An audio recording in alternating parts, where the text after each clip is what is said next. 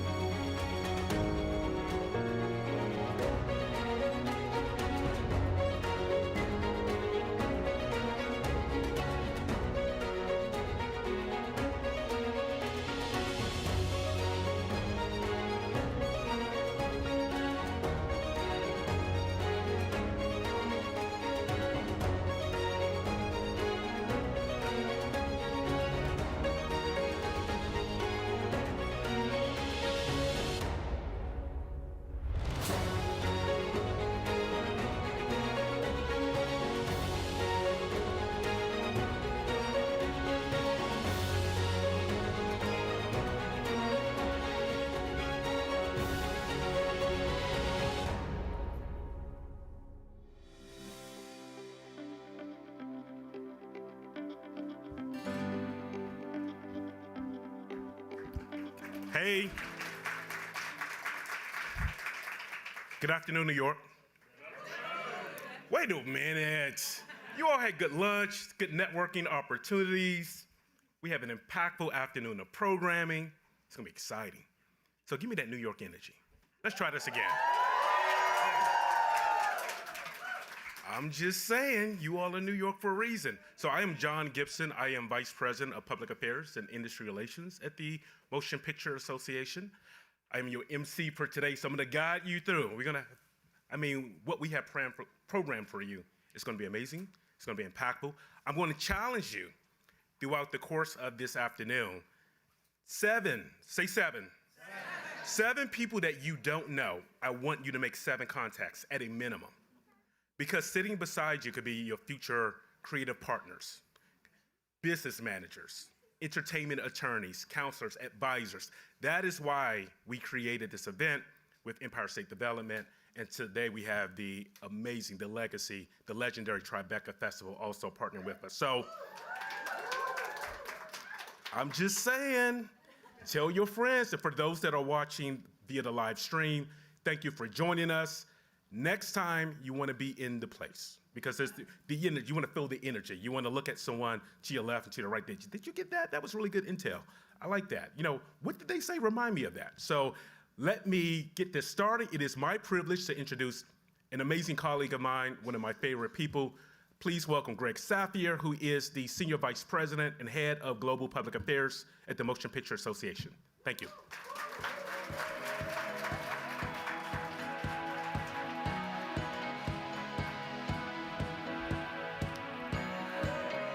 Thank you, John. And thank you, John, for all the great work that you do every day on behalf of the Motion Picture Association and our member studios and in helping this to make this event so meaningful and so impactful.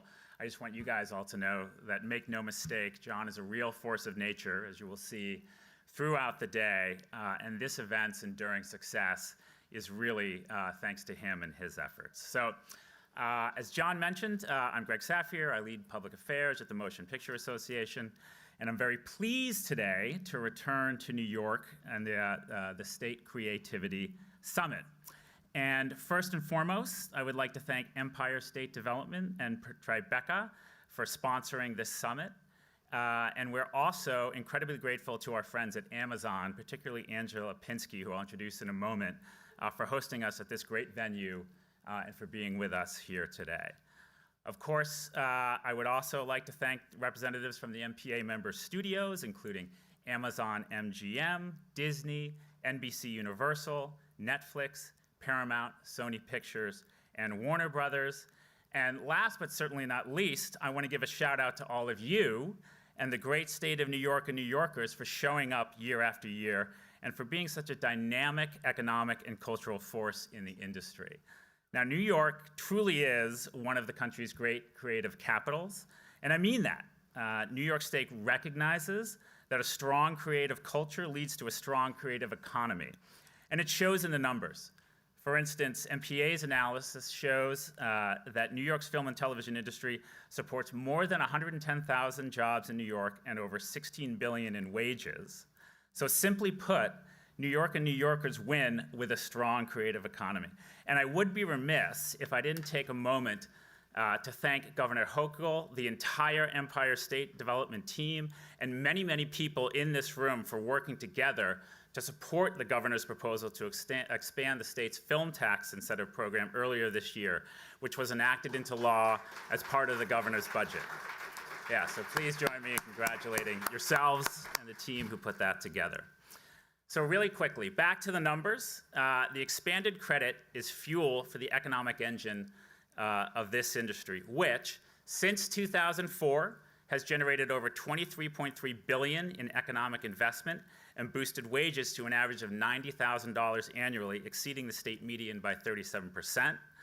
It also benefits nearly 50,000 local businesses and continues to attract millions of visitors, driving billions in tourism spending. And with that, it brings high-paid, largely unionized jobs to the state, and those are accessible jobs, as 44% of them do not require a four-year college degree. And this event has always been about helping New York creatives better understand pathways and opportunities into the industry and those jobs, and to provide a forum where studios, creators, government, and other stakeholders can network and forge connections. So we have a great program today, as John alluded to, including sessions about film finance, a legal clinic, female-driven films and creativity, the role of festivals, studio spotlights, pipeline programs, and more. And so, again, I just want to say that we at the MPA are so proud to be a part of this, so thrilled to be here at Amazon's beautiful facility. And with that, please join me in welcoming Angela Pinsky, Head of Community Engagement for Amazon here in New York, to the stage.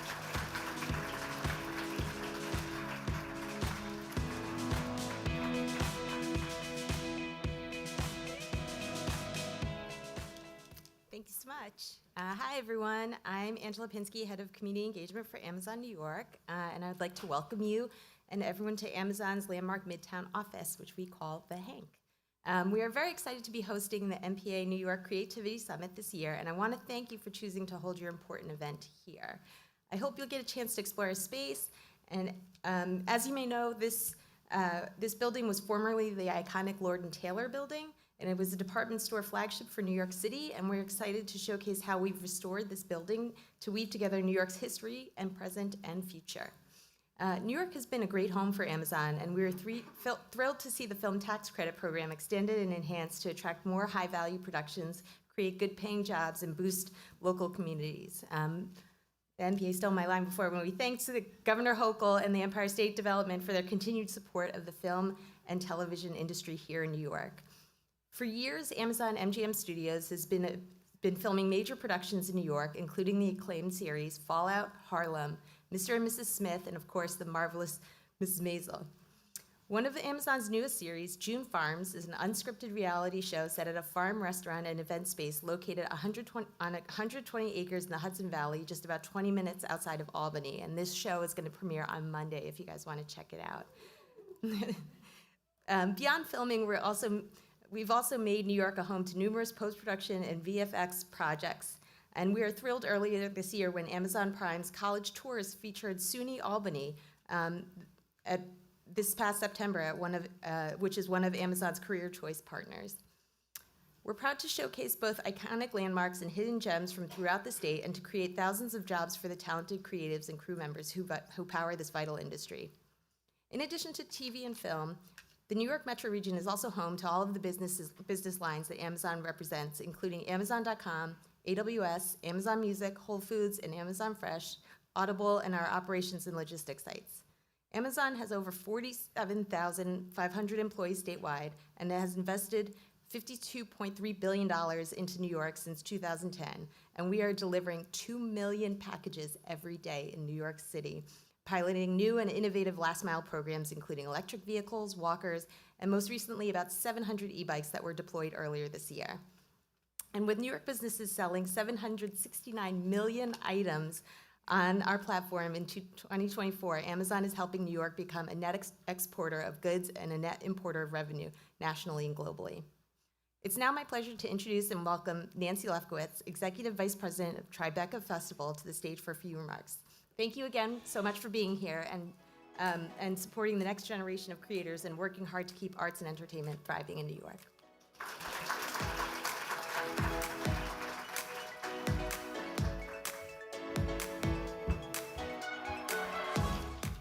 Good morning. Evan, how's that? Good. Well, thank you to Evan and all the people behind the scenes who are making today's event possible. And thank you to Angela for the warm welcome, and thank you to Amazon for hosting us today. This is an incredibly hopeful site. It's really heartwarming to see so many of you who are curious and engaged and eager, and I'm gonna make John's charge just a little bit easier. I am one of 7, so if you're interested in what I have to say or it resonates, can be found on the Tribeca Festival website, and I am willing to be one of your 7. So we'll start with that. So we're really honored at Tribeca to join the Motion Picture Association, the Empire State Development, and the New York State Governor's Office of Motion Picture and Television Development in co-hosting this year's Creativity Summit. You've heard all the ways that storytelling and creativity is good for an economy. And I'm here to talk about something a little bit different, which isn't always quantifiable by the line items in a budget.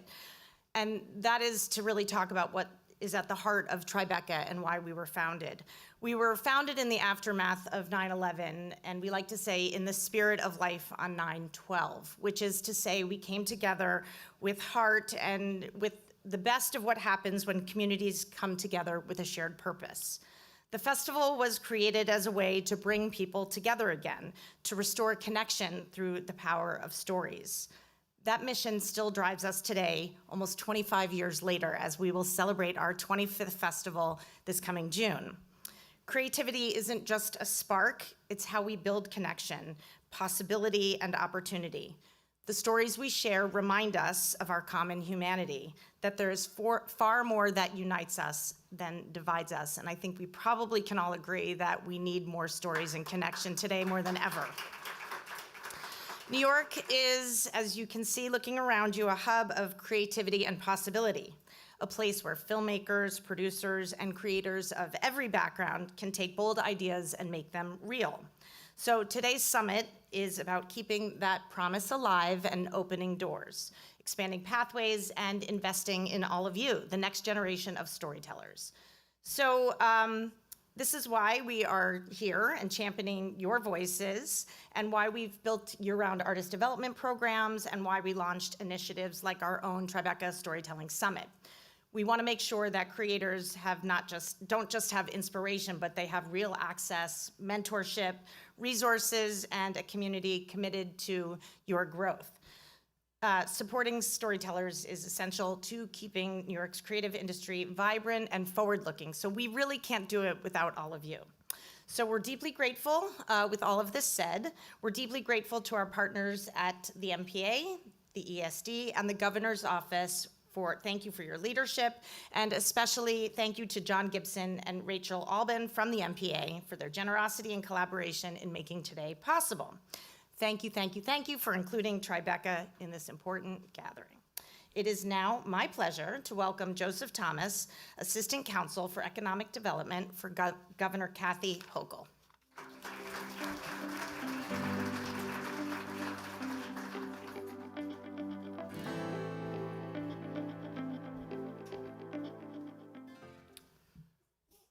Thank you, Nancy, for that introduction. And good afternoon, everyone. It's great to be with you here today at the New York State Creativity Summit. I want to extend a thank you to the Motion Picture Association and the Tribeca Festival for making this event possible. Your dedication to fostering creativity and inclusion in our industry is invaluable. I also want to acknowledge our partners in the industry, including Warner Brothers Discovery, Netflix, Sony Pictures Entertainment, Paramount, the Walt Disney Company, NBC Universal, and our host today, Prime Video and Amazon MGM Studios. Your support is vital to our mission of growth and diversity in the film and television industry across New York State. Today marks the 8th Creativity Summit, which is a testament to our collective building and more inclusive future. Under Governor Hochul's leadership, we have taken bold steps to dismantling barriers and creating economic mobility and equal opportunity for all. Today, New York State stands as a beacon of inclusivity and equality, a place where diversity drives our innovation and our creativity. Our film production tax credit has been a game changer. I want to say that again. It's been a game changer. You've heard some of the folks saying that, and I want to acknowledge that here today. Establishing New York as a premier location for film and television production. In addition to this tax credit, this past year in our state budget, we approved 2 new first-in-the-nation initiatives to the 2026 budget, Production Plus and the Empire State Independent Production Program. The Production Plus program provides additional tax credit incentives for companies that commit to multiple productions in New York State, which means more jobs. And the New York State Empire State Independent Production Program creates a new $100 million credit specifically designed to speed up how quickly new independent projects can monetize their film tax credit. Through these significant enhancements, the governor has demonstrated once again her commitment to New York's film and television industry. We're grateful to our industry partners and all of you for being here to learn more about the work that's being done to support New York's film and television industry. We're looking forward to hearing from the robust conversations about these programs this afternoon. Thank you all again for joining us. Now, without further ado, I'd like to welcome Olivia Cano, Senior Project Manager with Empire State Development, to the stage to introduce our first panel discussion. Thank you.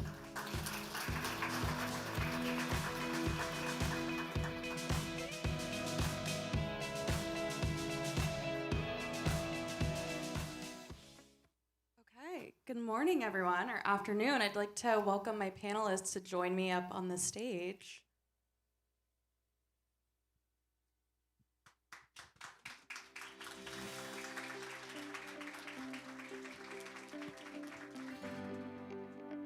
All right, well, good afternoon, and thanks for joining us here, everyone. I'm really excited to moderate today's panel discussion featuring some perspectives from our Crew Grant training partners. My name is Olivia Cano, and I'm the Senior Project Manager at Empire State Development, overseeing the Crew Diversity Grant Program. For those who are unfamiliar with the program, the Crew Grant is the New York State Career Readiness Entertainment Workforce Diversity Grant Program. It's a bit of a mouthful, but essentially the purpose of this grant is to provide financial assistance to training programs that support efforts to create diverse and inclusive workforce for the entertainment industry, and it really prioritizes historically underserved areas of New York.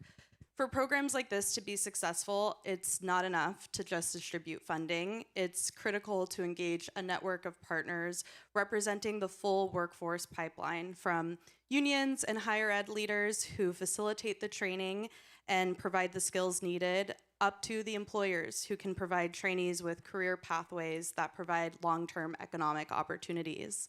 Each of our panelists here today represents a critical piece of that puzzle needed to make this grant program successful, and I'd like to start by just having them go down the line and introduce themselves, their affiliation, and their affiliation with the grant program. So, Mac? Hi, excuse me.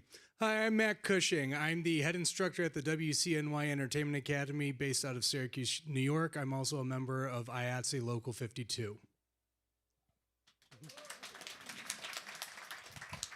Hi, everyone. I'm Cheyenne Ford, and I am the founder and program director of ArtCraft NYC.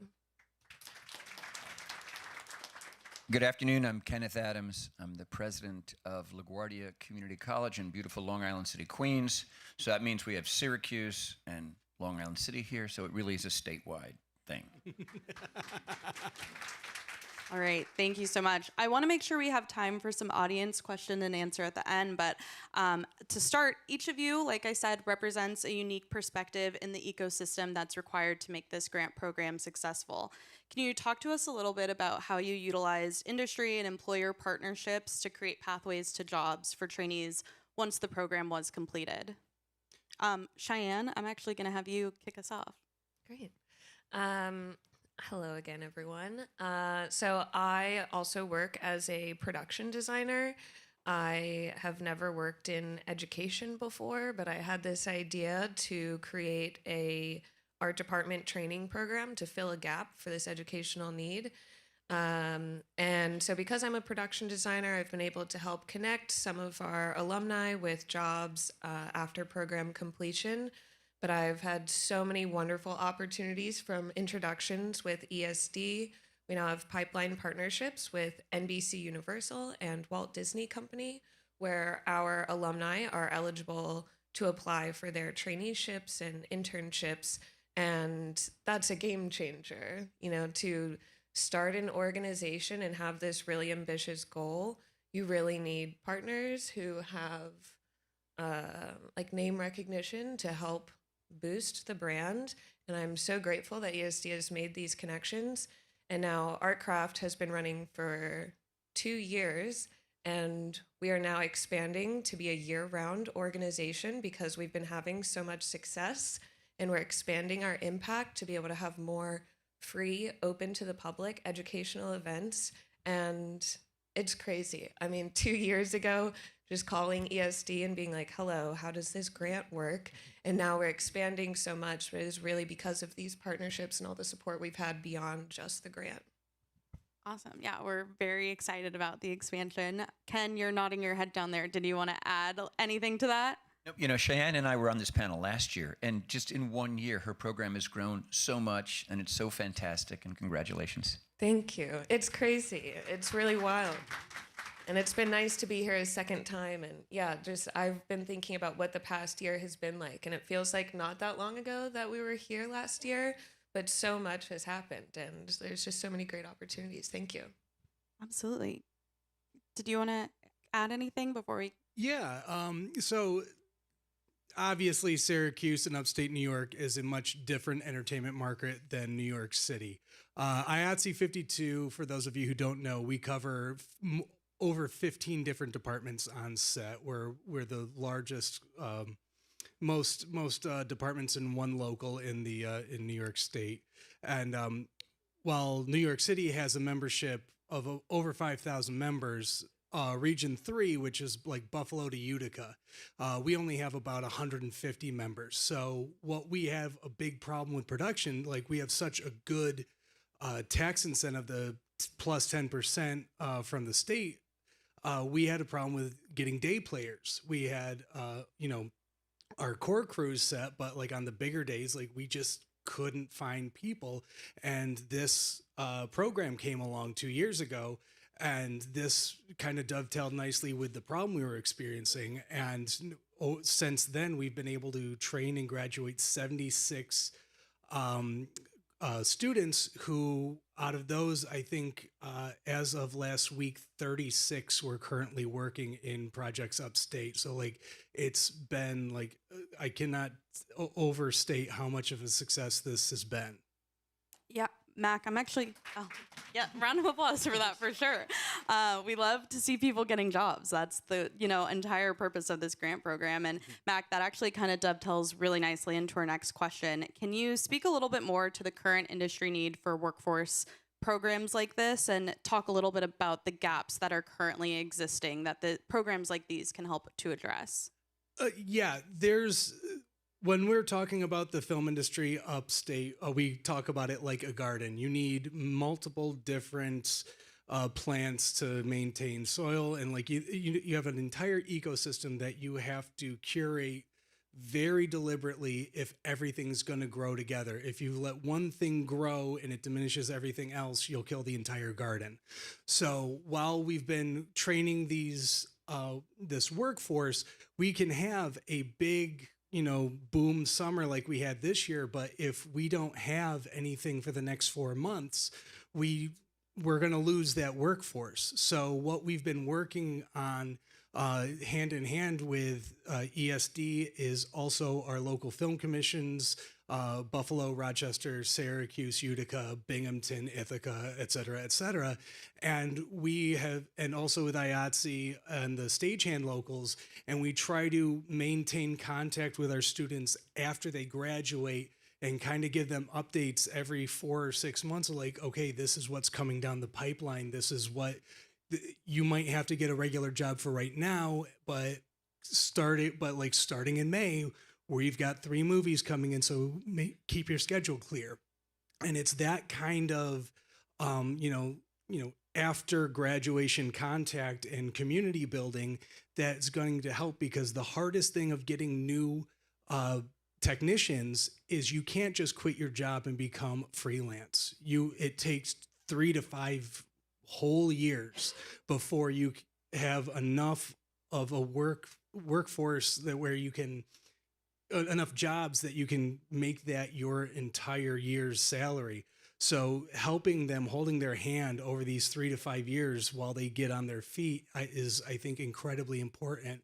And we're seeing, like, again, really good, dividends paid on that. Awesome. Thank you.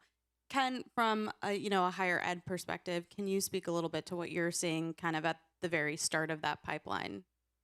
Yeah, thank you very much.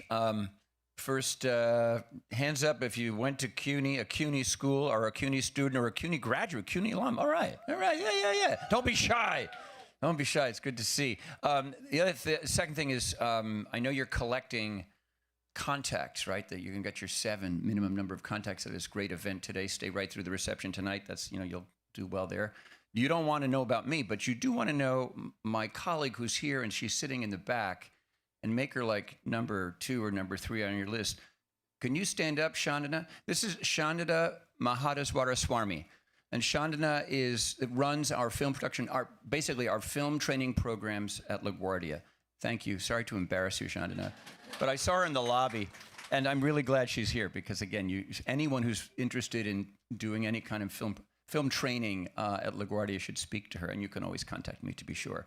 But briefly, we've done, thanks to the support of Empire State Development and the programs that Mac and Cheyenne have talked about, we have now run 4 programs with about 75 students completing them. 2 in GRIP, which we have run with Local 52 in Astoria. That craft identified by them because at the time there were opportunities for work for students who had completed our GRIP training program, and the instructors were members of Local 52. The same kind of setup, I think, that Mac was talking about. And we did that on our campus in Long Island City in some special rooms that we outfitted for the program. We also have run a casting associate, and we've also run a program in film production accounting. And these are with different partners, but all with the support of Empire State Development, because, as others have mentioned, that percentage of the film production tax credit that's now in law devoted to workforce training to help people get into these jobs and into this very important industry. So that's just an overview of where we are. I think we're going to run Casting Associate again in February, but Chandana would have the details on that. Cheyenne, did you have anything you wanted to add to that, or we can move on? What is the original question? Yeah, just speaking to the current industry trends for, or the needs in the workforce right now, and how training programs like that can address the gaps in the current workforce. Yeah. With the perspective of the art department, I think that a lot of people really don't know what is in the art department and what we do. Maybe some people draw, but if you don't know how to draw, can you still be in the art department? Yes, you can. And there's just so many positions, and I think that especially because we're a department that's offset, you just don't see, and it's hard to understand then the difference between a production designer and a set decorator, et cetera.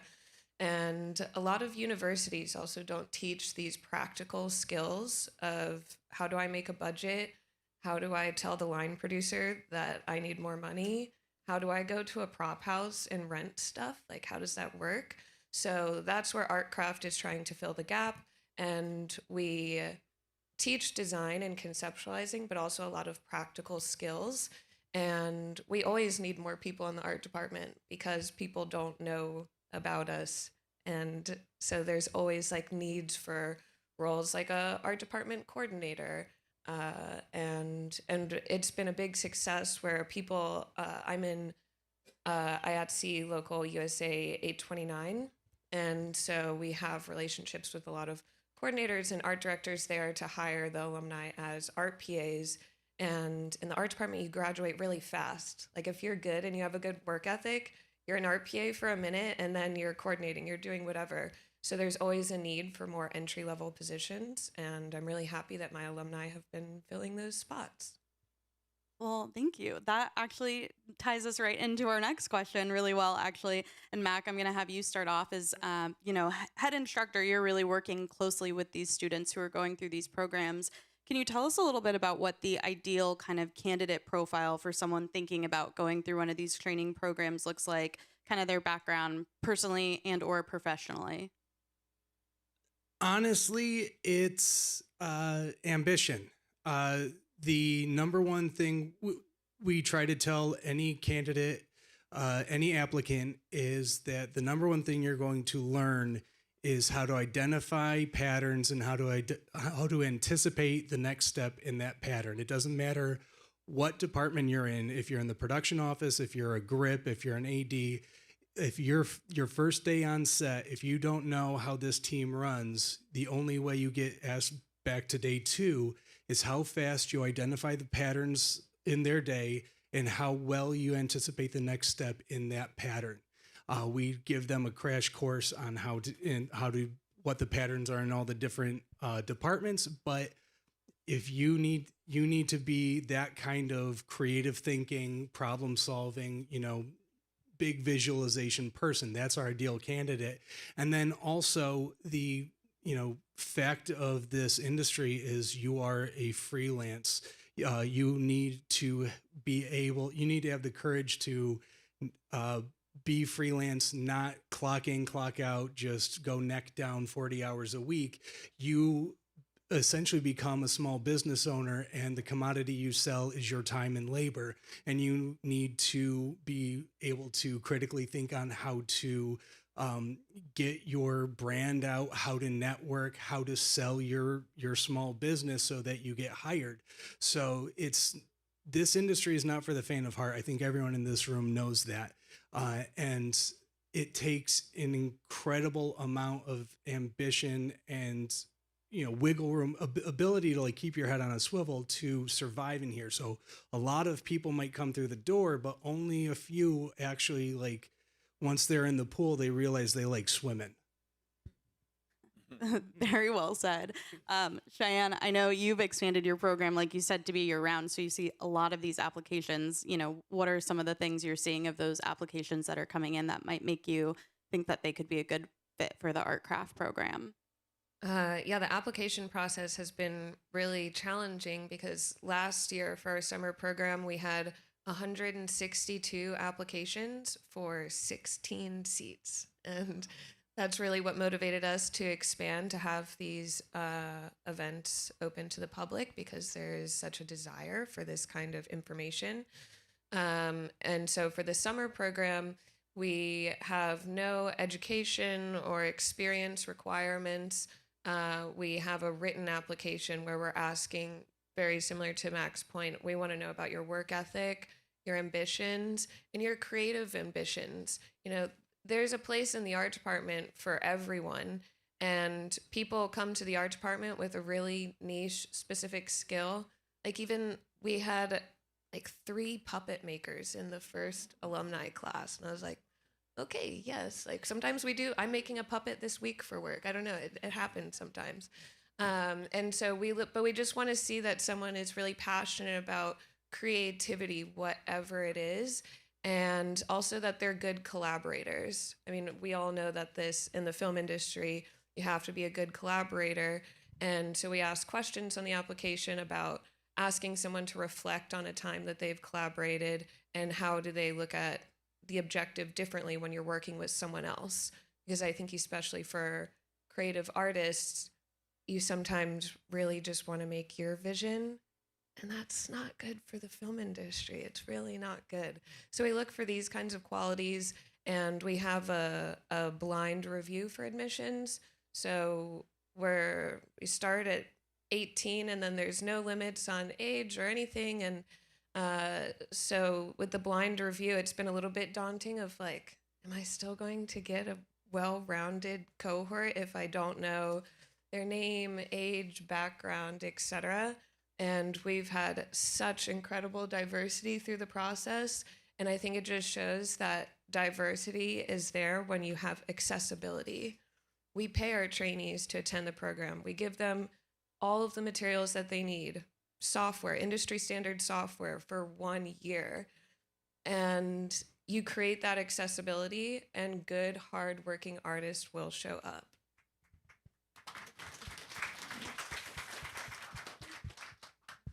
Ken, did you have anything you wanted to add to that? I can work hard.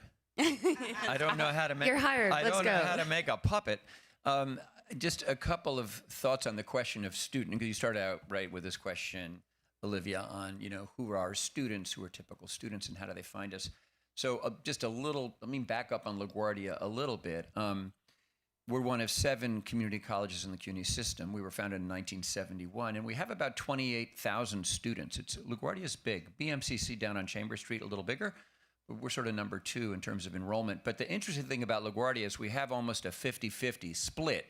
About 14,000 students who are in associate degree programs in something like 60 majors, almost all of whom intend to transfer to 4-year schools to get their bachelor's degrees, usually staying within the CUNY system.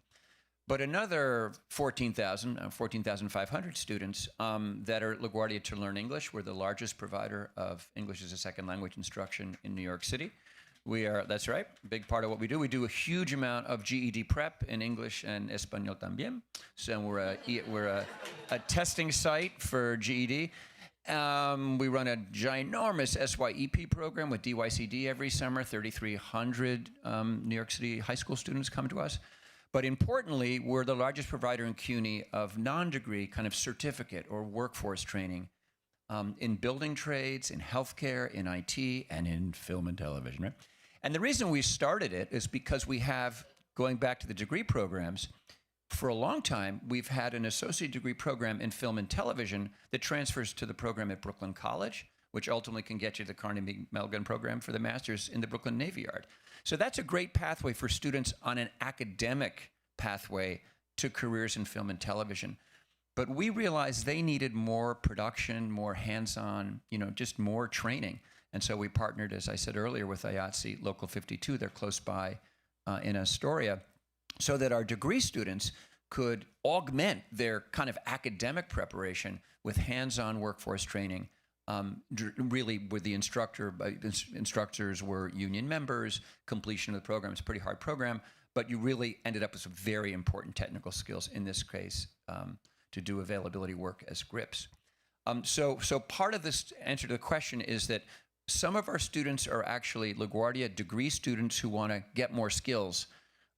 Students in our accounting program, our biggest major is actually business administration. Many of those students, especially the accountants, will transfer to Baruch, for example. So when we launched our film accounting program, many of our business students said, "Oh, that's interesting. While I'm in college, while I'm at LaGuardia," almost all of our students work, right? But they would rather work in something related to what they're studying. So an accounting major could have been working at Starbucks down the street on Queens Boulevard. Now she's in a program to learn how to do film production accounting, which is really advanced bookkeeping on set, right? Keeping records of production expenses as they occur on behalf of her supervisor, but on a set. But a very good way to put like a practical experience, like what she's learning in class, over here at LaGuardia, in the job, she's actually seeing how that applies in a real world situation, and could go on to work in film and television and things related to finance, production finance, and things related to starting out with film production accounting. The other source of our students are generally just people from across Queens. 3/4 of our students come from Queens, but many also come from Brooklyn and beyond for the specialized programs, including students. CUNY calls them adult learners. It's anyone over the age of 25. So it's like most of us in this room, I think. But the point is, there are lots of people, it's just a depressing statistic, actually, but something like 60, by some estimates, 60% of workers in New York City are stranded in their jobs where, because they don't have another credential, they can't get a promotion and make more money. So we all know about the affordability crisis in New York City. For many workers, the problem is the rent keeps going up, but the income doesn't. Your wages don't rise because you're in a job and you can't go to the next level because you don't have that next kind of educational credential. So we see people coming to LaGuardia who are already working, already have families, and this can be in a variety of sectors, including film and television, and say, oh, well, if I can take that program, casting assistant program, and start doing that work, I'm going to be able to put more food on the table at home. So again, we also get students who are already working, who are not what you might think as a 18-year-old high school graduate looking to go to college, but someone who's trying to increase or upskill themselves so they can make more money, take care of their families. And many of them come to the film production programs because there's work in all of these areas all around New York City. Absolutely. So, yeah, round of applause for that, for sure. I mean, that was the LaGuardia grad. Thank you so much. Yeah. Yeah. So what I'm hearing is if you build it, they will come. And that's why, these partnerships and programs are so important to build these non-traditional pathways up for folks. So with that, we've had some grantees who do one program, one cohort, and it's very successful. But you all are part of programs that have had long-term success beyond one cohort. Cheyenne, I'm going to start with you, especially given the news of, your expansion of Artcraft. What are some factors that organizations should consider when they're putting together a training program to ensure the long-term success of programs like these? It's a good question because there's a lot that happens in the classroom, but I think what we all really care about is what happens beyond the classroom and how to make sure that everyone is really set up for success. So the way that I approach that with Artcraft is we teach all these different subjects: construction, drafting, set deck, whatever. And so we bring in a lot of different instructors that are active in the industry today and union members, because each person who comes in to instruct is a new opportunity to be a mentor to our trainees. And the pipeline partnerships for continued jobs is also very important. But I would say just consider what is important to you in the classroom, but how can you help make sure that that moves out into the real world as well. And then with Artcraft, we have an alumni message board. We have an alumni directory on our website. So if you need to hire some art department people, you can just go to our website and find all their profiles, artcraftnyc.com.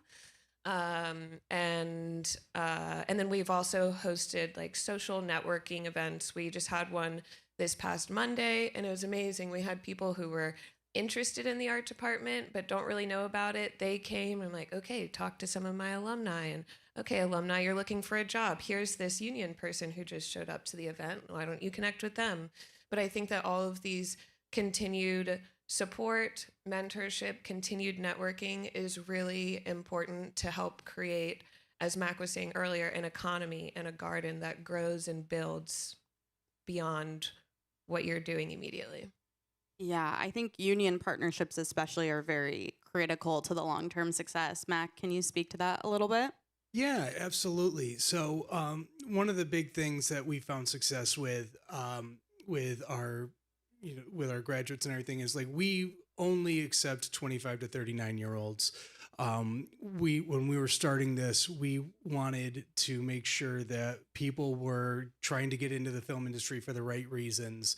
We were less interested in someone training to be a grip, but what I really want to do is direct.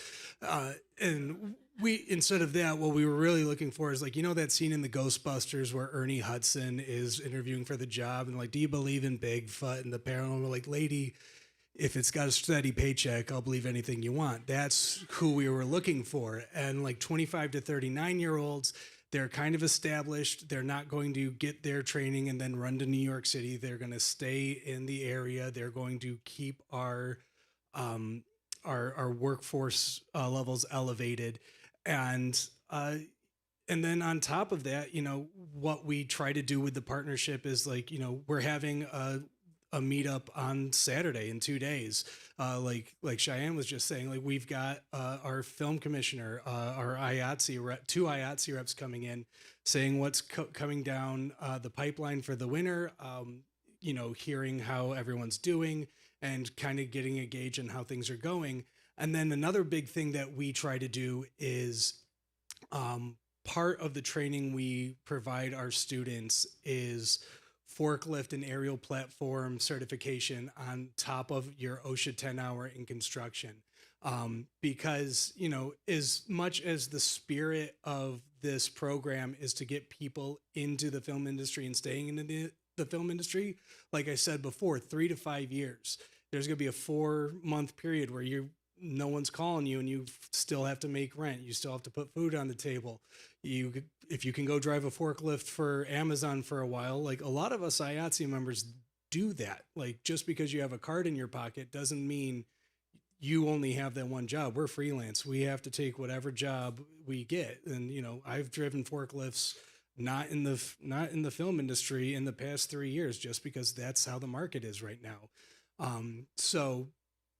But the way I feel, and I think the way WCNY feels, is we're not going to let perfect be the enemy of good on this. And as long as our students are moving towards a film career, as long as they are making more money after this class than before it, we're calling this everyone who does that a success. Absolutely. Well, I want to make sure we have some time for audience questions at the end, but I have one last question, and it's a bit of a hardball, so I'm going to start with you, Ken. What have you yes. What have you personally learned through your involvement in this program? That's not a hardball. I was being Olivia, that's a softball. No, I mentioned at the sort of onset that at LaGuardia, sorry, I can't see everybody here, that we, you know, the last couple of years have run 3 or 4 different programs. So the first answer would be flexibility in terms of, we're an education and training organization, and we only tee up training programs in response to employer demand, right? So if IATSE called tomorrow, if the guys on Astoria called tomorrow and said, we think we're ready to run electric, you know, we'd probably start in January, and we'd run an electric training program with their members as instructors, but because there would be opportunities for students to work in electric. The theme for us, which I think, you know, as everyone here on this panel, you know, I just mentioned it, is that at the end of the day, we used to have this on a t-shirt, it's about money in your pocket and food on the table, right? And so we only want to run training programs that can result in the students getting work and fulfilling that, you know, result. And so that means you got to be flexible, because you got to really listen to the employer partners. When folks in the sort of the film accounting world were saying they had shortages, this was right after the pandemic, of people to work on that business side, and we said, fine, let's do some training there. Now I pause just to say, I've got another person to put on your card of your 7 people, because I spied my friend John Williams in the audience. John, stand up. This guy's really important if you're interested in training. Do you notice how I'm the college president who says, go speak to this one, speak to Sean, and speak to... I have cards too. But John runs RealWorks and Media Makers. You may know him, out of Brooklyn. Phenomenal. The other lesson is, you know, remember what you don't know and seek out partners that can help you do a better job. And John, to us, is that partner that helps us do a better job, because he and his team are so good at what they do. And there is a focus there on younger people, right? Coming out of high school, young adults going into film production. But the other lesson is partnerships, not just with the unions, but with other training organizations like RealWorks.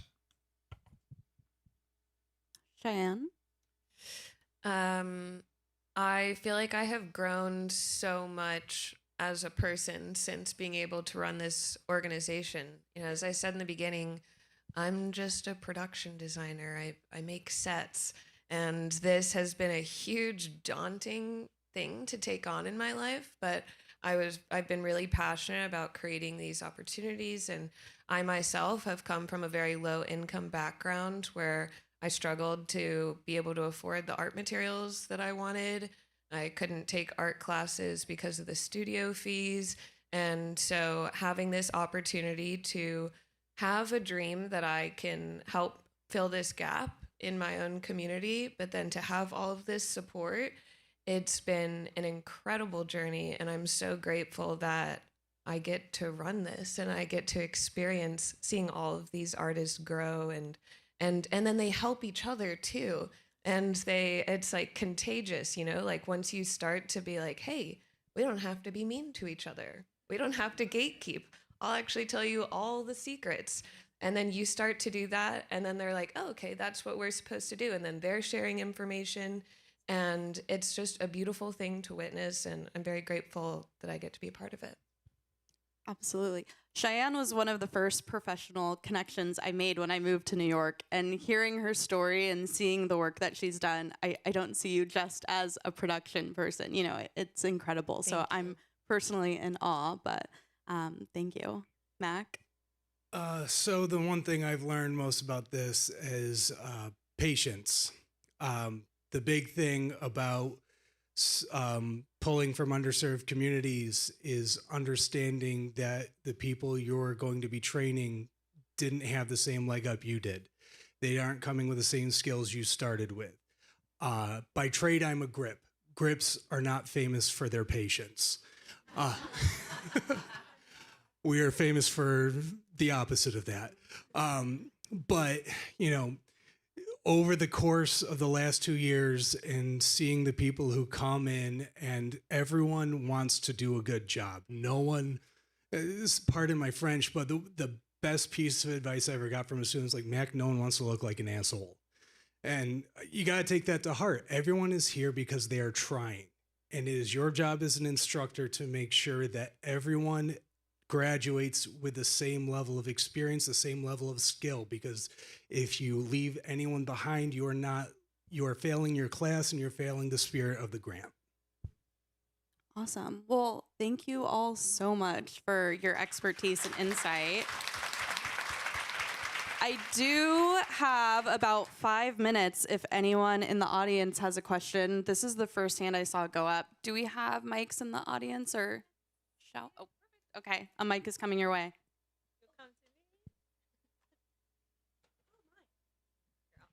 Oh, thank you. Good afternoon. Oh, hi. Hi, everyone. Good afternoon to you all. Thank you for the information. So I'm all about the pipeline partnerships, and I am an independent agency that represents in music. And I know film and everything is kind of like unconventional and conventional. And we're hearing it over and over, and it's growing more exponentially as far as like diversity in sounds. So because I'm an agency, a local one at heart from New York City, how can we partner so I can give you access to homegrown talents that are doing amazing work, and sometimes they get swallowed by bigger agencies or things of that nature. Some of them are emerging, some of them are starting, and this is kind of like my way of kind of connecting and partnering with you so I can funnel these talents so they have opportunities. Yeah, that's what we're all here for today, right? Like, let's chit chat. I was here last year, and I met so many great organizations, and now I have all of these relationships with like flyering organizations, Real Works. They're incredible that we share each other's flyers back and forth. And there's so many people that I met here last time. I'm going to be here all day. You're going to see me wandering around. Just come talk to me. I'll be one of your 7. Yeah. I see another question right here.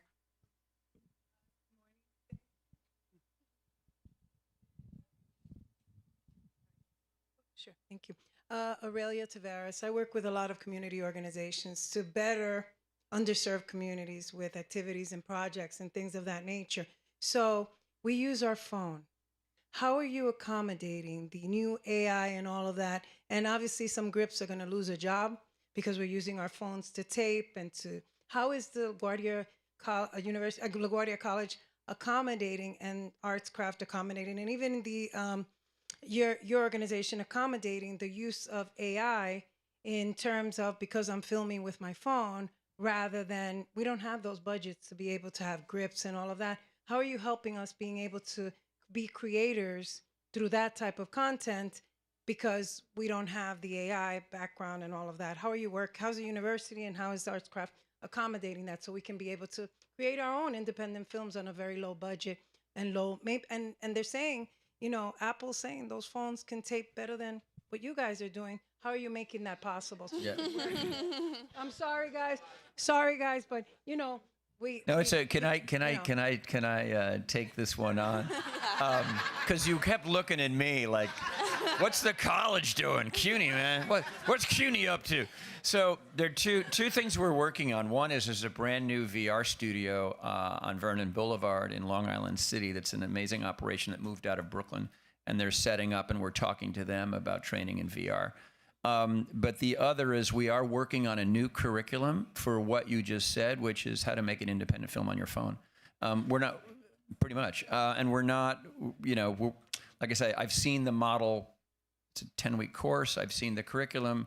We haven't figured out a way. Well, anyone from the governor's office in the room? We have to figure out a way to fund it. Yeah, Olivia, gonna be calling you next week. Yeah, let's talk. So the answer is it's a great question. I mean, so we are on both of those levels, both the VR project, that partnership, and then this new program that's right now in development. Hopefully for 2026, we'll be able to launch it. And we want creative people from all across Queens and beyond, of course, with community partner organizations like yours, to learn a lot about film and television production on their phone. It's 100%. Can I also briefly say that in terms of AI, people have asked me a lot if we teach any kind of AI tools at ArtCraft. Because we're a beginner program, we're not currently teaching AI because I feel that AI, sure, it can be used in your process, but it is a support tool and you first have to really know how to do that skill. So AI can help you a lot, but if you don't know how to draft and you don't know how to make a 3D model, you're not going to know how to correct the weird little AI nonsense. You're not even going to know what the weirdness is. So we teach hard skills, and we're also trying to preserve the craft as we incorporate it with technology.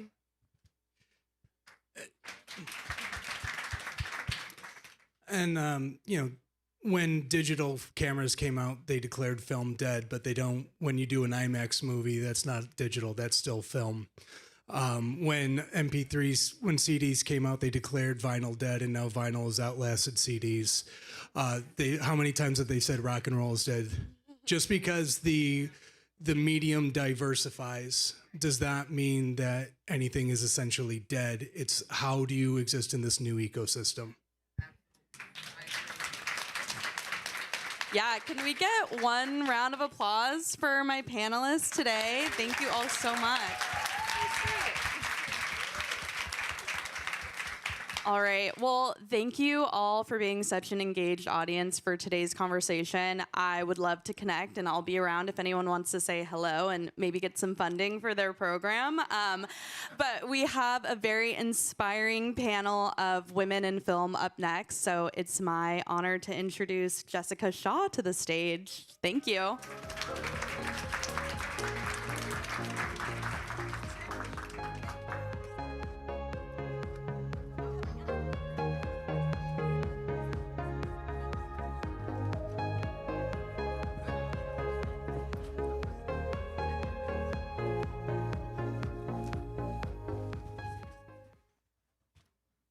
Hi, everyone. I'm Jessica Shaw. I am a journalist. And before we get into this extraordinary panel, I just want to say I love the name of this panel, Spotlight on Female Film and TV Creative Forces. I love creative forces because these three women are forces. They get things done and also fiercely creative. And those, as a writer and as a consumer of culture, that is what inspires me so much. So I'm going to let them all introduce themselves. Cora. Hi, everyone. So excited to be here. My name is Cora Atkinson. I'm a producer, filmmaker. I'm most known for co-producing Summer of Soul. That actually makes me really happy when people have seen a thing that I've done. Made a bunch of 30 for 30s. Currently, I am wrapping a production, or post on a film, Gifted in Black, that's executive produced by Lena Waithe, Swizz Beatz, and Timbaland. I also have an independent climate documentary about activists in Cancer Alley fighting the petrochemical plants. And, you know, doing the thing that all of you are out there doing, hustling, developing some projects that I'm going to direct, and pivoting into the fiction space and writing some projects that I'm going to direct next year. And I think I've talked long enough.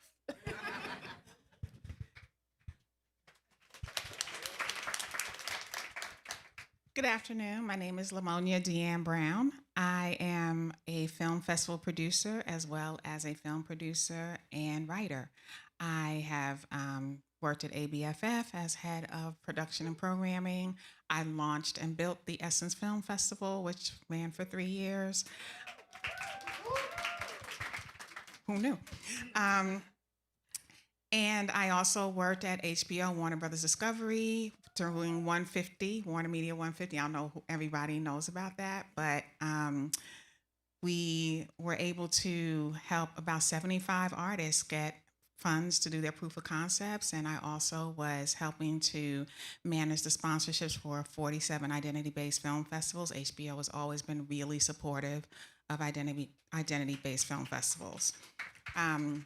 Currently, I'm in the process of building a film festival of my own in Washington, D.C. More information about that. And I'm also currently in pre-production on some projects that I am creating of my own. One is unscripted and one is scripted. That's me. Oh, and I'm a Brooklyn native. I like people to know that. I am absolutely honored to be on the panel with these amazing, amazing women. Hi everybody, I'm Canella Williams-Larrabee. I am a producer and unit production manager, proud Directors Guild of America member. And I started in feature films. I mainly now work in scripted television and streaming. My latest projects have been season 2 and season 3 of The Night Agent. Please check it out on Netflix. Produced by myself and a bunch of amazing other producers. I also direct and am currently working on a short film. And actually one of my producers is in the audience right now, Galana Lobel, who is also amazing, line producer and a unit production manager.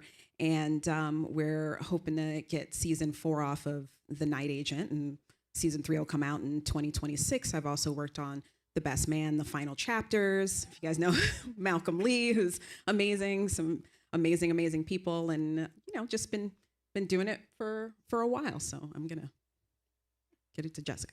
Well, thank you all. And also, it's even just listening to all of the things that you've done, and we're going to get into it a little bit later in this talk, but it is interesting to me how many things you all have done and just the different things that fall under the umbrella of your respective creativity. But before we get into that, I'm curious how you got into this industry, and what was your first gig, and what was the moment that you thought, oh, I'm good at this. I am sticking with this.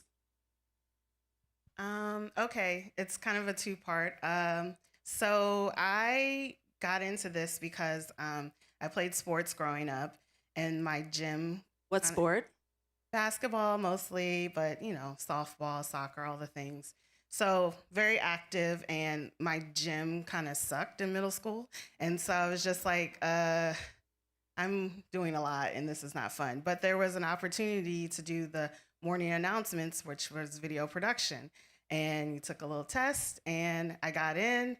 And our first project that we made, we won in the state festival. And I was like, oh, and I directed that project. I was like, this is okay. I think I might be interested in this. And then I went to Performing Arts High School. I am from Prince George's County, Maryland, and did television production there, and went to Howard University to also study television and film.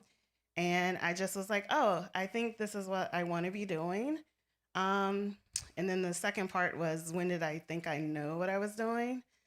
I'm still trying to figure that out, but possibly I worked at Vice for a time, and I find that to be, I call that my doc school, because we were launching Viceland at the time, and that was a time when there's not a lot of new networks happening, and only a few of us had actually really made anything for television. So it was a lot of the Wild Wild West.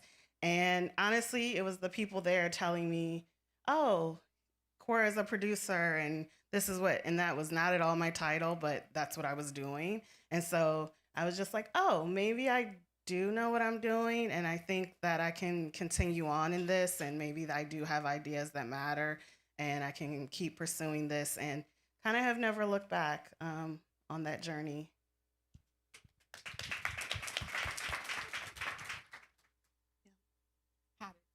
Yeah, I'm curious. Like, what was your first job, and what was the moment where you were like, I'm good? Okay, so we talked about this. My first job in the entertainment industry, I got to work for Prince at his publishing company.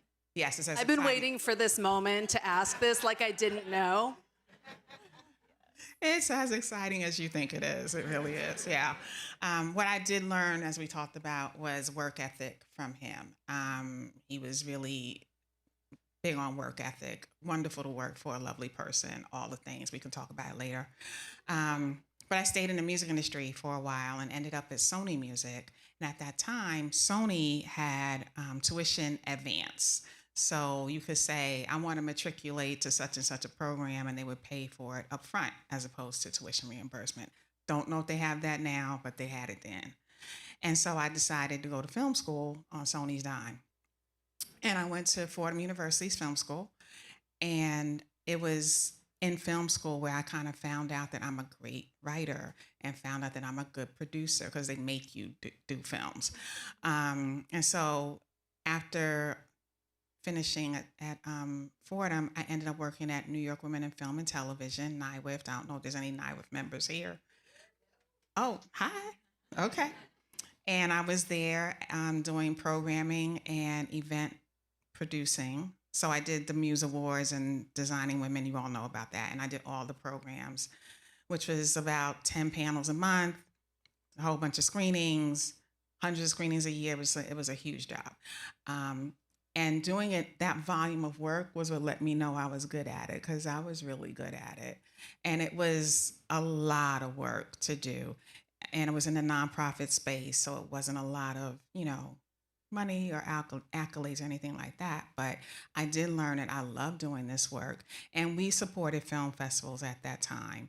So when I left there and went to ABFF, I already had done so much programming that I was able to then elevate their programming a bit. And then when I was asked to create the Essence Film Festival, I had never created a film festival before, but I just said yes, because I was like, I could do this. And then, no, I can't do this, but I did it, and it was a good festival. It was successful. So I guess I learned that I could do it by actually doing it. Yeah. Canella? Such a tough act to follow with these two amazing ladies. So, I've always been an artistic person. Just since I was little, I would write short stories and I would draw. There was, I don't know if you all remember, I'm aging myself right now, America's Most Wanted. I used to do sketch drawing and then put it outside our house and say this person was most wanted, thinking that I was gonna help catch a criminal. And did you? I feel like, I don't know if you all remember Pops Pegram. I feel like I was, an integral part of catching him from my little sketches as a small child. So from there, I just was I also had learned how to play guitar, upright double bass. I'm a classically trained musician. I was in bands, and then I used to watch public access. I'm born and raised in Brooklyn, New York, and I was just well, let me get my own camera, and let me do this, and let me put a team together. And I would actually go around as a musician, music festivals, and I produced my own content and put it on in the Brooklyn Public Access and Manhattan Public Access. And I would interview all of these musicians and travel with my little car and with me and my friends, and we would go all around and do this sort of thing. And from there, I actually kind of lost my passion for music actually for a little bit. And this is going to sound weird, but I got into the medical industry and worked there for a few years. And my parents, who are both very, even though they don't work in the arts, both of them were my inspiration in movies. And they were like, why don't you get into film? And I was just like, oh my God. I was like, I have to go back to school. Like the way I looked at it, I was like, do I have to go back and do I have to get a 4-year degree, go back and do this and do everything over again? And my dad and my sister they started putting little, back when you had newspapers, clippings of New York Film Academy, 1-year intensive training for like directing and film. And they were like, why don't you do this 1-year program? And I was like, okay, well, I'm going to have to, quit my lucrative job, do this. But it's like, they were like, you need to do something creative. And the doctor that I was working with at the time and the research associate were like, you should go ahead and you should do film. And why don't you start working with us part-time instead of full-time? And just, when you're done with school during the day, just come over and do that, which was really, really hard to do. And then my mom and my sister are like, yeah, we'll pay for more schooling for you, and being able to do that and have that access of people who were very, very supportive. And so when I was done with that intensive 1-year program, I answered a Craigslist ad for a Steven Soderbergh produced feature film. And I just put in my resume, and I had my, what I like to call like the real world experience. And I'm like, luckily in the land of make believe right now, because it's amazing that I get to do what I do and get paid for it. And the production supervisor called me and was like, oh my God, your resume is great. Like, why do you want to do this again? Why don't you go back to the career that you had? And I had applied for an internship because I was like, I have no experience other than like the public access shows I've been doing. I don't know anything about a feature film. And I had directed my own short films. And she was like, well, instead of an internship, she's like, how would you like to get paid instead? I was like, I love getting paid. That would be fantastic. And she was like, well, our director is looking for an assistant, and it would be great. Like, do you know how to do you have final draft? Can you make like the script changes? And again, this was indie. And I was like, yeah, I'm there. And that was my first job in independent film. And I worked for Lodge Kerrigan, who is an amazing director. And it was a reshoot of a feature film. And I've been working ever since, and just trying to figure out, okay, what is that person doing? What is this person doing? What do I want to do? When I was in New York Film Academy, they were like, the odds of you directing right out of school is like slim to none. So you should get to learn what everyone does and figure out what you want to do. It's not that you're not going to direct, but what else are you good at? What are your skills?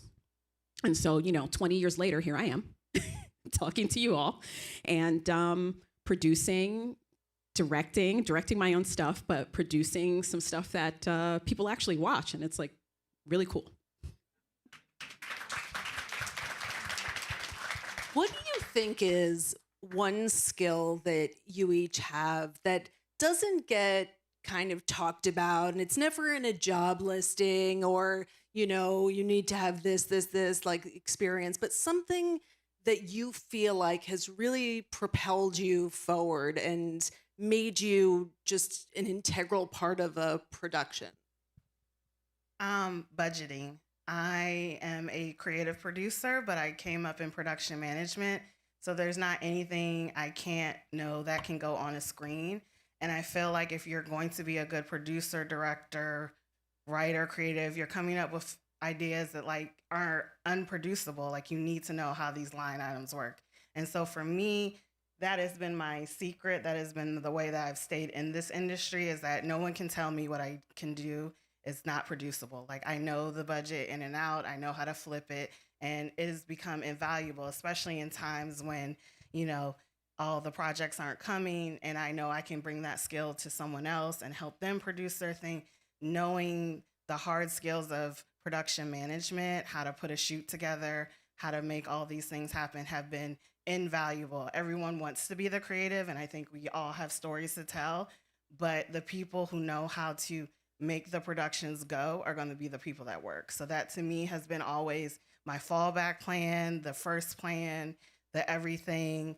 All my line producers know I'm going to do a first pass of the budget, and then I'm going to let you do your thing, but I know what I can do and I know how to do that because of those hard skills. And I think that's kind of like my little secret weapon. Yep. Lamonia? The thing that's never in any job description for me is just my obsession with content. I'm so obsessed with content. They want you to like to see content and understand, but I'm like obsessed with content. So I always seem to know where content is that other people don't know where it is if they're looking for something. I know where these creative people are. I know what they're doing. I know what they've done. So I can always kind of bring something new and fresh to whatever I'm doing just because I'm so obsessed with content and content creators. Where do you find, where are you looking? Everywhere. Where are you? Everywhere. And I'm listening to everything and I'll overhear something on the train and start looking it up just to, I'm that obsessed about it. Canella, how about you? For me, it's logistics. Like, I'm just a very logistic-minded person. I don't think that was correct English, but you know what I mean. Where I'm always trying to figure out if there's a problem, there's no problem that I can't figure out.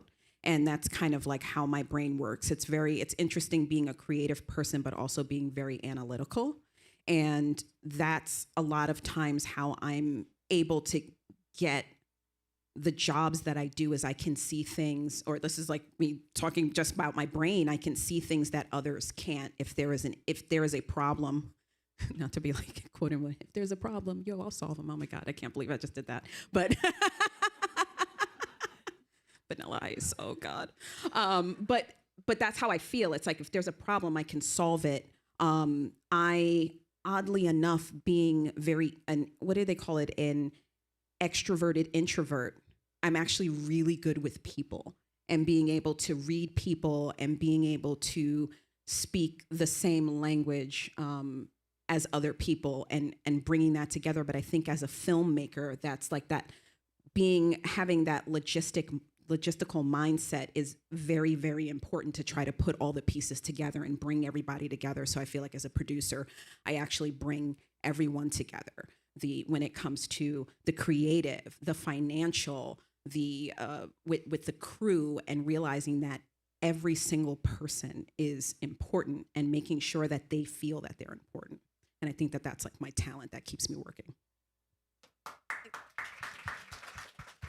This industry, as everyone in this room knows, is changing and evolving and going through different highs and lows, and all three of you, even listening to the things that you've done and the things that you're doing going forward, have had moments in your careers where you've really pivoted, and some have been like not a huge pivot, and some have been like a huge, and now I'm running a film festival, like very big ones. And I'm curious because I think probably a lot of people in this room have wanted to or had to pivot at different points. When do you know the time when you need to pivot? Like, what's your gut feeling of, okay, I need to transition into this thing now? For me, I think I start with from the beginning and being in this industry, and that I just will not be denied that, a lot of people would say, oh, we don't see you as a creative. We don't see you as this. And I just was like, no, that's not the case. And so coming up in production management, when you're very good at logistics and budgeting and keeping the show running, people sometimes are like, oh, well, that's just what you're going to do. And I know I had creativity, and I just kept trying to find people who would allow me to do those creative things. And, they get a bonus of me working one way, but also doing the job of 2 and 3 other people. And so when I was ready to kind of take that leap to be more in the creative producing, I had already kind of been working in those spaces, kind of doing my own internships while I'm working to do casting, do writing, do creative producing before I was even doing it. So for me, it's always been my idea of like where I'm actually trying to go, and just finding those people who are willing to work with me and allow me to continue to grow in those areas. And so I've just always been pivoting in the direction that I want to go, because I would not let anyone tell me I'm not creative, I'm not this. Yes, I am good at this, but I'm also good at this, this, and this, and this. And that's what I would say to all of you. A lot of people will only see you as one thing. And it's like, you know what you want to be doing. And like, you just need to find your people. You get what you can, and we all got to eat and things like that. But you will find your people that will keep encouraging you and allowing you to continue to grow in those areas where you want to be. And the pivot just keeps happening. Yeah, I want to just before I want to hear about pivoting more, but I want to ask all of you, what do you do when someone says we don't see you as that? Because everyone has had that moment, and it's infuriating because you know what you can do. But before we get back to pivoting, like what is your internal thing that keeps you from, I don't know, I guess like internalizing that? Jump in, yeah. No, any of you. Oh, so no one has said that to me that really knows me. Even if I've been working with you for years, you don't know me like that. You don't know. And that's how I feel about it. You say what you want. I know what I can do, to your point, right? I know who I am. I know what my passions are, what my desires are. You can say whatever you want. I'll show you what I can and can't do. And if you feel like that, I don't have to do it for you. You won't make the money off it, but I'm going to do it. I mean, I would say know your worth and don't let anyone put you down. You know, your mom and dad raised you. You know what person that they raised. And you just go, okay, what happens in my mind, I go, okay, bet. And then that person, I just visualize, and that person's going to see me in that position and be shocked because they didn't view me that way. And then like what Lamonia was saying, it's like, yeah, you don't know me. You don't know me. My mom and dad know me, and my sister and my brother know me, but I know myself, know thyself. And you don't internalize anything. People always want to project things on you. It's because they have a limited view of themselves. And don't let that rule you. Even meditate, whatever you need to do, go for a run. All right, back to pivoting. We just take a little sidetrack there. Lamonia, sorry, go ahead, Cora. No, I would just echo exactly all of those things. And honestly, in this industry, as you continue to grow, this is an industry of taste. It is this executive's taste, this EP's taste, and taste evolves. You know what you want to say, and you know what you want to do. You just have to keep going, because those people cycle in and out. There's some new ideas, and now maybe your idea is the one that is coming up. So I would say when people are like, oh, I don't see you as this, or oh, that idea, no, we don't want to do that. If you know that is what you want to be doing, what's that you want to be saying, there's someone that will get that, and you keep going. Because I think it's important to know that these are just people like us. It's like, I might not like that thing that you did. That doesn't mean it's not valid, and that you shouldn't allow someone to take away your dream and the stories that you want to tell. So for me, those people are actually just funny and motivation for me, because I'm just like, yeah, I'm sorry you didn't get to do that, and your dream was diminished, but I'm going to continue on with my dreams and know that I'm going to keep going forward. So sorry for you, but this is what I'm going to do. Lamonia, for you, what's that moment where you think, okay, pivot time? Well, certainly when I was able to go to film school, and as I was done with the music industry, it's a hard industry. It's a hard industry.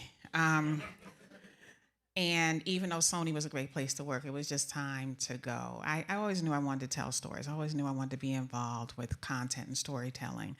The one thing I also knew was that I had to go beyond just telling my stories and make sure that other voices are being heard, other underserved and underrepresented voices are being heard. And I can't do that by myself. And that's what I really love about film festivals, is because you get to find so many different voices and hopefully bring them forth to the masses. So that was a pivotal moment for me, especially, so I'll say this, my second semester of film school, I ended up being pregnant, so I had to keep going to school as a pregnant person. and I already had 2 little ones and a full-time job. So that's just what it was. But that wasn't going to stop me because I knew it was time to make that change. Canella, you've had so Can many. I just say one thing Yes. also about pivoting? Ceilings and boxes are very real. So people will try to keep you in a box. People will try to not let you go past a certain ceiling, but they're only real to that person. They don't have to be real to you. So always be prepared to break out of their box and crash their ceiling. That's what I'll say about pivoting. I almost feel sometimes like when people ask me about the industry and pivoting, that I need to have a shirt, to create a shirt that says, I survived 2 Writers Guild strikes. So, you know, the first strike, I think, this is like my age now, I'm like 2008. And then the recent ones from 2023, where I was in indie film for a few years, which is, you know, it's tough. So I went from independent film to commercial. So I'd work commercials and TV spots in between doing independent film. And then when that strike happened in 2008 and that work dried up, I was like, okay, well, what am I going to do next? I went and worked for a TV station.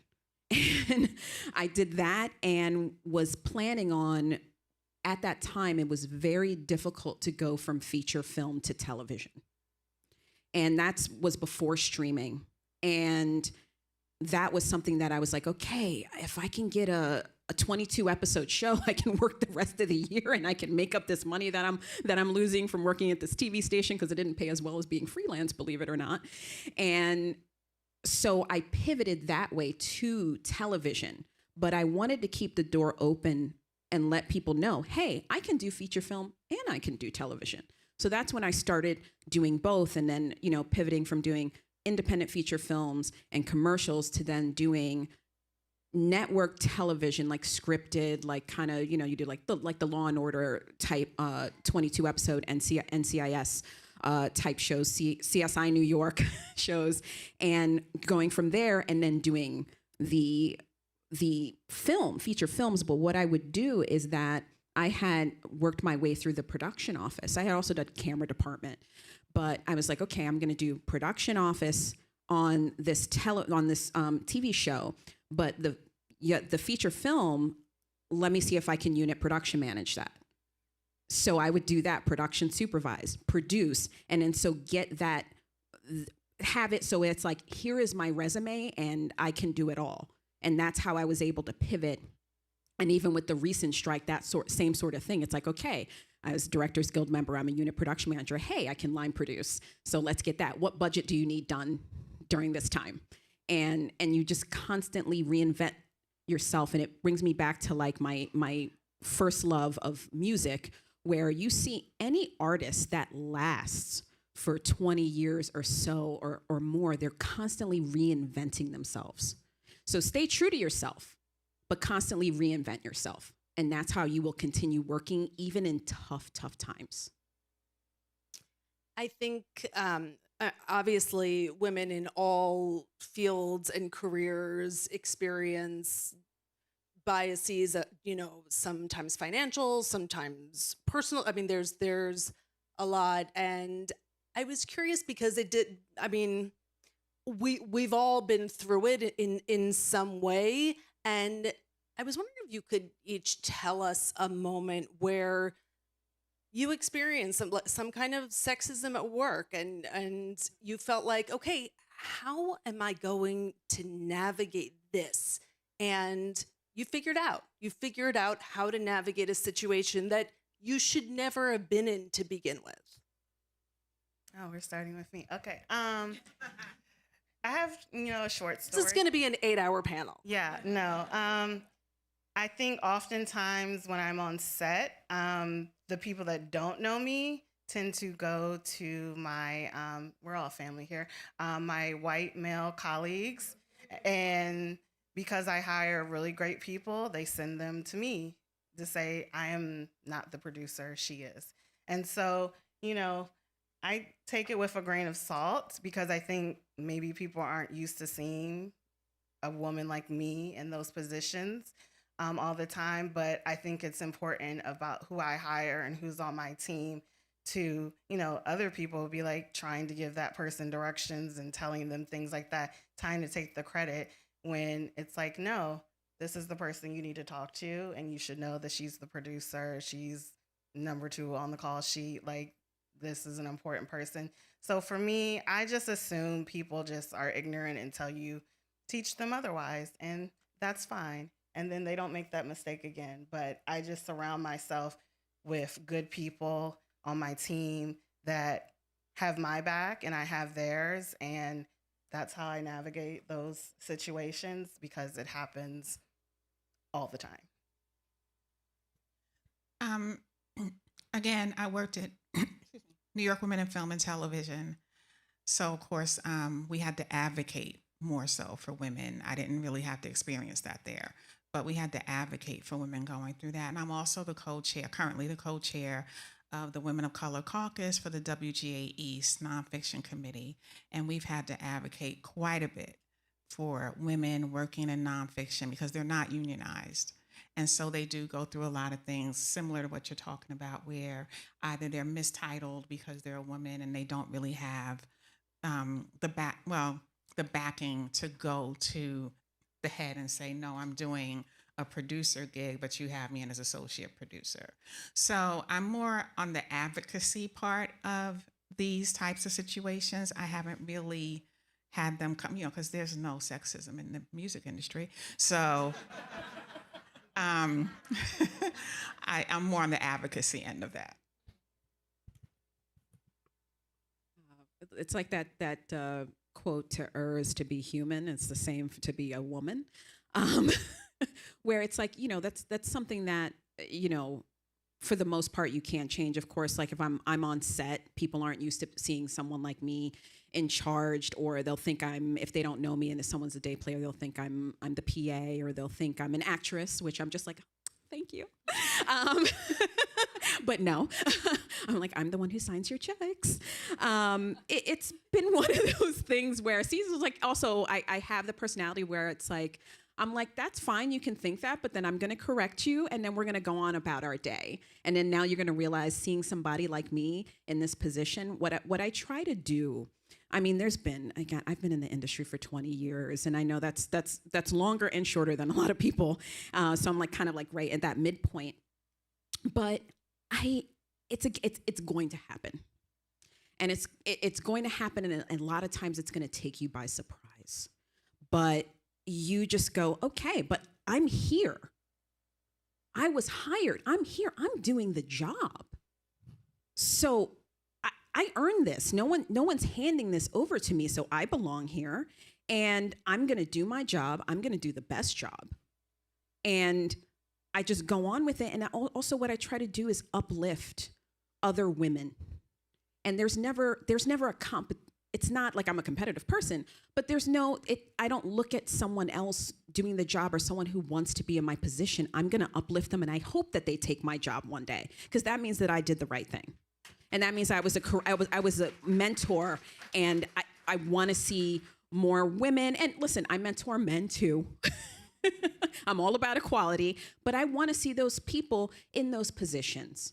And so that's important to me. So there's never yes, it's an extremely competitive industry, and there's going to be sexism, there's going to be racism.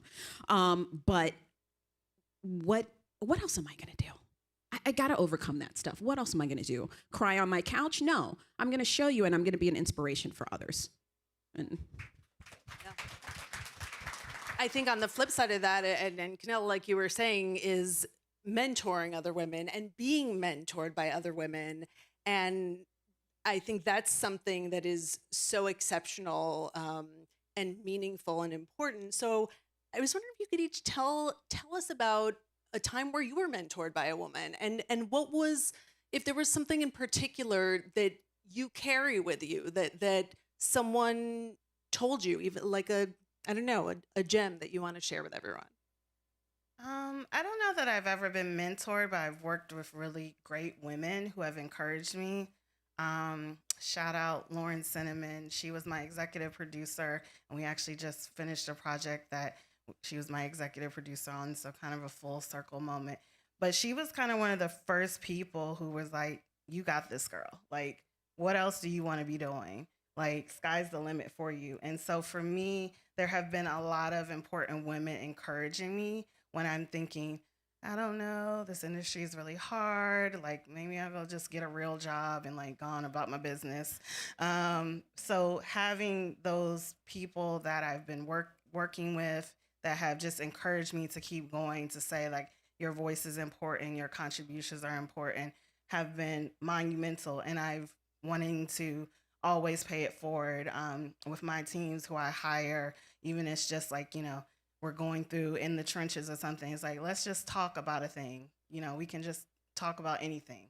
And having that door open, like, what are you trying to do? Who can I introduce you to? Who can I help you out with? So I'm just feel very blessed that a lot of the women that I've worked with have just always encouraged me to keep going and just been a positive light for me.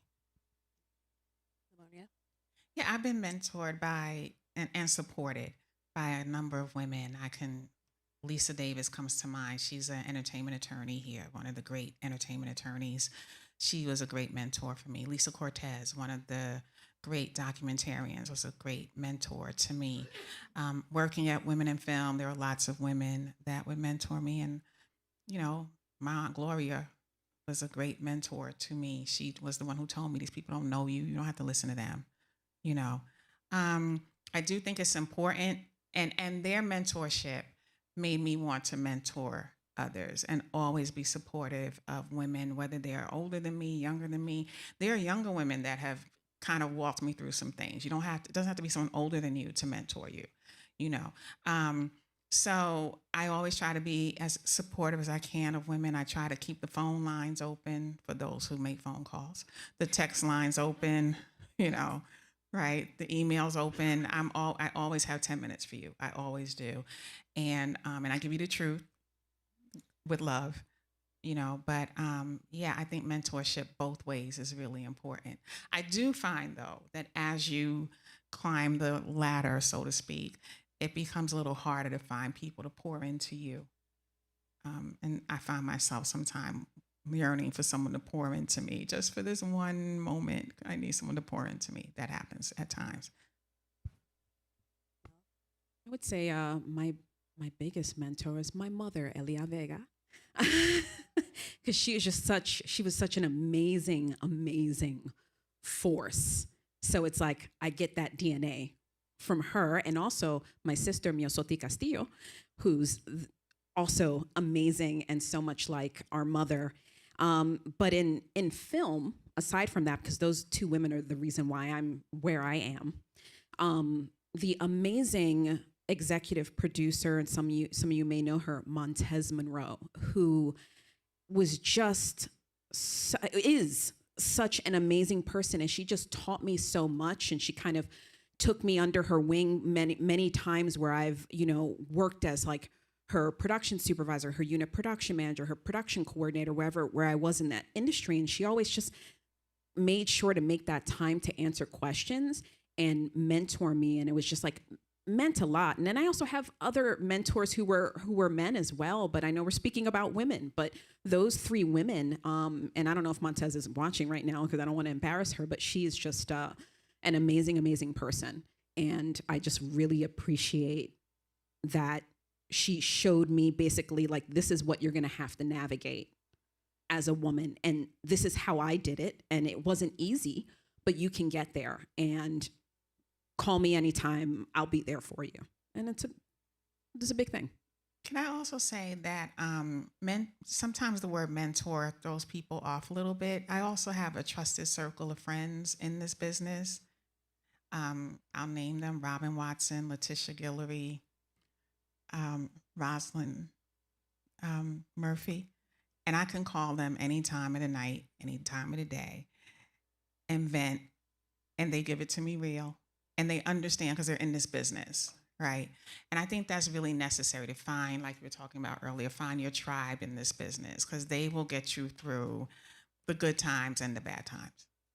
Oh, I want to do some shout outs then, because yes, Shout outs. I have found that, as I continue to grow in this industry, there was a lot of people who weren't at my level, and it's no one I can talk to. Like, I love reaching back but there was no one kind of who had gone through the things that I have gone through. So shout out to Leah Smith, producer of Luther, who is a trusted confidant and peer collaborator. Gianna Jefferson, producer of Harry and Meghan. Like, I found these people. They're also my girls from Howard, from PG, like just people from where I'm from that are doing big things in this industry have kept me motivated. And the list can go on and on, but that has been a wonderful thing that I have found in the last several years as I continue to grow, for us to figure out things and navigate this industry together. It's been really wonderful to have these folks that I can just call and vent, and they can call and vent to me, and we can strategize and collaborate. And I think it's important to have that. You need the folks coming up, you need the folks above you, you need your peers, you need your community. And I think that's very important in this industry. This industry can be very daunting. It can be very lonely, isolating. It's wonderful. I love this job. However, you need your people that you can lean on. And I think like building whatever that community is, I feel like I'm going to know these girls for a long time. And every time I do one of these things, I add more people to my community. And that's what it's all about. Like, that's going to keep you motivated. That's going to keep you going forward. And you need that because it will get dark, but there's light, you know? I think we have time for like a question or two. So, yeah.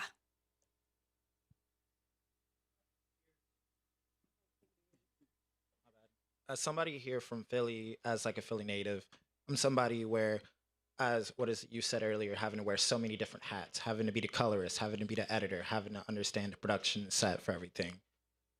I'm going back and forth from Philly to New York just to try to find gigs.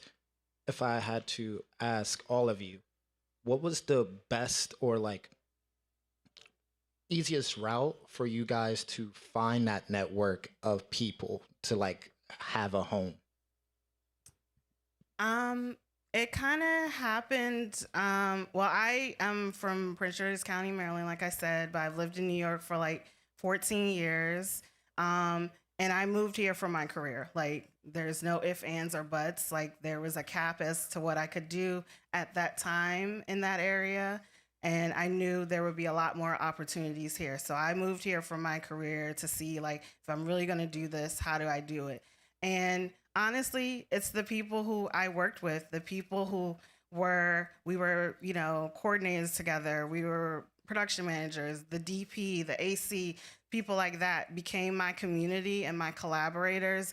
And those are the people that you'll continue to work with over and over again and build your support and build those networks. And I'm not saying you have to be in New York or LA forever or even at all, but the people that you're working with and collaborating with, those become the people that you're standing up projects and doing things. And that's what I found. Those have been my folks that I trust and continue to do things with.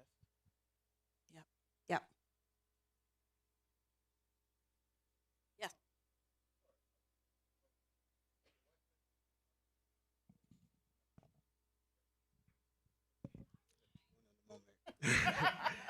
I think she heard me.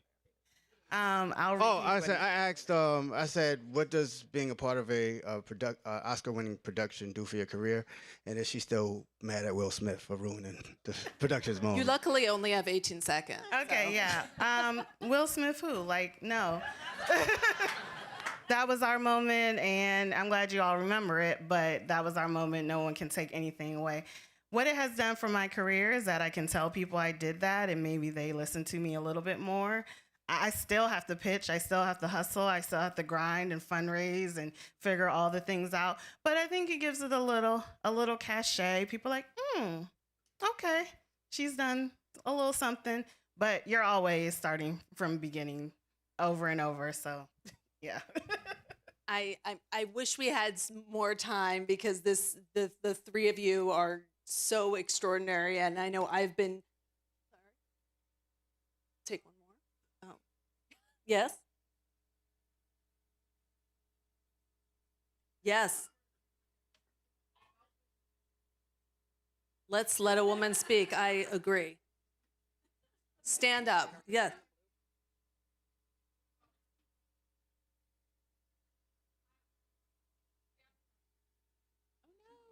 We got cut off. I'm in awe of this panel. Thank you so much for being here and talking to us. It's so inspiring. But I wanted to ask, in the film industry, you need collaborators. What are some green flags that tell you, yes, this is somebody that I want to work with and keep in my community? And what are some red flags?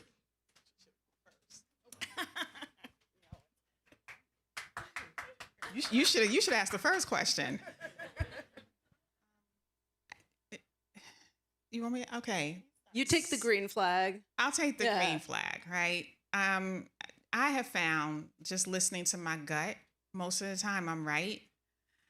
Have real conversations with people. Try to put them on the wire. Ask people, do you know so-and-so? Do you know so-and-so? Have you heard of so-and-so? Don't be afraid to do that, but just follow your gut. My red flags are also from the wire, because I'll find out about some. I will put you on the wire. If you try to work with me, I will ask everybody if they know you. I will look you up. I will, I'll figure it out, because there's nothing worse than having a red flag on your production. Yeah, I mean, I know it sounds kind of crazy, but it's really vibes. Like, if you're not, like, this work is really hard. It is not a 9 to 5. It's many hours, weekends, and the set needs to be right. The collaboration needs to be right, because we're working very hard. And it can't just be people who are just here for a check. The checks aren't that good. You need to really care about what you're doing. And so for me, it's just like a thing. It's like what you would do if you're meeting someone, if you're dating someone. It is the same thing with this. It's like the collaboration needs to be right from top to bottom, because I always say this phrase, that's when something goes from good to great. And I want to make great things. And so it's just knowing those things, going with your gut instinct. If it doesn't feel right, maybe that person isn't for this, and that's okay. There's a lot of talented people, but the vibes got to be right for me. Yeah, and check those references. All right. Just make it short. Perfect. On that note, I want to thank you. Thank you very much for pointing that out. And I want to thank this extraordinary panel, Canella, Williams-Larrabee, Lamonia, Deanne Brown, Cora Atkinson. It's an honor to get to talk to the three of you, and thank you all so much. Thank you.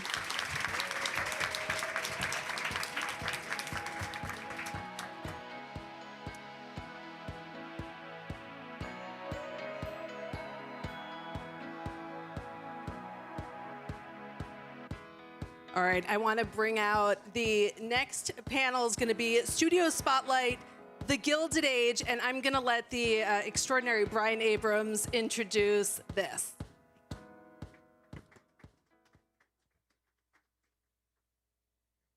Thank you. Thank you very much. It's great to be with all of you. I am delighted to be moderating this panel with these extraordinary women. To my left is Holly Ryman. She's the super producer on The Gilded Age. Super is actually in her title, contractually. And Lori Pitkus, she is the super location manager of The Gilded Age. Thank you. So I am going to break some news. I don't think many people are aware of this, but The Gilded Age, the two main characters, Kristen Baranski and Carrie Coon, are actually based on these two. They are enemies in real life, so it's really good to get them on stage together. And I am Morgan Spector's character. No, I wanted to begin with before The Gilded Age began, actually, Holly, and ask you about like day -100, well before production began on this extraordinary show, how it came to light, how it came to you, and just give us a little bit of that road. Yeah, well, the show itself was belonged to another studio before it belonged to HBO, and they decided to ultimately not make it. They started to do some research and they started to do some budgeting, and they decided that they were not going to do the project. But Julian had written it, years prior. I'm not exactly sure how long, but he had had this idea for a while, and there was some thought that maybe they would do it more cheaply in Budapest or out of the country, and ultimately one of the executives moved from NBC Universal to HBO right about this time, and he took the project with him, and he was a big champion of the idea, and then they decided to make it, but they wanted to make it in New York. Julian wanted to make it in New York.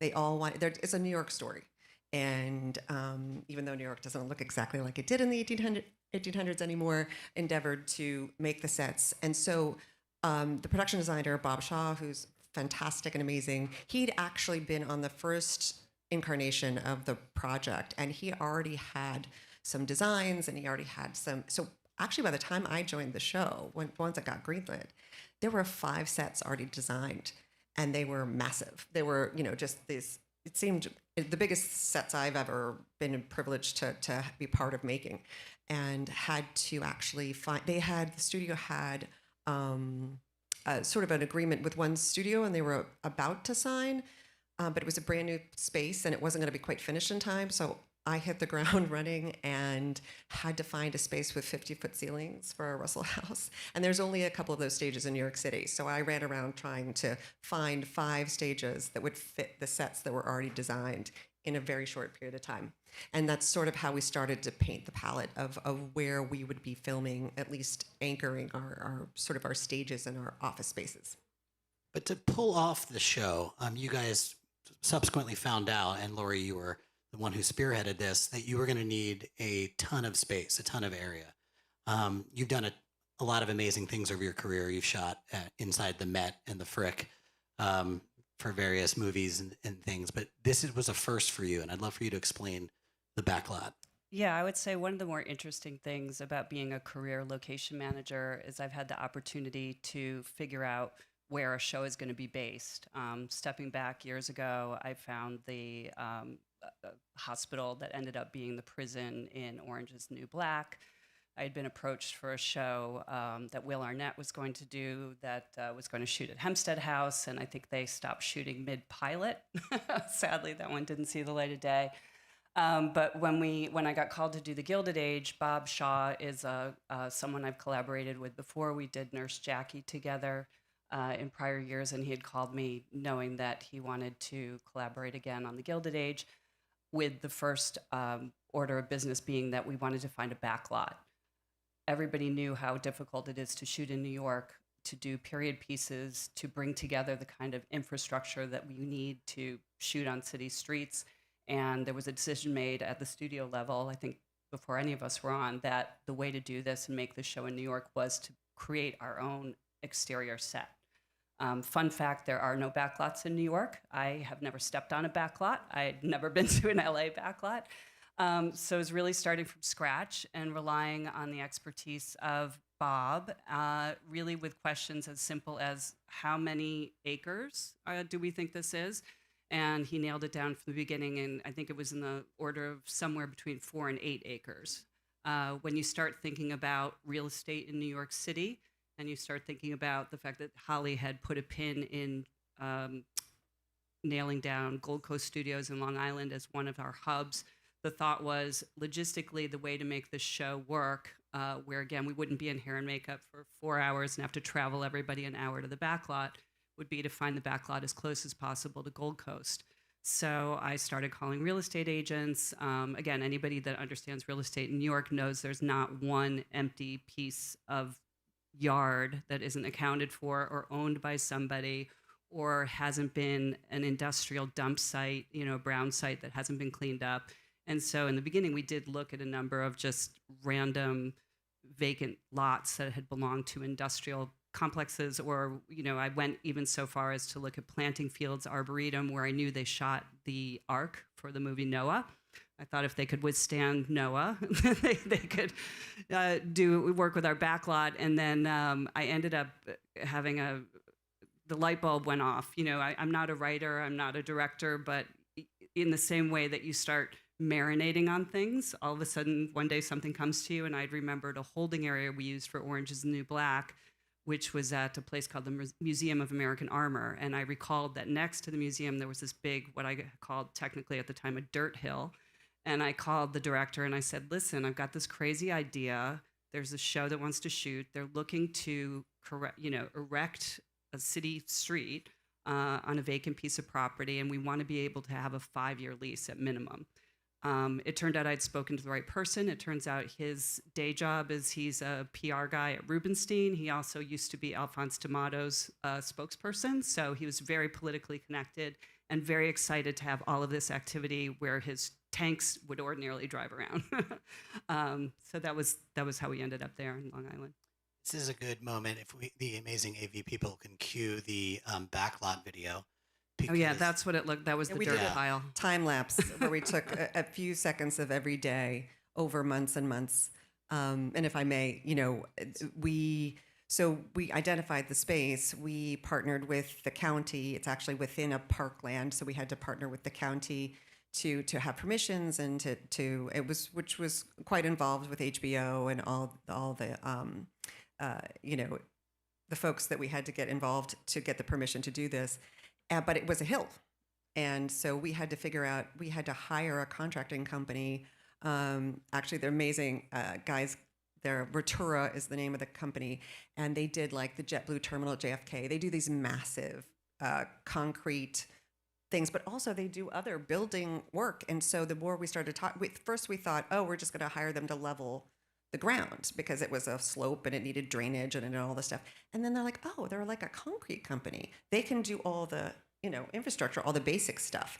And so we worked with them and partner with them to make this sort of massive block long space our backlot. And they were great partners. And I think they had a lot of fun doing it because it wasn't something they'd ever done before.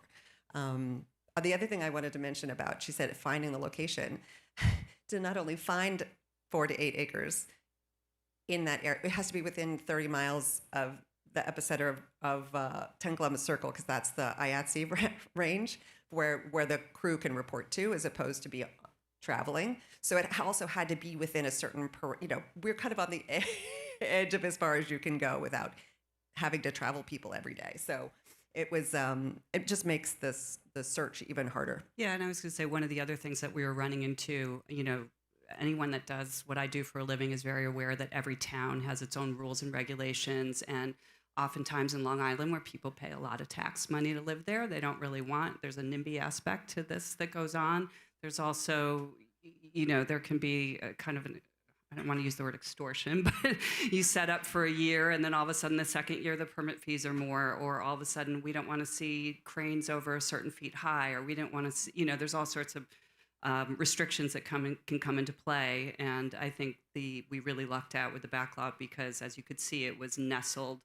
I would say there's about 270 degrees of forest around it, which helped us creatively to create the illusion of the back end of the street being on Central Park, but it also protected us from the public and also protected the show from the public seeing us. We started shooting during COVID, so one of the big concerns was we really can't have strangers on set. We can't have people just, rolling up because they want to come see what's going on here. And talk to us about a very busy day on the backlot, because you guys do something that's pretty unusual. Not many productions do it, which is your crossboarding. You're shooting multiple episodes in a single day. Sometimes a director is handing it off to another director from afternoon to night or from morning to afternoon. I would love to hear more about that. Yeah, if I may start. The backlot is like all episodes usually. There's some piece of, especially in the season 1 when you're establishing this like sort of rivalry across the street. It's almost every episode somebody's running across the street, or they're pulling up carriages and horses, and it takes the wranglers, it takes the horses, it takes the carriages, it takes the props people to run that whole group, it takes the background artists, which there's probably 100 per day, and all of the crew, and we use every bit of that. I think it's 7 acres. We use every bit of it. We have containers, we have trailers, we have trucks, we have cars. We have to bus the background from another place down the street where they get ready, because we have tents. It is the circus. It is, we come to town, we build the circus, and it's fantastic. And I love shooting there. It's like my favorite set because it's our world. And it's very doable, even with all those elements. But, it will be, I don't know how many people we have. 400. Yeah, 400, 500, 600 people in a day, depending on how big we're going. If you have 200 backgrounds, it would be like another 100 crew members to attend to those people, hair, makeup, wardrobe. And at least the backlot is the one that's kind of closer and local. We'll do a similar street stuff when we go up to Troy and Albany. And then a lot of those, hair, makeup, wardrobe folks will have to be shipped up and put in hotels. So we become to a very big group especially when we're out of town. Yeah, and I would say as a location person, this show is particularly challenging. I had not done a big period show before, and I'd never worked with horses before. I've learned a lot about both. I've learned that it's all very time consuming and takes up more space and requires more supervision than anything else I've ever done. So in terms of a big day at the backlot, particularly during COVID, we could have call times as early as 2 or 2:30 a.m., meaning people would be showing up at a New York-centric location, hopping on a bus, getting out to go through the works near the backlot an hour later, and then in waves of 40 people or so going through hair and makeup. So as a locations person, my department, the unit PAs, one of whom is with us today, Pat's here, and in your world of meeting 7 people, I would suggest any of you looking to work in the film business and looking for locations work, talk to Pat or me. That would make 2 out of your 7.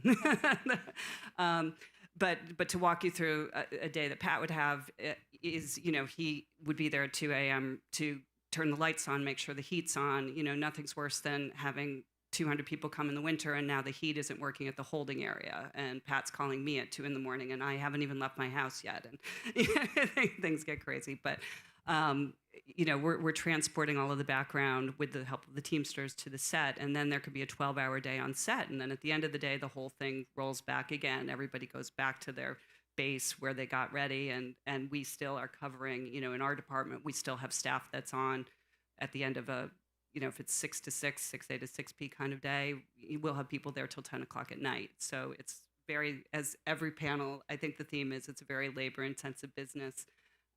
We try particularly hard, knowing how many hours that we cover in a day, to hire enough staff. I think Gilded's a great job. We're very well supported by the studio.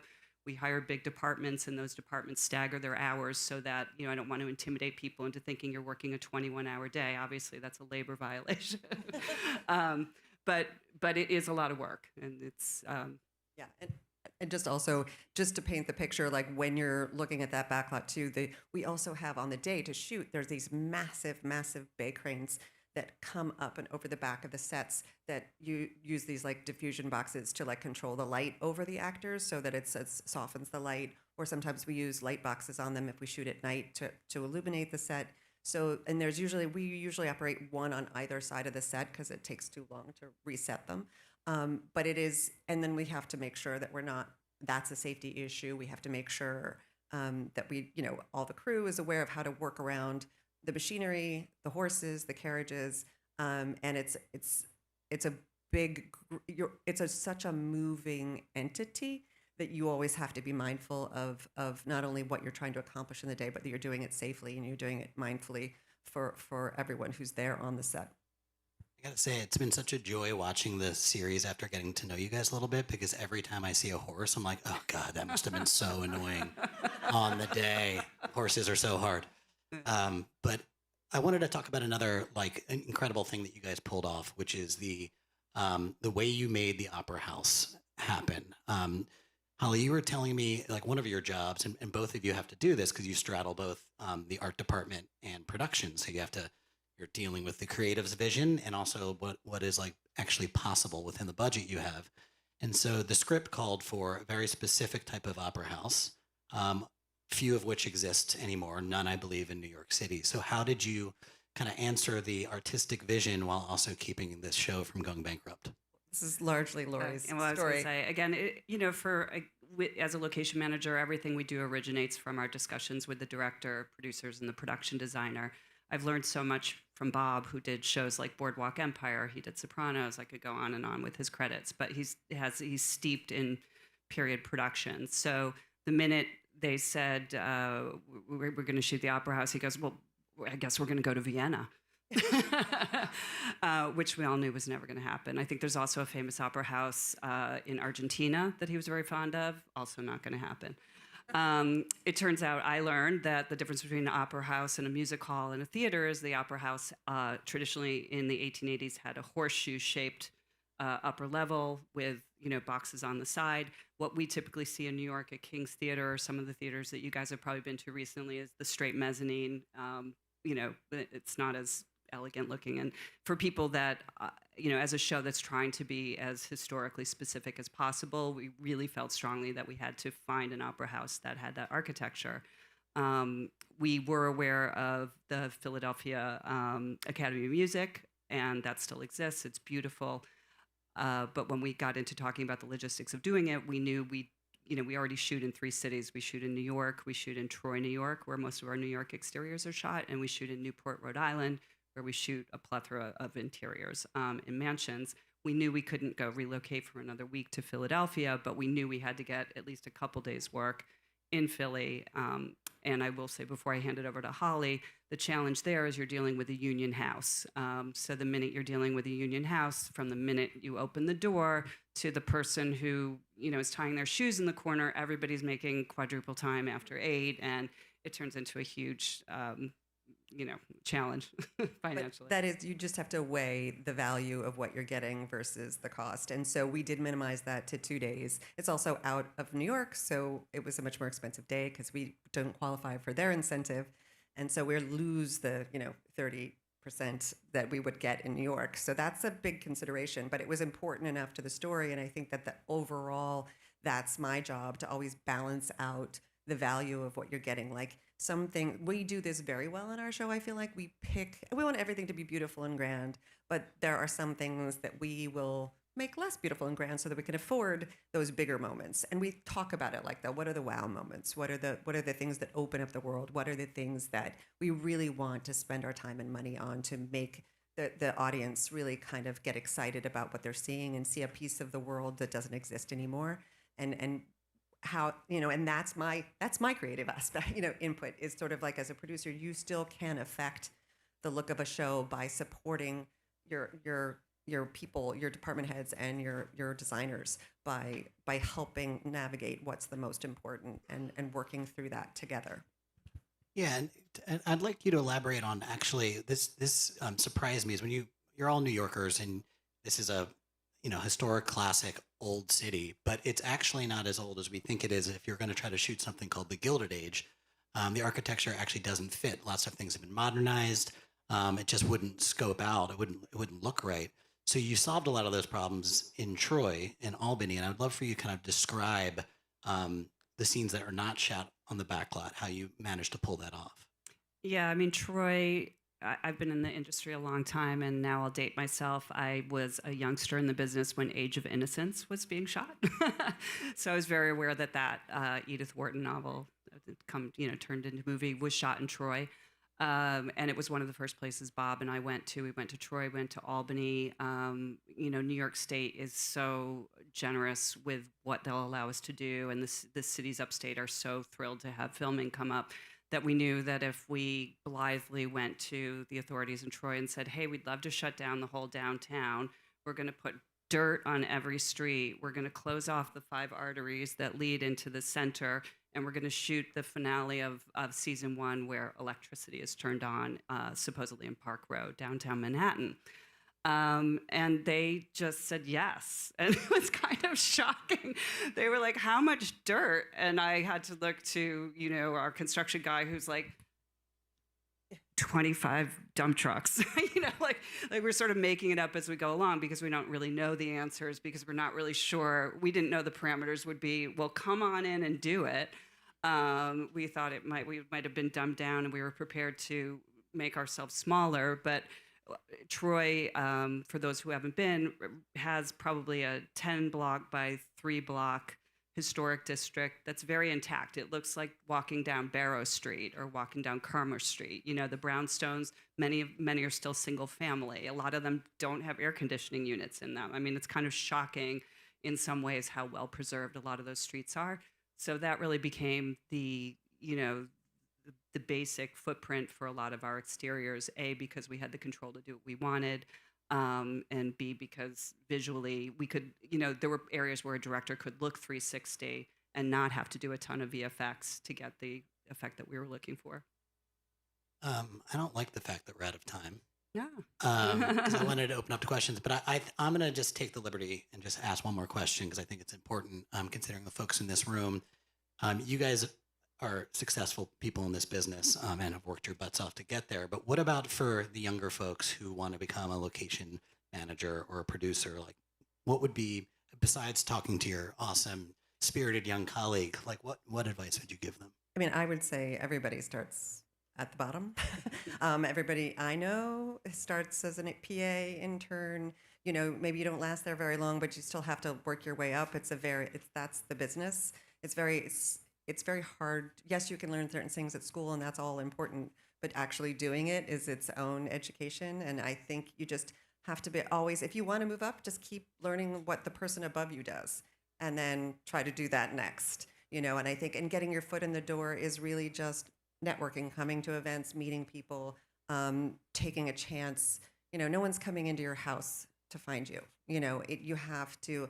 I mean, when I was starting out, I send my resume to anybody and everyone I could ever get an address to, when that was a physical address, not an email address.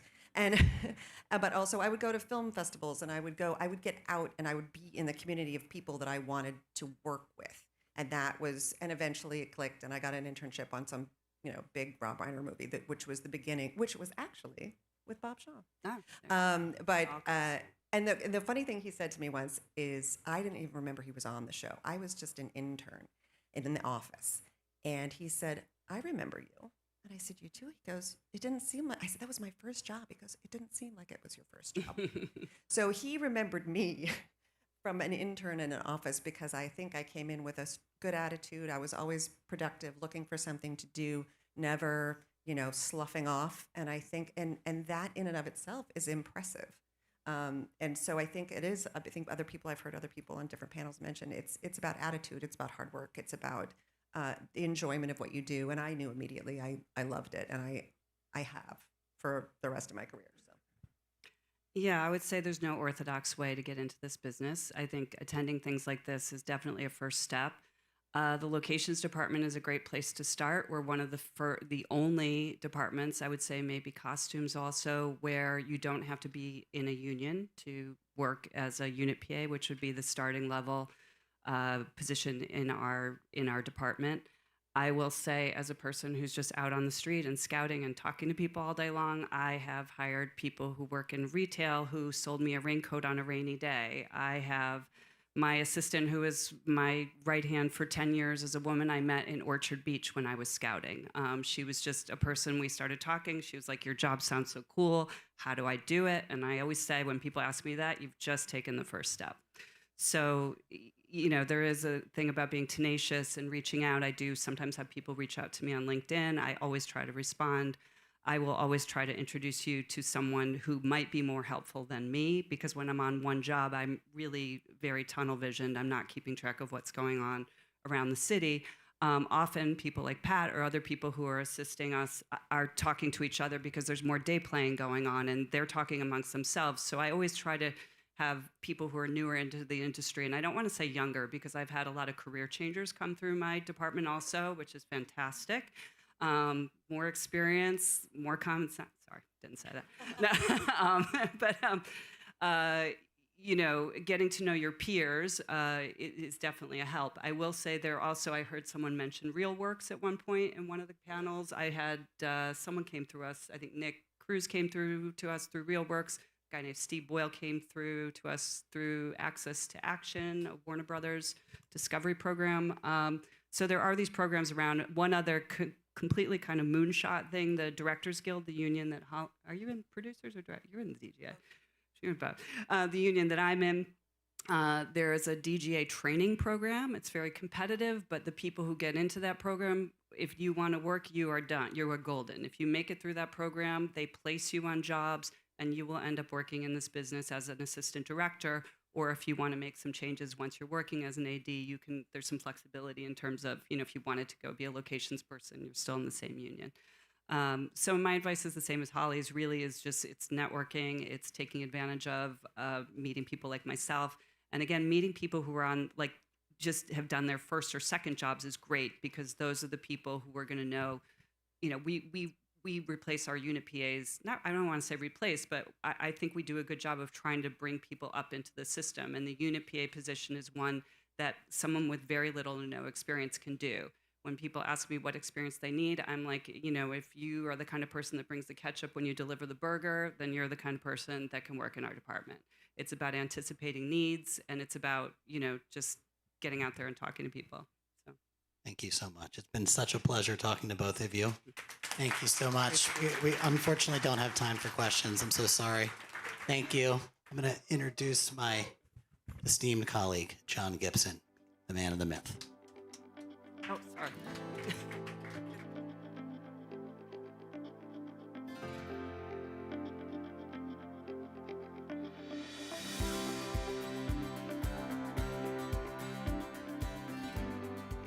Hello, hello, hello. Hello, hello, hello. So the next segment, and you all, hey, Peter, Amon, let folks know that we're about to start this legal clinic, which is like the most requested. This alongside the financing panel. I mean, we've had to extend the time on this because you creators, lawyers are expensive, are they not? Let's try this again. Yes. We're going to end this with a cocktail networking reception. So to get there, we need to be engaged and involved. So our next presenter is going to do a TED Talk for creators, for filmmakers. I mean, like, she is just, her students call her Professor Magic because her name is so long. But she is absolutely amazing. I'm going to allow her to fully introduce herself. But please welcome Professor Magic, Michelle Greenberg-Coburn.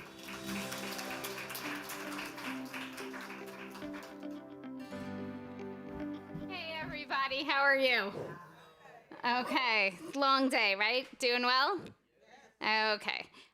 So I am, well, first of all, let me frame this. I feel like when the lawyer walks into the room, everyone has this experience of like having not done their homework. And you're all like a little cringing. Am I going to get in trouble? Okay, not at all. We're here to help you get to the end. So I'll tell you a little bit about myself and why I'm here, a little bit about the Filmmakers Legal Clinic, and there's contact information on one of the slides. I'll tell you all about it. And what I'm going to do is for a couple of minutes, I'm going to talk to you about the 3 things I want you most to think about from the legal business side as creators, and then I'm going to open it up for questions. So I have the great fortune of running the Filmmakers Legal Clinic.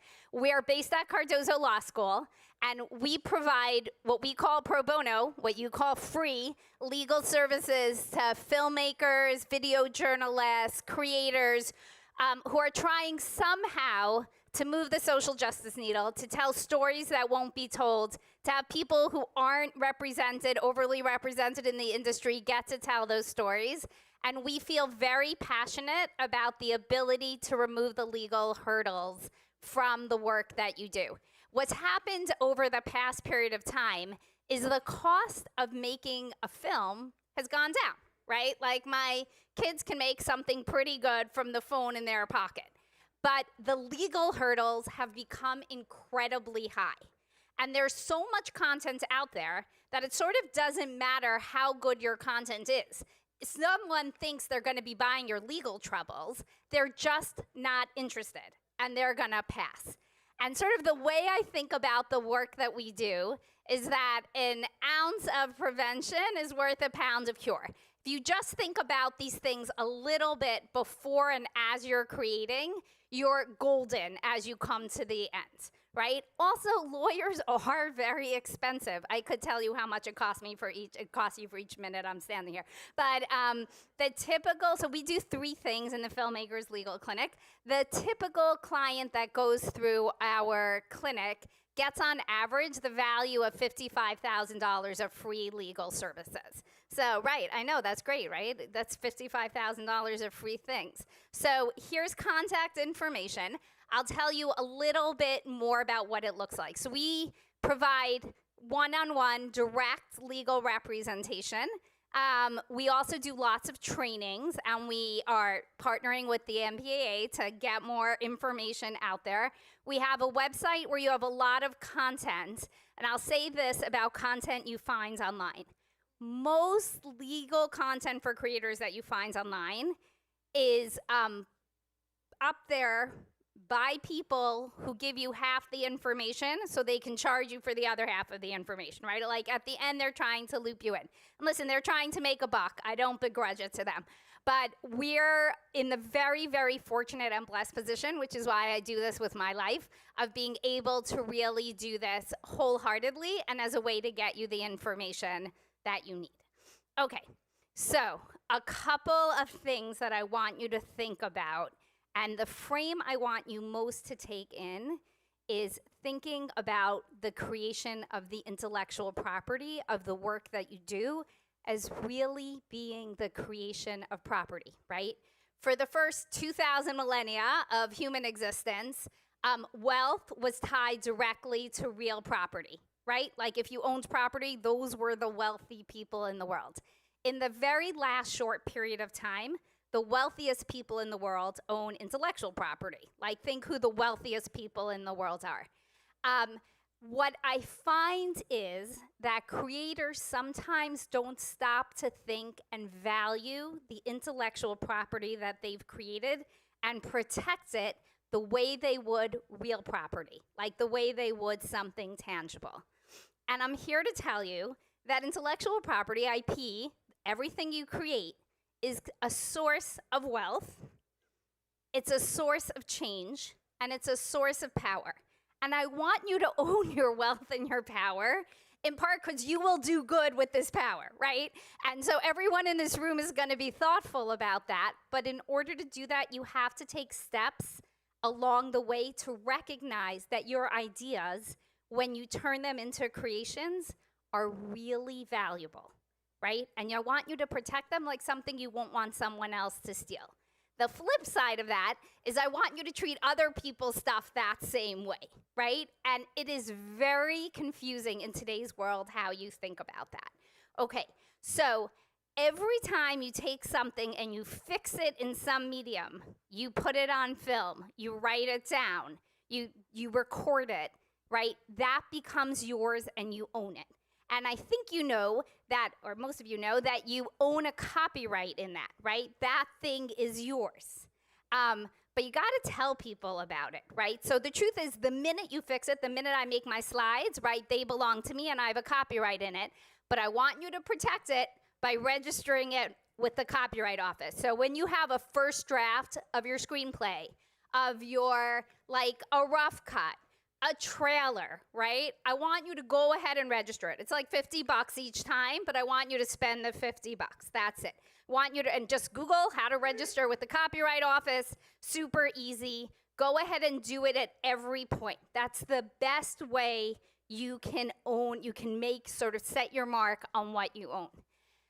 The second thing I want you to think about is all the ways we use other material to create, and how we can think about whether we can use it and how we can protect it. So let me talk for a minute about AI, right? Like the big question that's out there. So when we're talking about AI, we're talking about generative AI, right? Using artificial intelligence to create something new.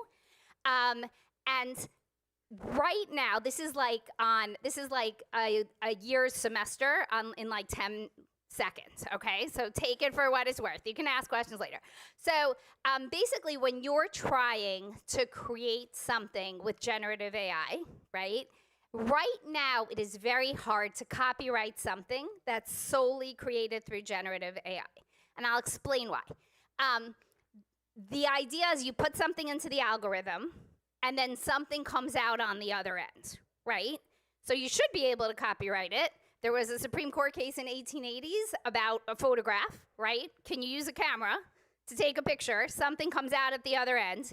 You didn't technically do it. It's not like painting, right? And the Supreme Court said yes, because you put a lot of effort into posing the photograph and so on and so forth. And that's why you can own it. Right now, the law says, because there's no way to predict when you put something in what'll come out at the end, right? We call it the black box, right? There's no way to decide that. You can't copyright it. But what you can do is manipulate it afterwards, like using Photoshop, deciding, like, not with a rando prompt, but deciding how you're going to do it. And then it is possible to copyright it, okay? Big thing. The second thing I want you to think about when we think about this big topic has to do with fair use. So I feel like 3 times a day, a filmmaker's like, I can totally use it, it's fair use. I can totally use it, it's fair use. Okay, so is it fair to the person whose stuff you're using is always an open question. So let me say something about fair use. As you know, there's a First Amendment right to say what you want to say. Well, it seems like there is still, at this state in the moment, the First Amendment right to say what you want to say, but I'm counting on everyone in this room to be the protectors of this First Amendment right, okay? So there's a First Amendment freedom of speech. You can say what you want to say. And often, to say what you want to say, you have to quote something that someone else said, right? Like, and it'll probably piss them off most of the time, right? Parody, for example, is like the most protected American, genuinely American idea of expression, right? Like of political expression. So there's a First Amendment right to say what you want to say, and in order to do that, you often have to use something that someone else said, often that they don't want you to say, right? You want to critique something, whatever it is. There is also in the Constitution, fun surprise, the right to own the thing that you create is also in the Constitution, right? So these two constitutional rights sort of bump up against each other, right? I created something. You want to say something about the thing I created, but I own it, right? And they sort of rub up against each other in a way that only a law professor can totally love, right? Okay, so I love this. So fair use, the way to think about it conceptually, says that there are times that there's an exception to copyright. There are times when you can say the thing that you want to say by quoting something that's copywritten without getting their permission and without paying them. So as you think about using someone else's material, I want you to think about there's sort of 4 different prongs we think about, 4 different ways to think about it. Are you changing it? How creative is the original work? How much are you using? And are you somehow impacting the financial market for that piece of work? And you're going to think about those questions. The more you change it, the more you're commenting on it, easier. The less creative it is, right? So like Wakanda Forever is an entirely created world, more creative. Like news film, something shooting protests, less creative, right? How much you use the amount that you need to use. And are you impacting the market for the piece? Usually if you've sort of done the first 3, you're not really using that piece. Okay, so that's the first thing you're gonna think about. I really want you to think about is, am I owning what I wanna own? Am I creating something that I can own? Because no one's interested in distributing your thing if they think you stole it from other people, okay? And it's also, there is an ethical piece to our own work, right? How would I as a creator feel when someone takes my stuff, right? Now, I'll also say one more word about the big machine learning models, okay? So yesterday there's a system, whatever, that shows you where your academic writing is being read. So there's a map that shows you where it's being read, and I had like an unusually high number of people reading my work. So I popped up the map, and as it turns out, the map was being read all in places that have low IP protections where it's clearly not being read, but being fed into a machine learning model, right? So it's important to also know that whatever you get out of generative AI often was not used by protecting the copyright owner. Okay, first thing. Second thing I want you to think about is contracts. At every point along the way, no one wants a contract. Everyone just wants to text like, hey, my roommate, like, are you happy to help me out with this script? Sure, great, okay. If I make any money, I'll give you $500, right? Okay, that's all you want. I really, really, really don't want you to get to the end where someone wants to distribute your work and that roommate is now your ex-roommate. We call this our ex problem. It's your ex-boyfriend. It's your ex, it's your ex-brother-in-law. Like, it's always some ex issue where everything was fine and dandy and you were all on the same page until the time came for some distributor to actually give you money. It turns out that actually getting money or credit or fame or like credit for everything that you've done, turns people into little machines that forget the thing they agreed to. Shocking. I didn't say I would do that for free. I didn't say you could own that. Okay, so I want you to at each point have in writing what you're agreeing to, and I want part of that writing to be that you own the copyright. You're hiring them what we call work for hire, okay? The same thing when you shoot people, please get their permission, especially if they're children. Do your best. If you go into a location or you shoot in front of a location, right? Remember not to say, is it please okay with you if I shoot this? Say, I could shoot you or 3 other bars, but I could put you in my film, right? Do you want to pay me for that? Or if they're not willing to, at least make sure they've signed something, okay? So I want you to think about that. That's the second piece, broadly contracts. The third piece I want you to think about is the piece that I feel like is least intuitive to us as filmmakers, and that's really thinking about entity formation and running the work that we do as a business. I'm here to tell you as a social justice lawyer that there is no more important work than the work that you do telling stories. My other field is negotiation and conflict resolution. And I think we keep thinking that the way we're going to resolve conflict is from like some big external institutions figuring this out. The way we bring peace, the way we bring understanding is by individual stories being told from the heart and entering someone else's heart and realm of understanding in a way that they didn't have that. Your work is too important to treat it not as the significant business it is. I want you to show up whenever anyone asks you about your work and be totally prepared to explain how money comes in and goes out. That it is not, I'm not writing a check to you that you may spend on rent. I am writing a check to an entity, often an LLC, but it doesn't have to be, right?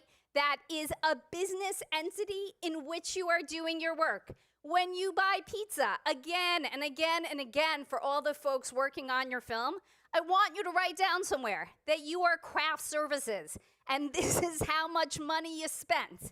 Because at the end of the day, if someone comes to you with some money, I want you to pay yourself back first. Count your salary, even though unpaid. So what I'm asking you to do here is to recognize that your work is too important to treat it as like just a side hustle, right? I'm sure it is often a side hustle, but it is not a hustle. It is a business, and when an investor comes to you and they want to cut you a check, they do not want to cut you a check that they're not sure like what will happen to it, or that you don't have your own bank account for this film. They don't want you depositing it into like the bank account. They don't want to just sell it to you and see what happens at the end of the day. So, so that is the sort of third piece. Okay, I'm gonna close with this and then open it for questions. One of the saddest, I often have just tremendous joy in the work that I do, right? Like my joy is I get to see all these interesting stories and help in my own way. The worst times are when I'm giving editing advice because of legal reasons to our filmmakers. It's just like a terrible idea for me to do anything creative filmmaking related. You do not want me to be doing that. But I get to, from the place and with the skills I have, help, and my students do this. We do this collectively. We get to watch these stories get told, and we really get to watch them make a difference. And from my perspective, I see the legal hurdles getting higher and higher, and that's coming from lots of different places. It's coming from lots of different places, some well-meaning and some nefarious. What I want you to think about at every moment is I am now working on a project. I am now gonna write down what I'm doing. I'm gonna enter into a written agreement. I am gonna be really careful about where I'm taking things from, recording them, keeping track of them, making sure I'm using them appropriately. So at the end of the day, all of us who are in desperate need of your stories can benefit from your incredible work. So thank you very much, and I'm happy to take some questions. Yes, Kenya, is that your name, Kenya? How are you? Hi, how are you today? So I have a screenplay that I did complete. I copyrighted it and everything. Okay, round of applause for Kenya. She did do her homework. Hey, okay. So currently I'm converting the screenplay into a book. So I want to know, do I need to do additional? Yes, Okay. early and often, okay? Because at each, okay, here, I'll give you an example. We had a client a bunch of years ago who had an idea based on a real, like, weird store that existed somewhere in the middle of the United States, okay? And it was interesting and cute and curious, and they did a documentary about it. And then, like, Netflix did a scripted series based on the same thing, right? And they were like, but we had an idea for a scripted series. We had a treatment, right? But they never copywrote their treatment, and it was very hard to prove time, right? So even if you're not ready to copyright, but you should be, email it to someone, like timestamp it and record it in some way. But they were never able to prove time. So you never know when someone will see your screenplay and then be like, this is a great book, and there we go. So, okay, I'm gonna turn to someone else. I'll be around after. Yeah, tell me your name. Jesus, nice to meet you. That's a great name. Okay. Saying, does the poor man's copyright still hold up in court? Does the Poor man's copyright? the what? Poor man's copyright, like mailing it to yourself? Oh, so Would that hold up okay, in court? that's a great question. Thank So about 2 years ago, the law changed. So you get more, you win more in court if you've copywritten it formally. It doesn't mean you don't have the copyright, but like you can't really get punitive damages. You win much more in court and you have a much better, stronger case. More importantly, some lawyer might be willing to take on your case easier if you have copywritten it. So it is still true. The minute you write your screenplay, the minute you shoot your first few minutes of B-roll, you own the copyright in that. Not when you have the idea and not until you fix it down. So what that means is, if I now pitch, I always try to pitch some made-up film to all you folks so that you recognize I should stay in my lane as a lawyer. But we don't have so much time. But if I would pitch now a film to you, like totally original, awesome, I'm telling you, it's an awesome idea, it would be fantastic, you'd all want to make this. I don't own a copyright in it, and all of you could take it right away without me having any claim. Because it's not fixed down. It's my idea, and I haven't fixed it down. Now, it is streaming. What I'm saying is streaming, right? So if I can sort of get the recording of the streaming, not the actual streaming, but the recording of the streaming, then I could copyright my idea and the recording of the streaming, but the timing won't work because you would have heard my idea before I got the recording of the streaming, right? Okay, so you gotta be careful who you pitch to, okay? Like, people are good, but not that good. Many of them are not that good at all. Be careful who you pitch to and fix it. If you're gonna pitch an idea, I want you to do it with a piece of writing in your hand or with a clip or something like that. Okay, yeah, tell me your name. Kat? I'm sorry? You can totally copyright pitch decks, yes. Okay, and you may want to. Now, sorry, I can do this. I'm from Queens. I have like a deep ethnic accent. Okay. Most pitch decks contain copywritten material. Some of, right, it's like, it should look like this. It'll feel like this, right? And I love looking through them. I once was gonna make my law students make a pitch deck as an assignment because it just looked like fun. But most of them contain copywritten material. So without anyone having done anything to protect that, right? Okay, so I want you to be thoughtful about what in that you can copyright and what you can't, right? So the words, as you think about it, use descriptive words instead of just should feel like Pulp Fiction, right? Like use more, I mean, it's great, like let's do that. But you should use much more descriptive words, right? Not should feel like this filmmaker's work or should look like, you know, Brokeback Mountain or whatever it is. I get like 10 of those, like, looks like Brokeback Mountain. I don't know. Okay, so I want you to be thoughtful about that. Yeah. Tell me your name. Joe. So if you're doing a documentary, do you have to pay the folks? Because usually documentaries are around real life events and things. Do you have to like contract the people that you interview for the documentary? Do you have to give them a certain ownership in the documentary? Okay, you should not give them ownership in the documentary at all. Okay, so you don't have to pay anyone who's willing to work for free. In fact, this is a piece of advice I should have started with. Don't pay anyone who's willing to work for free, and don't pay anyone more than they're willing to do it for. Okay, so you don't have to pay anybody. Okay, you do want to make sure you have willing participants at the end of the day, right? So, or that you're comfortable that you'll somehow be able to show this in some way. So you want to be very clear. If you can, you want to get a release from them. Sometimes we offer our subjects credit, and sometimes we don't really want to do that at all. Like one of the saddest films we worked on was a documentary. There's a computer system that was put in place by the NYPD a number of years ago called CompuStat, and there's many theories that some of the bad trends in policing resulted from the increase of these types of computer systems. And our filmmaker got someone very high up in the NYPD to tell this story in a very compelling way, but did not get a release from, it was a one-on-one interview, did not get a release from them. And by the time they were ready to produce the film, the subject, smart on their part, wanted to see the whole thing, edit the whole thing, and then refused to participate, and that film never went anywhere. So I want you to be smart and thoughtful. I think I have time for one quick question. Oh my God, you did the hand wave thing. Okay, 4th grade me. Because Obviously, right? Is that not so obvious?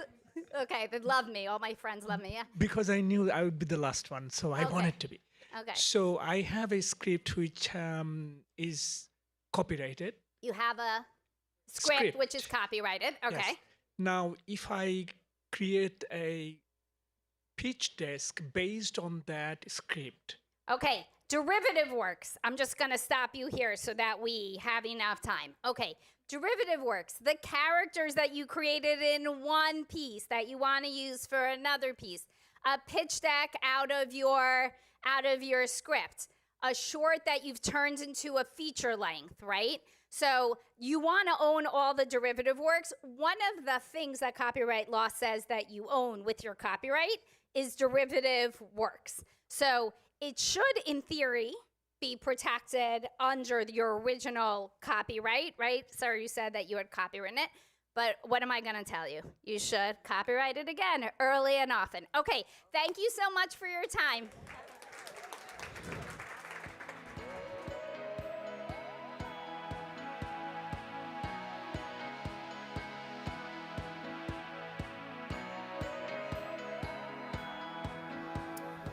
Hello, hello, hello.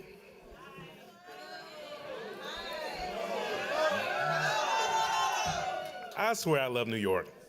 So, you all received great legal advice, correct? Yes. Now, it's one thing to dream of your story, dream in color as creators do, but how do you fund it? So now you want to hear from the money experts, correct? Yes. So again, listen, sis just moved. Like, I want to be right in the middle. Right? See, this is what we want. So it is my privilege to introduce from Empire State Development, Yoni Boxer, as he will present Funding Your Story and introduce himself additionally and the panelists. Yoni.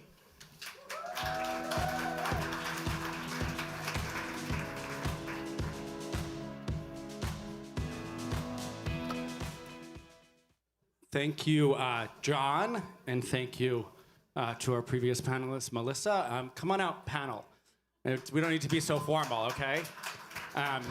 Shakita Banks from Banksable Consulting, Graham Lee from Paramount, Summer Choice. Summer from Choice. We can just call her Summer Choice. The choice is yes, bring it to the Hudson Valley. And Chris from the State Office of Economic Incentives. As John mentioned, my name is Yoni Boxer. I lead the Governor's Office of Motion Picture and TV Development. Thank you all for being here today. I know we have a couple more exciting panels left. Chris, let's start with you. Tell us about where you work and what is an incentive. We're going to be spending the next half hour talking about how to fund your story, what are tax incentives, what's new in New York, and advice we have for all of you. So Chris, take it away. Thanks, Yoni. So my name is Chris Gaspard. I'm a program manager at the Tax Incentive Office for Empire State Development. We oversee the 7 incentive programs in New York State. 2 of which we'll be talking about today, the film production tax credit and the independent production tax credit. Woohoo! So maybe Summer, what is a film incentive and how does it play into your work when you choose to bring work to New York or not do work? A film incentive is the lifeblood. It's basically a jobs bill, in my opinion. Without it, I don't think we would have much work in the state. I think that people chase the best tax credit, and New York has the best in the world, in my opinion, but definitely in the U.S. Go New York. It does, agreed. And it is a feeder system for funding your projects.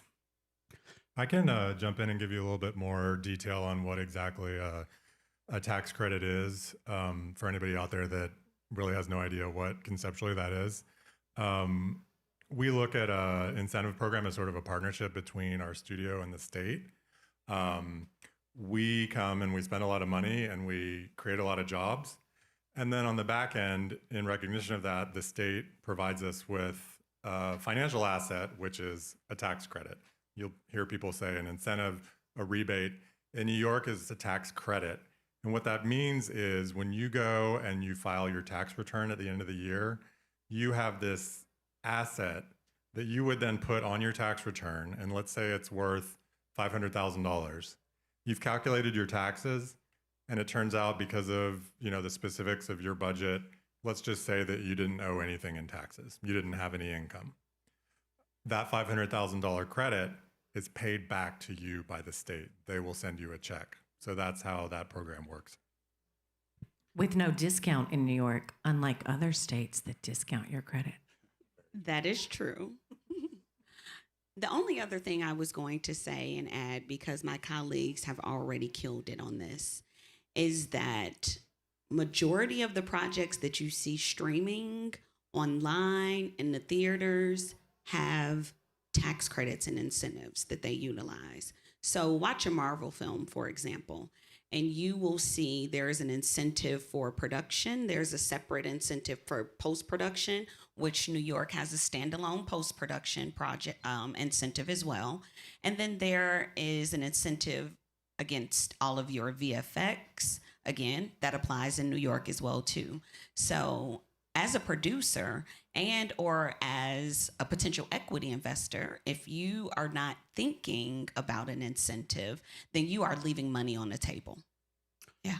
And I think Governor Hochul understands the competitive nature of this business and that every project looks for an incentive. So there were some changes made this past year to ensure New York is competitive. So maybe, Chris, you want to cover the changes to the film tax incentive program, the independent program, and the post program. And then I think all of our panelists have done some work recently because of the changes they can talk about. Well, and can we just give a shout out to Connie McFeely, who is normally on this panel. She's the head of the incentives program. I think she's watching us. Hey, Connie. Yes. Listen, we love you, Connie. We love you. But she's been there since inception, number one. So she has a great depth of information. And she speaks so highly of Chris and her team. So we're really blessed to have him in the room with us and giving us this information. So welcome, Chris. We can now haze you. Yes, thank you. Big heels to fill, but we know Chris will do it well. Yeah. And to Yoni's point, a lot of budget changes happened this year. And one of the big ones was the launch of the independent tax credit program. We really want to help out independent filmmakers and production companies bring their work to New York State. And one of the key benefits of the independent program, as my colleagues mentioned, with the tax credit, you can now claim it a lot faster than you normally would if you were enrolled in the normal film production program.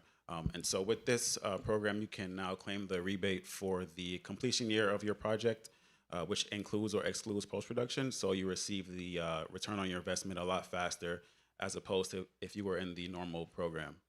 So let's break this down. I'm sorry, Yoni. Would you like me to? No, go for it. I would like you to step on my toes. That's why we've done this so many years. I mean, seriously, we're all friends, I promise. So Chris gave us the information, but what is that? As long as you bring the projects to New York. But what does that mean, right? In the traditional program, oftentimes the incentive is so large that the state can't pay everything all at once. So let's say you have a $30 million incentive. You may get a portion in year one, a portion in year two, potentially another portion. In this program, if you apply under the independent program, you can get your funds all in the year in which completion. And that's huge. That's huge. That's the state saying, for independent producers, we see you, we want to help you. We understand the value of $1 and time value of money, because oftentimes, the larger studios, Grammys at Paramount, they don't necessarily need the money fast. They like getting it fast, but they have a heavier balance sheet. But for a company like Choice, where Summer is, they need to get those funds back, oftentimes to pay lenders. So Interest, it's scary. Exactly. So getting those funds back faster is a huge plus for New York and for independent producers. And that goes back to what I was talking about earlier about what is a tax credit, because it truly is an asset. You can lend against a tax credit. There are lenders who will give you financing against your future receipt of that tax credit. So when they give you that money, you're going to start paying interest. So with the state paying you out your tax credit refund quicker, what does that mean? That means you're going to pay less interest. Nobody wants to be paying interest. They want to be paying themselves or their cast and crew. So that's a big deal to be getting paid out sooner. So thank you to the governor for that. And I feel like the tax credit is part of the finance plan always, but now especially because if you've raised a certain amount of money to make your movie, but you don't have enough, that tax credit bridges that gap for you. And lenders will loan against the tax credit because it's tangible, Yeah, it's a collateral. It's an asset. So it's your collateral. Just like when you buy a home or a car, if you don't pay, they take the car and they take the home. This is your collateral. It's your document that says you have a tax credit and or incentive. So I was going to say, the tax incentive is very detailed and specific on our website. There's a lot of detailed information. Connie, the director of the program, as well as Chris and Lynn and many others are there to answer any questions. But I wonder if folks here if someone has a new project, their first project's $500,000, maybe up to $2 million, what funding resources or budget and tips would you guys have to go along with the tax incentive? Well, the first thing I would say is that before you spend any money, right, make sure your finance plan is solid, because the last thing you want to do is get development money and go out and spend it and then realize, oh goodness, I don't have quite enough to make the movie. The other thing is, I think when you look at your tax credit, your actual budget is important, because if your budget goes up, your credit goes up. If your budget goes down and you run out of money, your credit will go down. So you have to really make sure that you have a strong finance plan, and that tax credit is in New York, 30 to 50% of your finance plan. Well, and with the new indie program, which is a slight difference from the original main program, is you get your tax credit certificate and that's what you're getting. So traditionally in the older program, the more established program, I don't want to call it old because it's still fresh. Original, OG? OG program. Chris have naming rights. Yeah. OG. OG is good. With the OG program, you get your tax credit and or incentive, but they understand that budget fluctuates. So if it goes up an extra $10,000, then you will get an incentive off of that. So one of the biggest things with this indie program is, listen, you better budget right. You better put the right amounts and numbers on your application, because if you want to make sure that you are not exceeding but hitting that number, because if you exceed it, you are not getting that incentive. Yeah, and go ahead. No, and yeah, to Chiquita's point, the independent program differs from the original program because Funds are limited for this program. It's funded at $100 million per year, as opposed to our original program, which is funded at $700 million per year. So space is very limited for this program. And so to Chiquita's point, the credit is based on the estimated cost on the application that you submit the first time. So if you come in over on your final application, we'll only give you the money based on the cost that you submitted on your initial application, which is why you want to be very detailed in your budget, as my friends up here mentioned, just so that you take full advantage of the credit. And there's a fun little game I like to play in Movie Magic when I'm going into my credit section with the tagging and the untagging and the going to the 40%, the 50%, because I love filming upstate, hard plug, because you get a bigger tax credit. But the program will really calculate it for you. And then someone like Chiquita will give an opinion on your budget so that everything's buttoned up and you don't have to worry and you can sleep at night. So it's all good. Yeah, an opinion letter services is essentially either a production company coming to me, and Summer's had this in multiple instances. It's either for a loan, right? They're going to lend against that tax credit and or incentive, or sometimes it could be because the studio wants to make sure the studio who's funding it, which we're working on something now, wants to make sure that, hey, the number that the production company gave me, we want somebody to kick the bucket, kick those tires to make sure that it's a right number. It's my great joy to always find something wrong that wasn't flagged or tagged correctly. I pride myself on that. But it's essentially just making sure, listen, you flagged and tagged Rap Party, and that might not qualify, or something. I can't even think of non-qualifying things. Candles, flowers. Candles, right? I say, what is flagging and tagging? I suppose you use terminology, and the people in the room don't always know terminology. So I'll jump in there because I was just thinking how Yoni had asked us to talk about ways to come up with your funding, ensure your financing plan is sound, and the flagging and the tagging really goes to making sure you have the right staff on your project, especially a production accountant, who often are very in demand and hard to find. But I know people who are actually doing that work remotely now, so they're able to juggle multiple projects. Maybe they live upstate, but they're doing a Manhattan project remotely. Having a good person doing that for your project is going to pay big dividends when it comes to turning in your final paperwork to the state, because if it was done poorly, you're going to have bad results. You're going to wind up with a tax credit that's smaller than what you were anticipating. So just make sure you vet those people, make sure they know the rules of the program, that they've done this before, and that's going to get you a good part of the way there. So please pay attention to that. But the flagging and the tagging is referring to going through your costs, through your ledger, and selecting the items that under the rules qualify for the tax credit. So some things are labeled not qualified and some things are labeled qualified, and you'll be able to filter your ledger and present those items to the state based on what qualifies. And New York even has codes that they want you to use. So you need to save yourself trouble by doing that up front as opposed to reverse engineering it. But that's basically what you're doing. You're telling yourself and the state which of these items qualify for the incentive so that at the end you can total them all up and present your claim. Other budget tips? Know your fringes, guys. Oh. This is the most important thing. My UPM line producer brain wants you to make sure your line producer and accountant check your fringes. They change all the time. They're different in every state. They're different depending what paymaster you're using. Know your fringes. 1 decimal point in the wrong place could be very scary. Ask me how I know. Ask me how I know. We don't want to know how you know. Don't want to know. We don't want to know.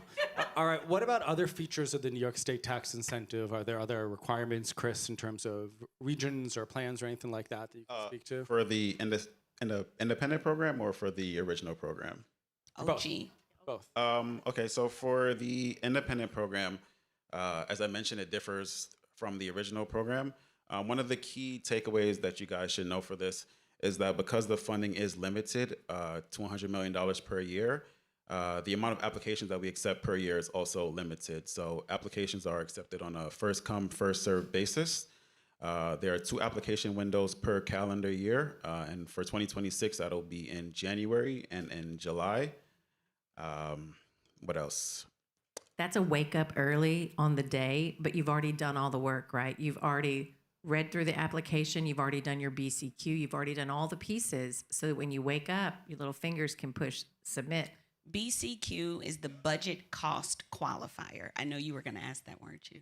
It was right there. He said terminology. He's keeping us clean. Yeah. But that's one of the documentations, one of the items that you submit prior to with your application, your initial application, and also your final application. So there's, what did you budget and what was actual. It's color coded. It's beautiful. Y'all did a great really job. beautiful. You did a great job. Thank you.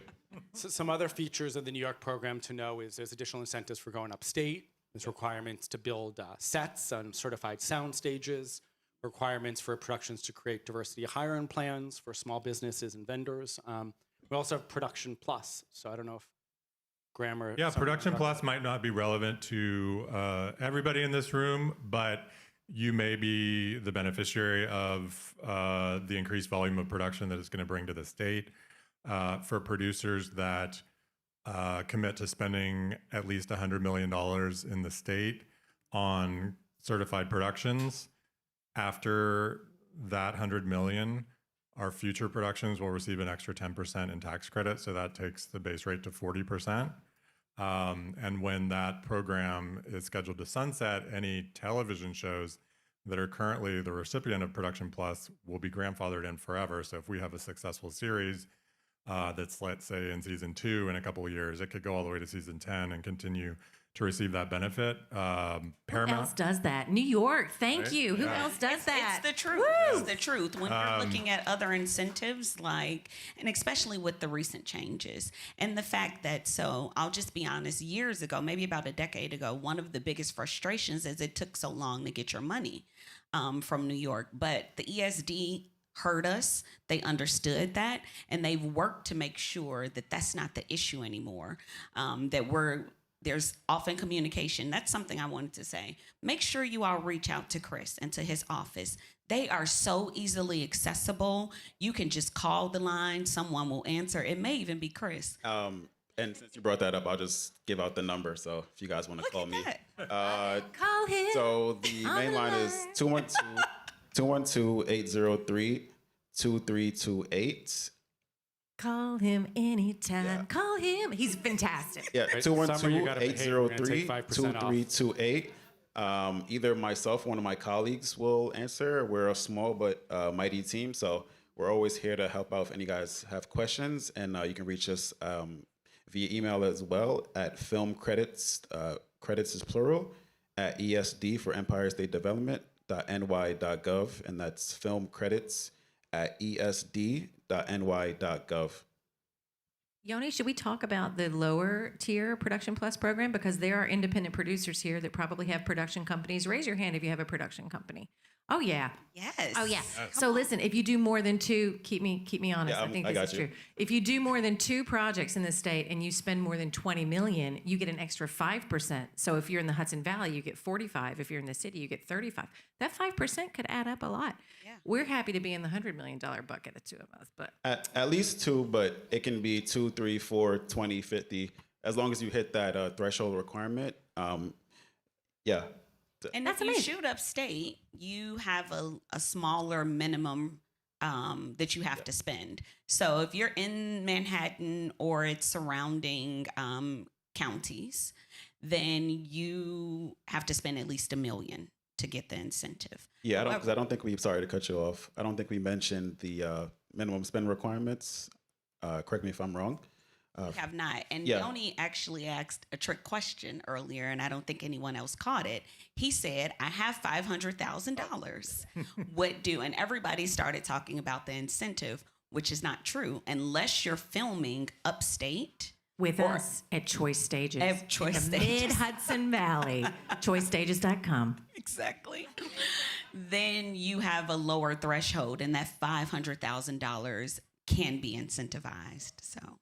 Yeah, so just to I just say this, to qualify for the incentive, if you are filming in the New York City area, so the five boroughs, Long Island, Nassau and Suffolk County, and Westchester and Rockland County, then your budget requirement for your project needs to be at least $1 million to qualify for the program. And to Chiquita's point, if you're going upstate, so anything outside of Rockland and Westchester County, then your minimum budget only needs to be $250,000. And you're eligible for an additional 10%, bumping the credit up to 40% if your budget is at least 10% off labor only. People get that wrong all the time. They put the 10% off of spend. So try to get it off of hotels or car rentals or building of sets. No, it's off of labor only. Yeah, so the minimum spend requirement is a lot lower if you're going upstate. I'll just say, if your majority of your production is upstate, you can get it on all your costs. Also, I know everyone's supposed to meet 7 new people. I know everyone now has Chris, who's knocked someone off. When we mention Westchester and Nassau, we also have the film office from Nassau County Nugent and Natasha from Westchester who are in the building. Hey. So those are 2 more. So I don't know who else got bumped. I think we're at time for questions, though. I don't know how questions are working here. If we're just She calling. jumped. Her hand was up. Go right there. Tom, or It's you. You want to come take mine? just stand up and speak loud. This is film industry. Yeah. I kept hearing one phrase repeated. If you bring. Wait, what's your name? My name is Kiana. Hi, Kiana. Hi, Q. Okay. And you're gonna give me a mic now? That's wonderful. So I kept hearing you say, if you bring your project to New York, that means the project is not, and we're bringing it too. So as someone who produces films out of the DC area, I'm here because we can bring. But in that, if someone is out, are there parameters or things where, I mean, obviously you would give preference to people who are already here. What does it look like for someone who is not a New York native, but is in the industry and like, hey, I'm from DC, we produce, we see. As long as you do the work in New York and spend the money in New York, it's qualified. See, that's why I love New York, because y'all, Just as for a baseline ground rule, some programs in other parts of the country and in other countries, their film incentive program is subjective. It's not a guarantee. Yeah, Hollywood does that. That you'll get that. Right. Some places have a lottery. Some are first come, first serve. But you all don't. In New York, as long as you meet the minimum requirements and you do everything you say you're going to do, that tax credit is guaranteed. That is why it's not a maybe. And it's guaranteed on non-residents as well. Yeah, too. I guess we should have mentioned that first. Yeah. Yes, yeah, you qualify. yeah. You don't have to. It's off of your wages when you're working in New York. So let's say you start development in DC, and you're working in the district, but as soon as you come and establish your production office and you start to work in the state, then your wages will be incentivized. Oh, so You just come and get a beautiful Airbnb Yeah, I live and here write now. that That's script great. here. Just write that script here. All right, we have in the back there. Oh, and now Kiana's one of my people. Yeah, thank you. We'll take a commission. Hi, I'm Claire. Hi, Claire. Hi. I'm wondering if you can just sort of talk through what the application looks like and the logistics of like if you're going to use this to get financing, so you don't know what kind of money you're going to have until you know what your credit's going to be, and like the order of operations and how long it takes to put together the packet to apply. I think you mentioned there were 2 steps to it. So that whole Let's let Chris start, and then we can all interrupt. Yeah, so there is an initial application process in which you are required to provide your budget. So if you don't have that ready at the time of initial application submission, then we won't be able to take your application in. So that is something that you do want to figure out before you submit your initial application. You want to have all your financing ready. We do know, since that it's the initial application, things are subject to change. A rough draft or a rough estimate of your budget is fine. Just know that when you submit your final application, all the costs should be finalized and actualized, and we should have all the expenses that were spent. But for the initial application, we do need to see some sort of budget. So even if it's not, accurate, or it's not going to be a great representation of what your budget will be, we do need to see something for that initial application. I usually do 2 or 3 budgets, and I'm not kidding. I'm working on a project right now, and the above the line is changing dramatically as cast attaches. And so I have a tier 1A, a tier 2, a tier 3, because it's all different based on that. But you could work on multiple scenarios at the same time and track what the credit would be based on that. Can I just say, one of the few rules in the program that is black and white and you can't screw it up is make sure you submit your application before you start principal photography. If you don't do that, that's one of the rules that just, you won't be able to get the tax credit. So make sure that you don't start principal photography without having submitted your. Yeah, that's probably the most important thing. You can't submit an application after you've already begun the project. So you want to get the application in before you start filming. Do you two want to address the part about how to use your application to get financing? Well, yes, but going back to the application, something that no one else said, and I'm going to be honest, it's a very in-depth application. Like, it's not something that you're going to sit down and knock out in a day, because there are different documentations that's due, not just your budget. You also have to put in a budget cost qualifier. It's an Excel, a very scary Excel document. But in order to do that, you also have to know where you're shooting. So let's say you're doing 2 days in Manhattan, 3 days in the Hudson Valley. Those will be coded separately and identified in that. So the state knows how to give you 40% on this, 30% on that.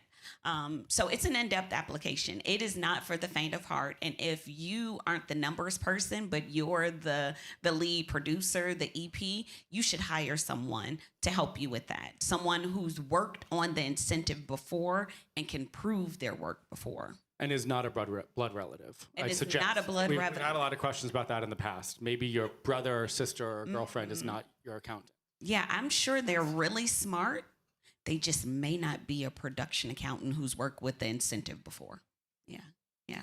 And in terms of using it, just going back to what we talked about earlier, using your incentive as collateral, one of the biggest things that you want to do is during development, you start having conversations with different lenders. And I suggest speaking to more than one, because their percentages are vastly different and everyone is looking for something a tad bit different. So you tell them, hey, this is what my budget is. So you need to have a budget. You need to know how much your incentive is going to be before you go to them. You say, hey, we're almost at the space to apply. This is what we're looking for. Principal photography starts on this date. Our cash flow document is this. So we know we need $1 million by Monday. We know we need another $2 million in 3 weeks, because that's when principal starts. So those are the kind of conversations you're having. You're saying, this is what you're looking for. This is what you need. This is the amount of time. And then you have the documents ready. They're going to want to make sure that it's an actual standalone entity, a special purpose vehicle for that particular project. Some equity investors may want to be a member of that LLC or corporation if you decide to go that way. But when you're speaking to lenders, they want to make sure all of your things are buttoned up. So don't call them if it's not buttoned up. Don't do that. You can reach out to somebody like myself. I have tons of the lenders on speed dial, and I've even worked with one of the larger ones before, and someone who can introduce you to those lenders. You don't want to cold call them, right? Everybody cold calls. When you have submitted a complete initial application to Chris's team, if you ask for one, you can get what they call a certificate of conditional eligibility, which will basically acknowledge that you have submitted an application and it met the basic requirements to be in the program. And if you do everything that you're supposed to do, stage days, all of your location, do all the things that you're building of a set, then that COCE, woo, all right, you can actually utilize that as an asset and get a loan off of that, because they know and understand, hey, they're starting principal in 2 weeks. They know this, they have it, they're looking at your budget, you're already spending money that you raised yourself. Well, I was going to say we had time for one more question, but I think that is the time for our panel. Sure, one quick one on the shot clock. I want to say thank you to the New York State, to you, Yanni, to you, Chris, and to the people on this panel that help make the New York State tax incentive work. We have a renaissance, a tsunami of quality projects coming to New York, opening opportunities for independent producers and larger producers and production entities. And that has a tremendous ripple effect on the economy for New York. It's not just the program that's been enhanced in a very strategic way. It's the people who are answering the calls and facilitating it. And that is no small feat. Government at its best.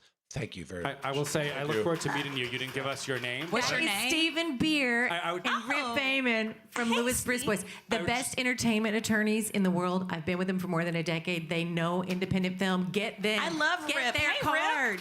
Can I just say the credit goes to Connie McFeely and her amazing team, to Governor Hochul for her personal interest in Thank this you. industry, Yes. and for Empire State Development Commissioner and President Hope Knight, who you guys will all be hearing from later today to wrap this all up, who's personally made sure that the team is responsive and here to support all of the business needs. Love you guys. you. Guys. Make those movies.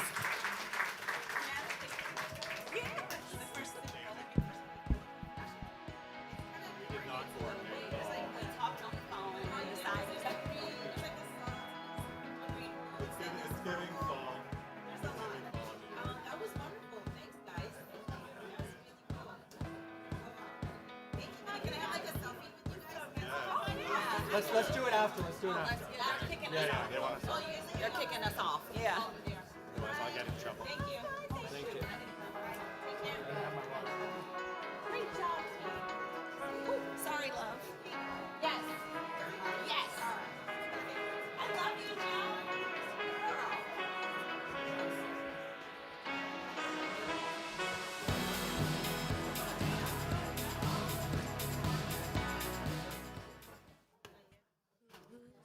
Hello, hello, hello, everybody. How are y'all doing? How are we feeling this afternoon? Good? Love it. Thank you all so much for being here. My name is Casey Barron. I am the Senior Programmer of Film and Games for Tribeca Festival, and you're here to hear about navigating the film festival landscape. It should be a really awesome conversation. We have three fantastic individuals in the industry here with us. I would love to give you all the opportunity to introduce yourselves, starting with Valerie. Hi, my name is Valerie Torres. I am the Director of Theatrical Sales at Shout Studios.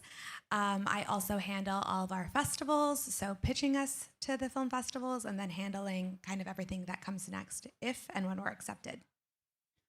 Hi, I'm Guillermo Restrepo. I'm a publicity manager at IFC Entertainment Group, which is IFC Films, Shutter, and RLJ Films. Hi, I'm Libby Ewing, and I'm a filmmaker. I directed a movie called Charlie Bird, and so I am on the other side of the filmmaking festivals, and I'm alive. I'm here to answer any questions. And again, thank you all so much for hanging around. We'll have a little bit of time for a couple audience questions at the very end. To start us off, I'd love to give you all each an opportunity to talk more about your day-to-day and maybe how film festivals integrate into that when they come about as far as your process and workflow. Libby, if you want to start us off. So they've completely consumed my life in the best of ways. I'm an independent filmmaker. I'm a producer. So with that comes, you take off the creative hat and you put on the producing hat. And it's been a lot of navigating sales and distribution and strategy with festivals, figuring out who from our team can go where and how much we can afford of that, and like really maintaining a budget. So pretty much it's my 9 to 5 after I finished editing the film. And it's been a really interesting experience. My day-to-day, I cry. No, so we're typically juggling around 2 to 5 upcoming releases, and that can be a film that's coming out in 2 weeks and the one that's coming out in 6 months. So in that timeline, typically there is a festival or multiple festivals throughout that film's journey. So that looks day to day figuring out what kind of press are going to be on the ground, what opportunities look like on the ground at all of these festivals, and how they will overall impact what our ultimate release is going to look like. So that's really just the day to day of emailing and checking in with like what are your coverage plans for LA Times? What are you guys going to be doing at Sundance or South by? What are what does that look like, and how do we position a story or some kind of messaging once a film premieres? So we get involved, well, it's on my day-to-day one of two ways. So the acquisitions department will come to us and say that they're looking at something on the festival circuit. And so they'll come to us to ask for projections. For my window specifically, I work for theatrical. So what I think that can make in movie theaters, and they'll go to the downstream revenue partners like our SVOD partners and our TVOD partners and see what they will make on their projections. And then that's how they come together and create an offer when they're on the festival circuit. So if we do acquire a film, then we will go ahead and set a date for it theatrically. And so what we'll look at is the runway of festivals that take place before the theatrical release, so that we can decide where we want to either premiere if it hasn't already, or the other regional theaters that we want to, or festivals that we want to play on before we release it. If we happen to get involved, if the film that hasn't been on the festival circuit, whether we developed it or a sales agent came to us before it's been at any festivals, then again we look at that same roadmap. We think about where we want to premiere it, how it lines up with our timing for theatrical release, and the key markets and festivals that we think it makes sense for as we build that word of mouth going into the theatrical release. Thank you all for that. Libby, for you, I'm curious if you can illuminate more of the process of just planning for festival submissions and entries. What are some do's and don'ts that you can impart on this audience on that, but also maybe deciding on premiere location and how to hit the ground running? Yeah. Oh, gosh. I think when you have a limited budget, you have to be really strategic about the festivals that you submit to and sort of understand what your film is saying and doing and where it lives. So I think a do for us is like definitely have your like top tier festivals, your pie in the skies, the ones that you're like, I would love to get into this because you just might, like we did. Tribeca was like the dream, and we got in and we premiered there. But also, for example, our film was set in Texas, and it was a very Texas story, so it made sense to go into Austin. The way that we filmed, we were really strategic about looking at film festivals, checking sort of over the past couple years what films they are championing and showcasing, to know that we can live in that arena, and it also helps with saving money as well. And then once you get into one festival, a lot of times screeners, people will find you and reach out. So when you're in a festival, do talk to the other filmmakers as well. We're all in it together, and those relationships have been the most rewarding because we can, in your category, you can kind of compare notes and say like, where else have you heard is a great place, and build your strategy from there. But we had a short list when we were coming out, and then we had our premiere, and that was amazing. Do always do the intros and the Q&As. Some people don't, and I've been really surprised about that. And I think it's a good way to introduce your film to the audience and sort of get them to understand how to engage with it and watch it, and then also build a fan base and some buzz that way. And don't overspend. I can't say that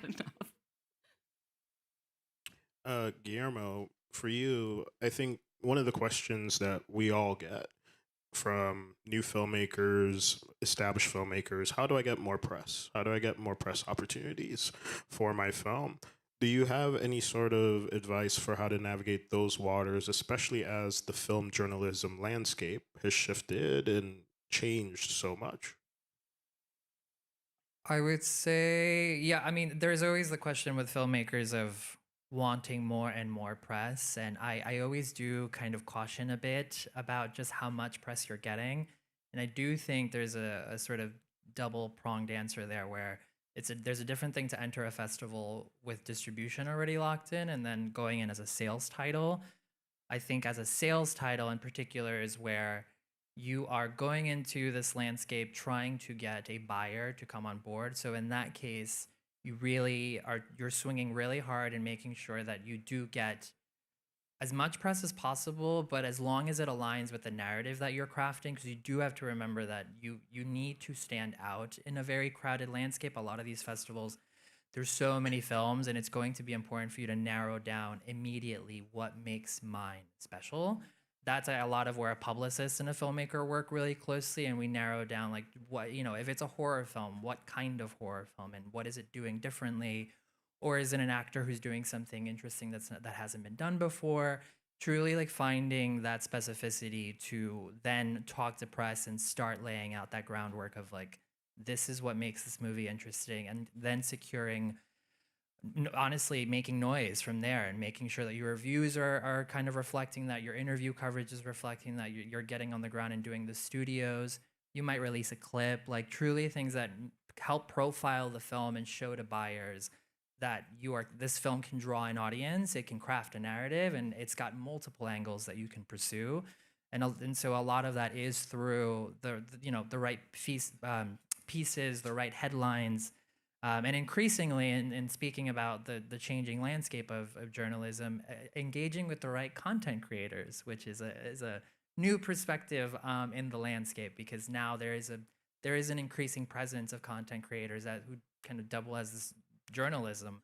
And so those folks, like, again, finding your champions and setting the groundwork for what is hopefully an acquisition, and from there working with potentially your distributor on what a release strategy is going to look like. I think also to add, because we were just at the same festival, we were at Fantastic Fest. There are a lot of broad general festivals like Tribeca, Cleveland International Film Festival, Seattle International Film Festival, but there are a lot of genre-based festivals too. So depending on the content, depending on your film, that's really important also. So the press that goes to these, genre festivals, those are going to be the horror press. They're really kind of plugged into that audience. So depending on what your film is about, when maybe it's about dance or, a specific art set, again, horror, you really want to be pitching to those kind of more niche festivals too, because that's your audience and that's the press that's going to be there versus, Variety, Deadline, that kind of thing. This is a more plugged in niche audience. Definitely a great note. And Valerie, for you, obviously the new streaming paradigm has changed so much of sales, just the overall nature of where the industry finds itself. Is there any sort of methodology that you can impart on these folks that maybe they could take to help them find some modicum of success in that? Yeah, I think when we're looking at films, again, I'm at a distributor, and so for us, we're looking to see what talent is involved in the film. Maybe if this is not a first-time filmmaker, where else they've played, how they've done theatrically in the past.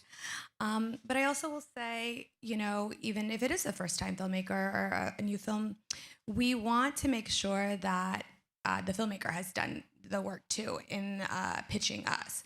So that means, because we hear this a lot, the assets that you can bring to the distributor. So creating key art is really important, even if that's not the version that we choose to go out with, but just having that overall look. And I also will say, and this is very, very important, is that you should have gallery shots whenever you're making a film, because a lot of people don't, and it's really challenging when you hand over assets to the distributor, because at that point they just have to pull like screenshots, or you're gonna have to call in to do reshoots, and that's very expensive, and nobody has money for that or time for that. Your talent's already off doing other things. So again, I cannot stress the importance of getting gallery shots when you're making a film. Your distributor will thank you for it. And then again, obviously filmmakers, you're making art, it's your point of view, but you do want to think about who is the audience for this, and to be pretty clear about that, because your distributor is going to have the same question and who they're going to market to. At the end of the day, it is a business. We are trying to get films sold butts in seats, people watching these films. So we really have to be clear about who the audience is. And so a filmmaker, you're very close to this. Who have you worked with on this? Did you work with any organizations? If it's a social impact piece, or, you know, where did you film this? Can we go back to this location and have support there when the film comes out in a theatrical release? So yeah, that's what I'd say about helping with sales. Guillermo, do you have anything to add? I know. I'll piggyback off of the note about the stills. I feel your pain there. It is so important to have those materials ready. And again, back to this idea of landing at a festival and painting a narrative. Those images are a big part of crafting that story.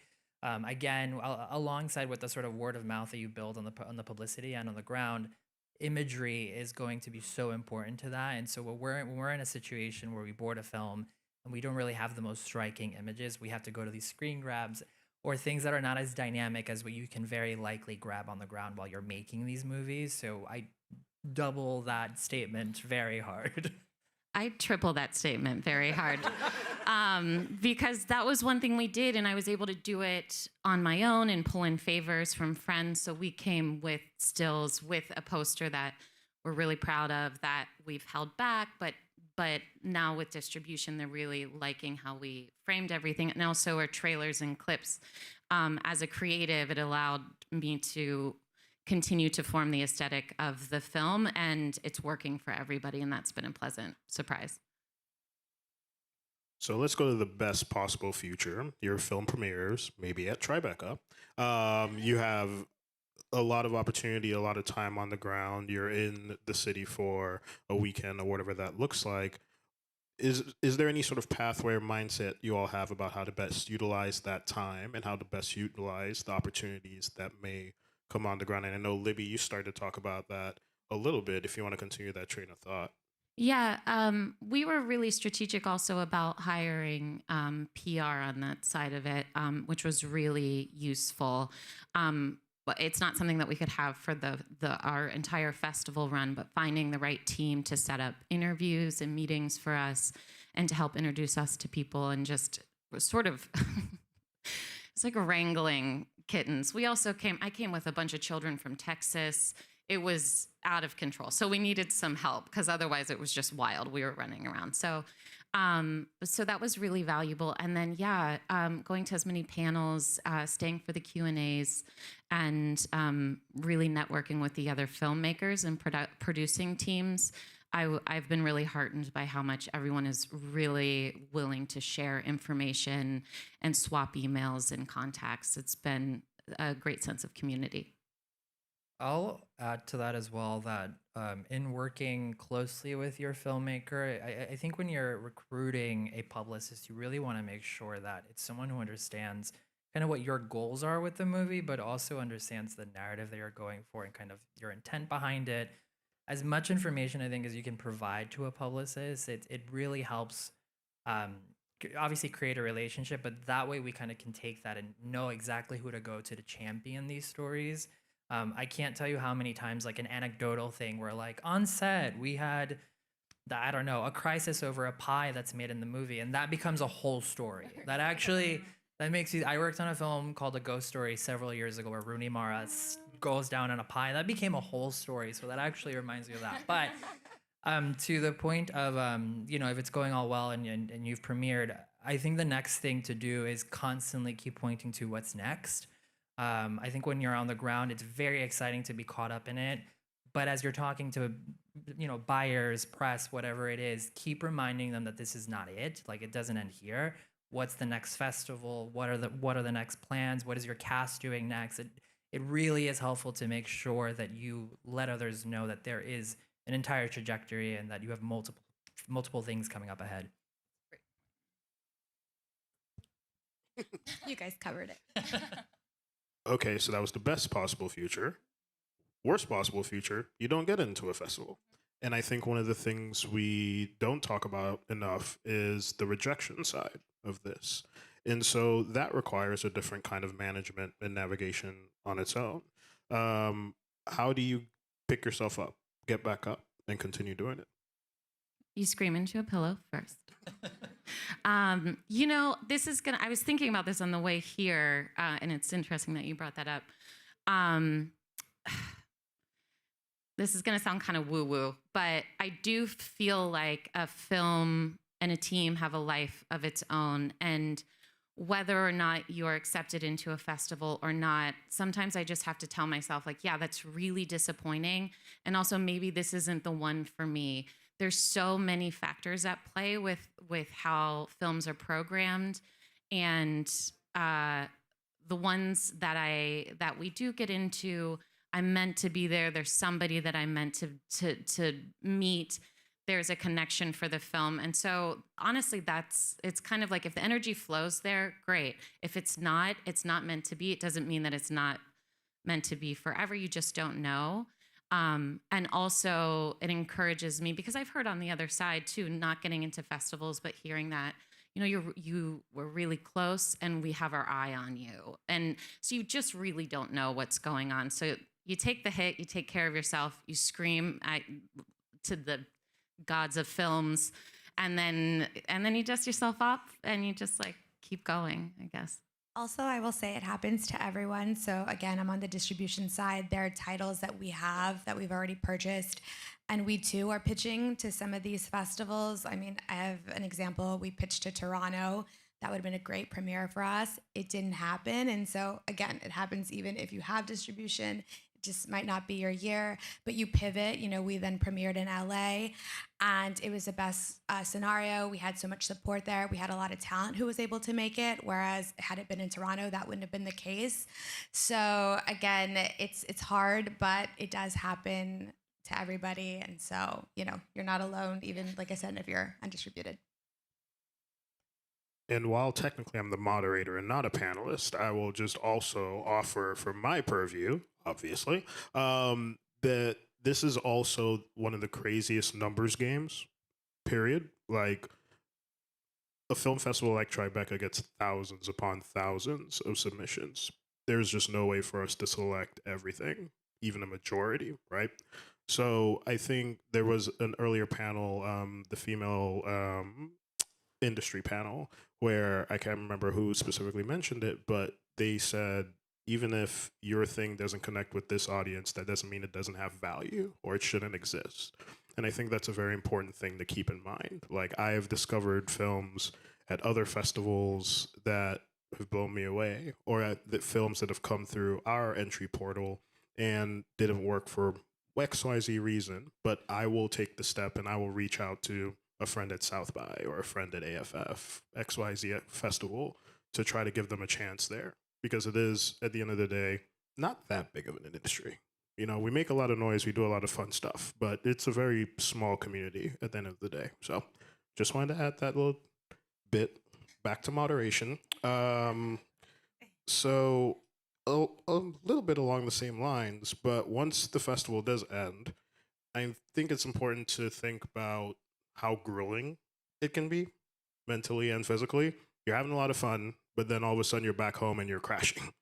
How do you navigate those waters and then start thinking about, we're applying to other festivals, we're making the next project for each of you, and you've all attacked festivals from various purviews. What does that look like? I think as a publicist, a lot of my job is to land on the ground and just immediately start taking meetings, start pitching press. The pitching happens very early on, actually, but once I'm on the ground, I'm very much like a tether to a lot of different folks, and the idea is that I'm connecting a lot of different folks. So whether that be through interviews or casual meetings or just right after the Q&A, it's like so-and-so editor at so-and-so meet my filmmaker, have a quick chat, even if it's not for an interview. Put them in your brain for consideration when you're doing these bigger stories or the wrap-up story of the festival. So that's to say that, Sundance as an example, which is usually like and you say it's grueling. It just is nonstop talking and like social battery. So the second I am home, honestly, I do not talk to anyone. My phone is on Do Not Disturb, and I need a weekend of just video games where I do not even think about a movie for a slight moment. And then we're back. But I do think it is like, I do appreciate someone acknowledging that like festivals are truly demanding on your body. It is a lot. And it's for the sake of your movie, to be honest. Yeah. I think people too, like my friends or my family, they think it's very fun and cool. And I'm like, no, this is work. And so I put an out of office on my personal and on my professional email, just saying, not that I'm on vacation, but I'm away. I will get to you either after the festival or when I can. I let my friends and family know, like, you know, I'll check in with your texts later, but it is work. And I think people just think, oh, it's fun, you're at a party. I'm like, no, I'm exhausted. So just kind of setting those boundaries for yourself. And just trying to decompress when you're back. But again, there's a lot of follow-up when you get back too. So it can take some time even after a festival to get back into the regular swing of things. I just got back from a festival like a day ago, so I don't know. Do you see this hair? I don't know. It's good to hear you say that, because both of you, I feel like the social battery gets really low, especially as creatives. It's just like, I have to recharge alone. So I've been reading a lot. I don't want to look at a screen. I want to look at words on a piece of paper. Is there a way festivals have evolved, especially post-COVID, where there had to be so much rampant innovation tied to that, that gives you hope for the future of the model or the space? Or even if there's a way you would like to see festivals evolve as well, if that's coming to mind? So during COVID, actually, I worked with Doc NYC, which is a documentary film festival that takes place in New York. And before COVID, we had an industry day in which we would select like 40 different film teams, and they would meet with industry. And when you can do that in person, it's very easy because you set up tables and everybody has to just kind of switch after 15, 20 minutes. Well, in COVID, we couldn't do that. So we had to put it all online and work across time zones, not just like in the US, but across the globe because everybody was everywhere. And so we pulled it off and everybody got their meetings. And I think it just kind of showed that the industry, I mean, we're committed, right, to making these things happen. So that was really... It was just really like a great thing to see that we didn't kind of miss a beat. I mean, we had to be innovative and it took a lot of work to pull it off, but we were really happy that our industry partners really showed up for our film teams. And so, I hope obviously nothing like that ever happens again, but we will adapt, we will adjust, we will make it happen. And that's just like an opportunity to get creative and make it happen.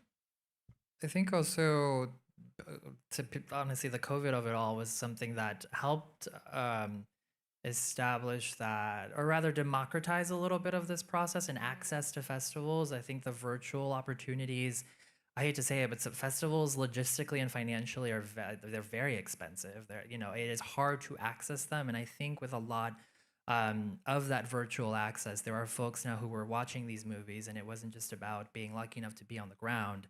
So I know for, friends of mine, writers, even journalists, who just flat out tell me I can't cover the festival because I don't have the money to go. The opportunity presented itself that they could screen things virtually. So I think finding a nice sort of way to work with the virtual opportunities is one of the things that I'm looking forward to, because it does, I think every movie there's like a case by case of how you screen and how you present your films, but the easier access to films, I think, is generally a good thing.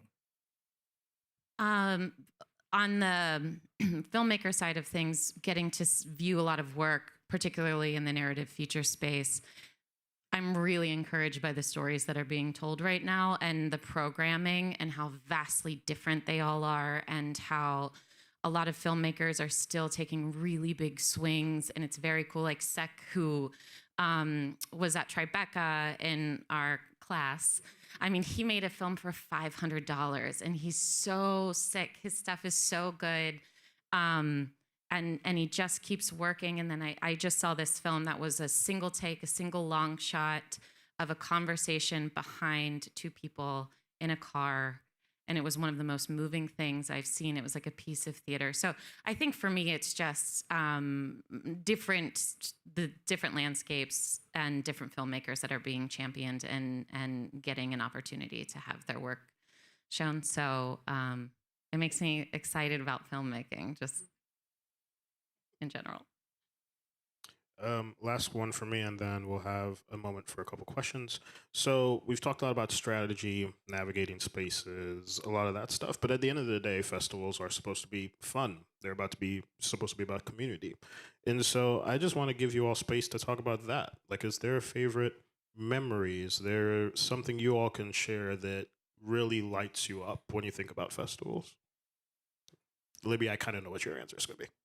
What do you think it is? what is it? The people. I actually have one thing that just happened that was really, really touching. I was at a festival in Knoxville, Tennessee, and I gave this talk. I'm from Newark, Ohio, a pretty small town. My oldest friend is an English teacher there, and I went into the high school and I gave a discussion to his film studies class. And these kids are just like, how do you even do that? How do you get out of Newark, Ohio? And then I had my screening, and afterwards, one of the kiddos from the class, her mom had surprised her with a trip down to Knoxville, Tennessee to see the film. They drove 6.5 hours, and it was her birthday, and that's what they wanted to do. And so I burst into tears, and that was the best thing. So that's like one of my favorite memories, because it's like what it's about, you know? And she got to see it. It was great. I have so many great memories of festivals. I think one that always sticks out to me, it's not nearly as meaningful and special as that, but Fantastic Fest, speaking of, a lot of my career has been in the horror space, and Fantastic is a great horror genre festival. There was a year where it always falls around my birthday, and this specific year, Fantastic Fest brought a 20-piece satanic marching band that just took over the entire theater, and it was the strangest, and it was like iconic film director I've always looked up to, like Elijah Wood, like the randomest people just tripping out to this satanic marching band, and it was like time stopped. And it's always like, wow, like community. It was one of the most incredible. For me, it's just kind of like the basics, you know, they're little mini reunions for me. I've been in this business now for a long time. So, you know, these are people that I might not see like in my day to day because we don't work together like in my 9 to 5. But yeah, we'll run into each other at parties and it's fun to catch up. And then, I mean, just have to give out like a shout out to Tribeca. When I first moved to the city, like 15 plus years ago, I was a volunteer. And so it was like, this was back in March when they used to have the festival. It was freezing. I'd have to set up chairs for the outdoor screenings. And now I've been in New York this whole time and kind of worked my way up in the industry. And so this last year, there was a film that we had already picked up for distribution, and it premiered at Tribeca.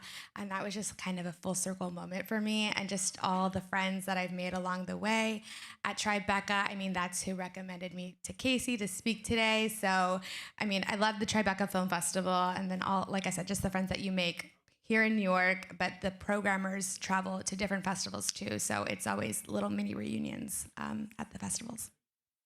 I also just have to add, one of my favorite moments was that we won Tribeca. I forgot.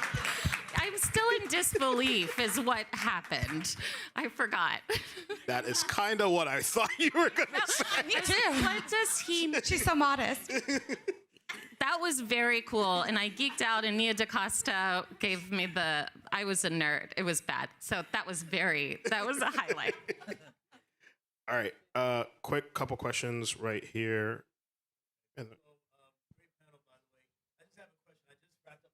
Mike is coming to you, buddy. Hello, my name is Zeus. I'm a film director. I just wrapped up my first short film. And so this panel speaks directly to me. And I have a question. You kept mentioning premiering your film. How does that work? Can films be like online and then premiere at a festival, or you have to wait for the festival to premiere the film? Yeah, so for us, or I mean, even for the festival, it really shouldn't have any online exploitation. So don't post it on YouTube. That really can't be the case. And I mean, more times than not, a festival wants that exclusivity status. So again, too, like I do theatrical releases. I have to have my festivals all wrapped up before that, because a theater or a festival won't play it once it's already kind of been widely available. So I don't know, Olivia, if you have anything to add. Yeah, that's it. You hold it precious to you. Yes. Right here.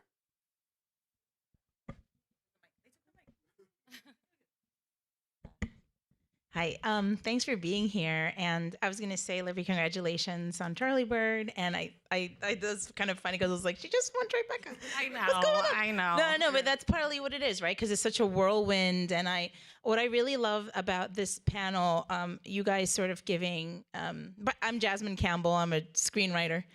Moved from Los Angeles here because of the strike and crazy stuff. But fun, happy to be here. Anyway, I really appreciate the sort of melees you guys did. We're talking about the whole emotional and the sort of self-care that you have to do, whether it's the video gaming, the kind of staying in your own cocoon, reading a book, curling up, reading a book. Because I think for a lot of us, that we're sort of in the zeitgeist, we were capturing the spirit of the time. And so what I wanted to ask, it's sort of like since you're on the other side, right? You're a director, and then you guys are more on the distribution and the other side. It's a two-parter. One, for Charlie Bird, for instance, how did you find I don't really know the origin story, right? Like how you found Samantha, if she found you, or how that sort of worked out. And then after you found each other, did you sort of envisage the same, because it's a quite an amazing cast. Now, the subject itself is incredible and touching. And I was so glad to see that in this sort of time, right? Because it's so touching. So there's that. And then for you three, I was just wondering, please, and you too, Casey, please. I was wondering if you guys can talk to and compare and contrast, because I come from the studio side, and I sort of say that because it's, I've always had a heart for the independent side, but got scooped up. I kindly am going to push you towards the question, just because I'm looking at the time tick down. Okay. Oh, yeah. Can you compare and contrast on the differences, or can you, I guess, speak to some of the filmmakers here on what, I guess, the mandates are for your companies respectively? Because that's not something that everyone knows about, right? Like, what are you specifically looking for in your specific lanes? Shout, and then, IFC, and then Tribeca, because not a lot of people, do you know what I mean? Like those are like agencies. Agents keep that list. Go first. I'll do it really quick. Sam and I met in an acting class, so I have seen her work for years. I started a writing cohort. She had this idea about music therapists in children's hospitals. Hadn't seen it before. She wrote the script. I always knew I was going to direct it, so we went the full way together. And I knew we were going to have $0 to film it. So then I just was making choices in that way. So we've known each other and been collaborative artists for years together. Yeah. I'll let you two go first. I'm not sure I understand the question. I guess if I have to sum it up, as far as mandates, if there's a particular kind of thing that you are looking for when you all select a project, which for you, Guillermo, now that you're on the PR side, the press side, you have a different relationship to that. Yeah, I feel like you're a little more, you can speak to an acquisition end, but on the press end, like, when, I mean, a team has like the entire acquisition teams who are looking out for, are we going to buy this movie? But then there are cases where it becomes a secondary question of like, publicity team, do you see opportunity here? And so that does become important, because acquisitions can love a movie, but if we're already noticing that, like, let's give an extreme example, if director is canceled, if there are very, very significant challenges to like actually getting this movie out there, that's going to be problem number one. So we are actively thinking on like truly like, how do we get press engaging with this movie in a way that's going to get butts in seats? So if there are immediate challenges that we can flag, and they're usually very obvious, we have to call it out. Yeah. I think for us, so I'm not on the acquisitions team, but I do work closely with them. I think what I hear a lot from them is we're looking for something that has some talent attached.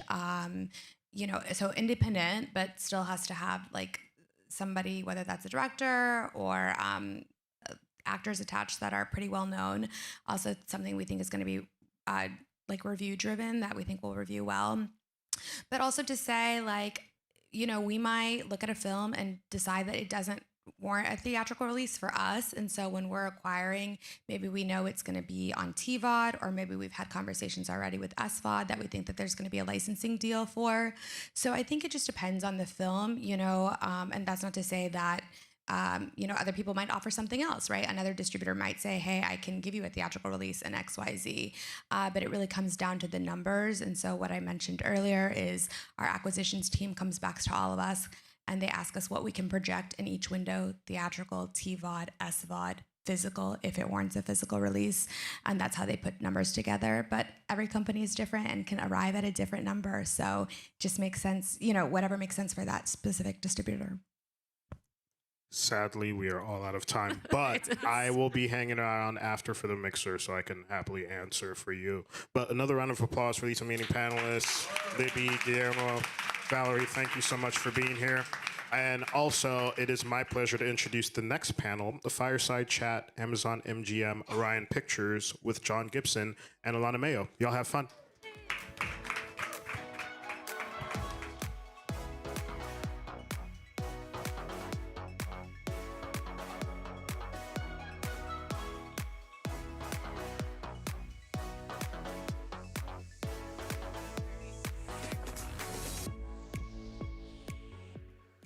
Hi, folks.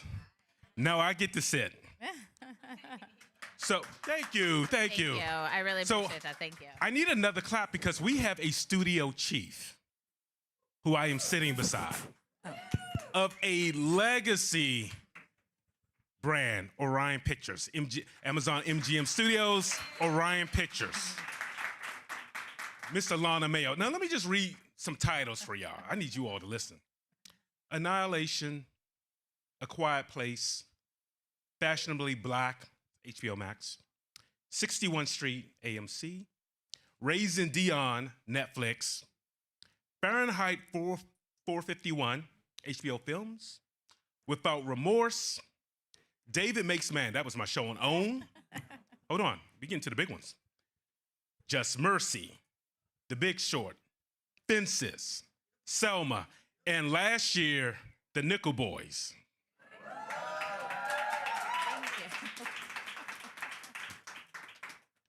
Once again, Alana Mayo, head of Amazon MGM Studios, Orion Pictures, studio chief.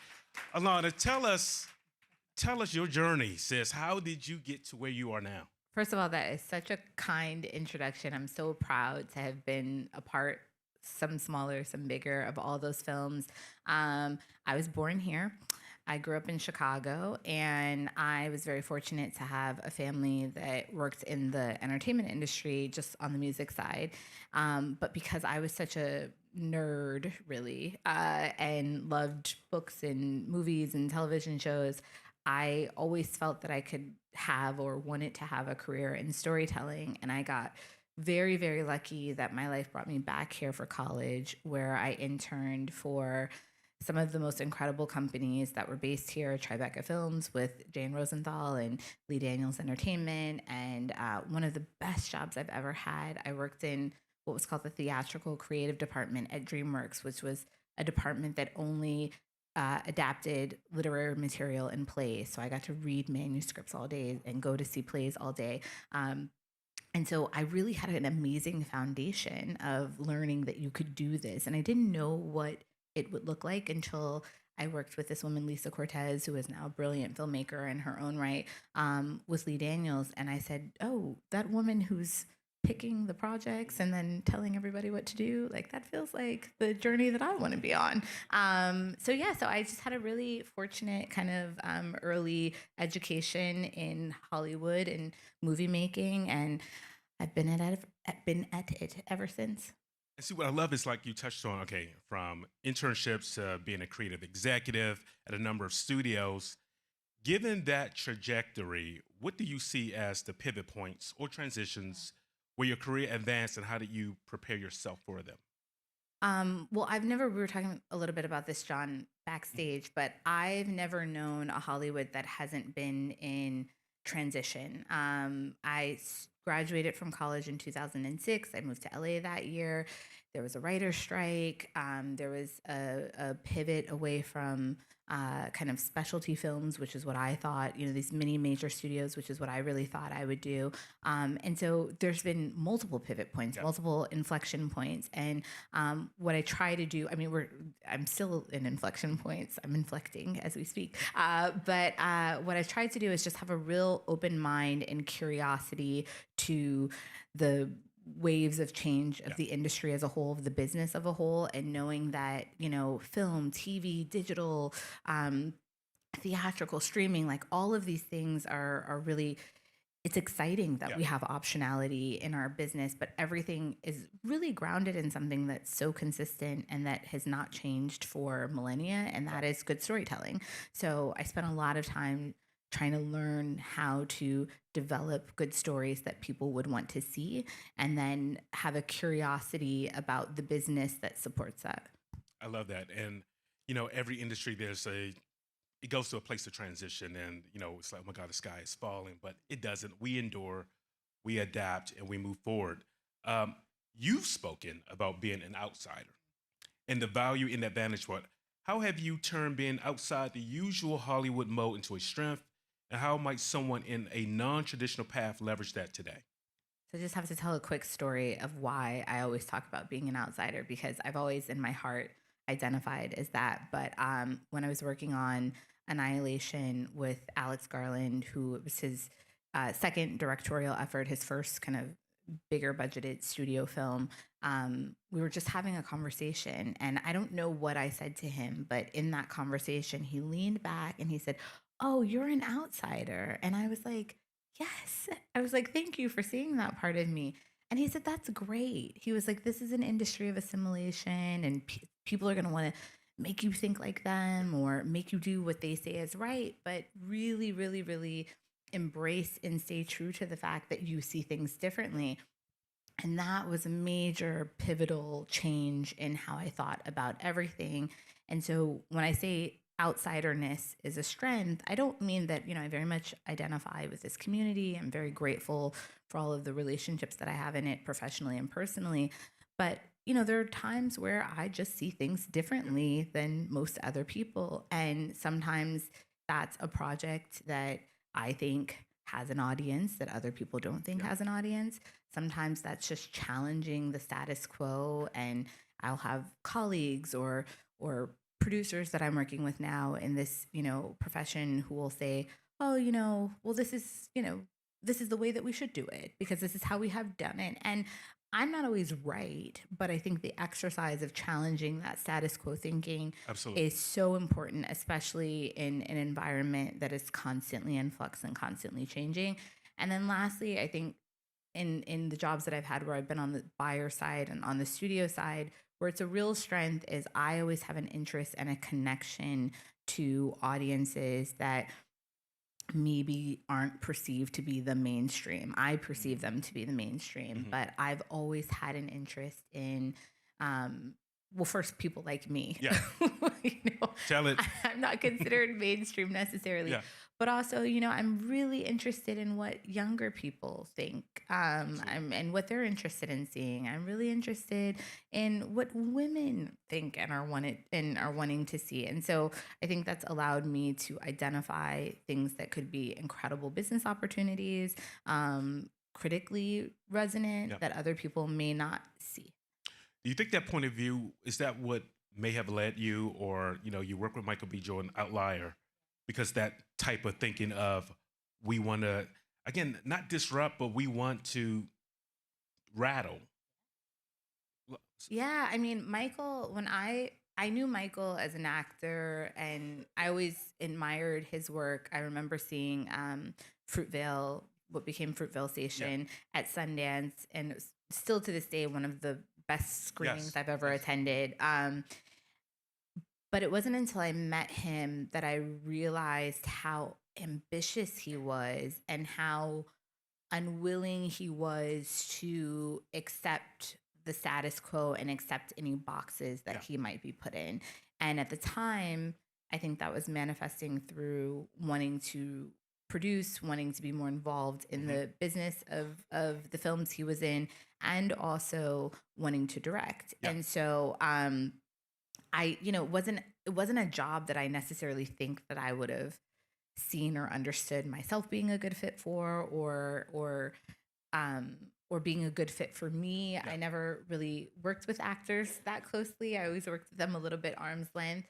But when I met him, I was so inspired by this disruptive but really confident perspective he had. And it was, the company's called Outlier. Like it's, that's intentional. Yeah. And kudos to him, because I know when it was announced that he would direct Creed too, the skepticism that came with that. Whereas other actors and actresses, notable folks, when they decide to take that lead, oh, well, that's the next step. And, Creed was amazing, but I thought he did an incredible job with number 2. It was actually 3. That's right, 3. Sorry, 3. Stephen Capel did too. But it actually pulled at the heartstrings. So you come behind a Ryan Coogler, Stephen Capel Jr., and to be able to do this and hold your own and add to the legacy. Great job. So he clearly 100%. He's a student of it. Oh, yeah. As well as a Oh, yeah. I participant. think if you know Michael, you would expect that, you know, but I agree with you. I think that, again, mainstream thinking or, traditional thinking wouldn't necessarily think that also, you're a guy who's like, you're doing pretty well as a movie star. So it's not like you need to pivot into directing. And I think it was a really brave choice. And I'm super proud of all of the success that he's had since. Which reinforces the importance of perspectives. And so under your leadership at Orion Pictures, the focus is on underrepresented voices and authentic storytelling. How do you define authentic storytelling from your vantage point, and how can emerging creators ensure that their voices are heard while staying true to their own vision? Oh, that's such a big question. I know, and they gave me these in advance. I should have thought this one through a little bit more. I'll start with the first part. My approach in this job, but really my approach, whether I've produced or been an executive anywhere, has been, their voices in the making of something that really define the vision of what the thing should be. And so in television, that's the writers and the showrunner. In film, it's the director. And I remember I worked for a guy named Mark Evans, who was a real mentor and sponsor of mine at Paramount. And I remember when I got promoted, I don't know to what, but some senior position where I was going to kind of not be under somebody for the first time. And I was, I'm a like type A kind of a gal, and I'm big on wanting to succeed. Thank you. And shout out to all the type A's. But I really wanted to succeed. And so I said to him, okay, what is your expectation of me? And what do you want me to be working on? And I was like, should I be like trying to find IP? Should I be the, the comedy person? And he said, I don't think you're going to be, you're going to be a person who delivers a genre or who supervises, franchises for us. He was like, I think you're going to be the person who brings us the best directors to work with. And it was another kind of really resonant thing that someone said that changed how I did the job, because I realized that how I understand film is through the voice of the people that author it. So for me, authenticity is supporting those voices. It's saying we don't decide to make everything, but if we do decide to make it and you are the authored voice of that thing, your voice and your vision and your perspective is what drives everything. We may disagree. It happens often. But ultimately, my true north is trying to preserve the vision of the person behind it.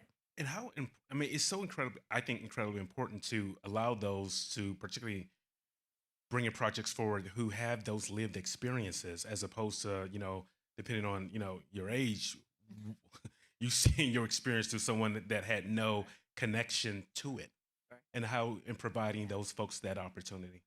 Yeah, I mean, one of the things I said when I first was trying to pitch this new iteration of Orion was, if there's 360 degrees of the human experience, Hollywood has probably portrayed like 30, and so there's this entire spectrum of experience and folks, right, who are coming from different lived experiences or different imagined experiences, that we just haven't tapped yet, which to me is really exciting. So when I think about up and coming, or emerging voices within that, I was meeting with a writer earlier today who said that she was having she used to have a crisis around the fact that she had this business of writing like YA romance, and from a commerce perspective, she did really well. Like her, movies, she gets paid to write these things and they do really well with audiences. And she was like, but I'm a snob. Like, I don't identify as someone who, I come from the theater. And it was this really great conversation about her synthesizing those things and realizing that she could bring herself to this genre that she didn't think necessarily she identified with, but she could find ways to infuse herself into that. And I think when you're emerging or up and coming, you may not have as much agency or power from a commerce perspective to say, I want to make my passion project, or I want to make this project that's important to me, but maybe other people don't see. But you can find ways to infuse your voice and to author things, even if it's work for hire or work that maybe doesn't fully align with your taste and perspective. And speaking of, thank you for saying the word emerging, because the audience is just a mesh of just for folks looking to break in, those who have been there. Some have maybe kind of stalled and are looking to pivot to the next journey. As now a studio head, and you've gone from internship through all of these different opportunities, what advice would you have for one, the person that is looking to break into the industry, but also for those that are looking to pivot and may feel a little disenfranchised from the industry and just they love it, but they don't know how to continue in it? The advice for both groups of people is the same. It's starting from a place of no one really knows anything, right? So the more you do this, the only thing that you know more of is what has worked in the past, right? So I have a really kind of acute understanding of what has worked in the past 20 years of the film and television business. I don't know any more than any of you sitting out there what's going to happen in the next 20. So the advice is to have as open a mind and as strong a curiosity about what's ahead, because we don't need more people to say, oh, this is how the movie business is challenged, and oh, AI is going to threaten our existence, and everybody's saying that, what you need are people who can imagine stories that will be relevant and interesting in the future, who can come up with ideas that are disruptive but support this incredible community of artisans who have been making filmed entertainment for the past 100 years, who are going to support the legacy companies in whatever future iteration they are, and also maybe come up with new companies that are going to become a part of this. I work for this, I probably shouldn't say this, but I'm going to. I work for Amazon. As you know, we're in the building. And I remember working for Fox as a junior executive, and Amazon started doing television. And I just remember thinking, that doesn't make any sense. Like, there's no way that Amazon is going to become a television studio. And now look, not even 20 years later, look at what's changed and evolved. So you have to have an open-mindedness and a curiosity about what can be possible, which is so hard to do. Almost like I know a couple of studios may have the position of a futurist, where you're looking 5 to 10 years ahead. And I always think that, when groups that have historically not been allowed in certain spaces, once they are allowed in spaces, those that kept them previously have now gone to another room. And so while you're now happy to be, we're in a new space, I want to know what's in that other room. Because by the time you then get to that other room, you're still behind. So that, and I think, Walt Disney, a visionary, like how do we think ahead about what will be? I also think it's knowing that your intellectual property is incredibly valuable, Yeah. right? I don't know. I was the person like getting coffee for people. I was making photocopies. I once had to pick somebody's fur coat up from Chinatown. Okay. Like I was not, there was nothing about me 20, 25 years ago where someone said, oh, one day she will be in a position where she'll get to make decisions about what projects are funded to whatever level. So, you know, I had valuable intellectual property then. Anyone who's not yet in a position of decision making or where they want to be, or who's thinking about pivoting into something else after selling, like we need more creative thinking, exciting and engaged people, especially in this moment where it's so easy to feel demoralized or to feel like the sky has fallen or to feel like we are supposed to be the creative, imaginative people who can make up stories out of things that aren't true. You know, we're supposed to be those people. And I think trying to stay true to that energy and being in community with people who have that energy is so, so important. And then I would also, the last thing I will say is like, I've both worked inside of systems, existing systems, and tried to be disruptive or push the boundaries of those systems. And I've also worked independently. You know, when I went to go work with Michael, I'm forever grateful for that experience, is at the time I was feeling kind of burnt out by the corporate studio experience. And I was feeling like, you know, fewer things were possible than I would hope. And going to work outside of a system and build something from the ground up really reinvigorated and really inspired, you know, me to do what I'm now doing at Orion. And so I feel like, especially maybe more so for people that are feeling stagnant and want to pivot, pivoting can be incredible. And when I took the Michael job, it was maybe, I don't know, it was probably like 6 months before Black Panther was coming out. And most people in my life were like, oh, I don't know. Like, I don't know if that job is gonna, you know, he's an actor and is that gonna grow into a big enough job? And literally 6 months later, people were like, you are the smartest person we have ever met. Like, wow. Because you bet on yourself. And then, as you said, when you were at Fox, you were like, well, Amazon is getting the TV. Like, I mean, what is that? But now you have Amazon, a disruptor. Yeah. Now owning two legacy brands of MGM and now Orion. Yeah. How exciting is that? Because you then bring in your outlier perspective to a disruptor by also reinvigorating two legacy brands. 100%. I think all of us who work for this company in this moment have a great deal of privilege and a great deal of responsibility because we are sitting at the intersection of those two things. We all, most of us, I should say, especially people that like me came over through the acquisition, we all have a real understanding to and a belief and a fidelity to the legacy part of the business.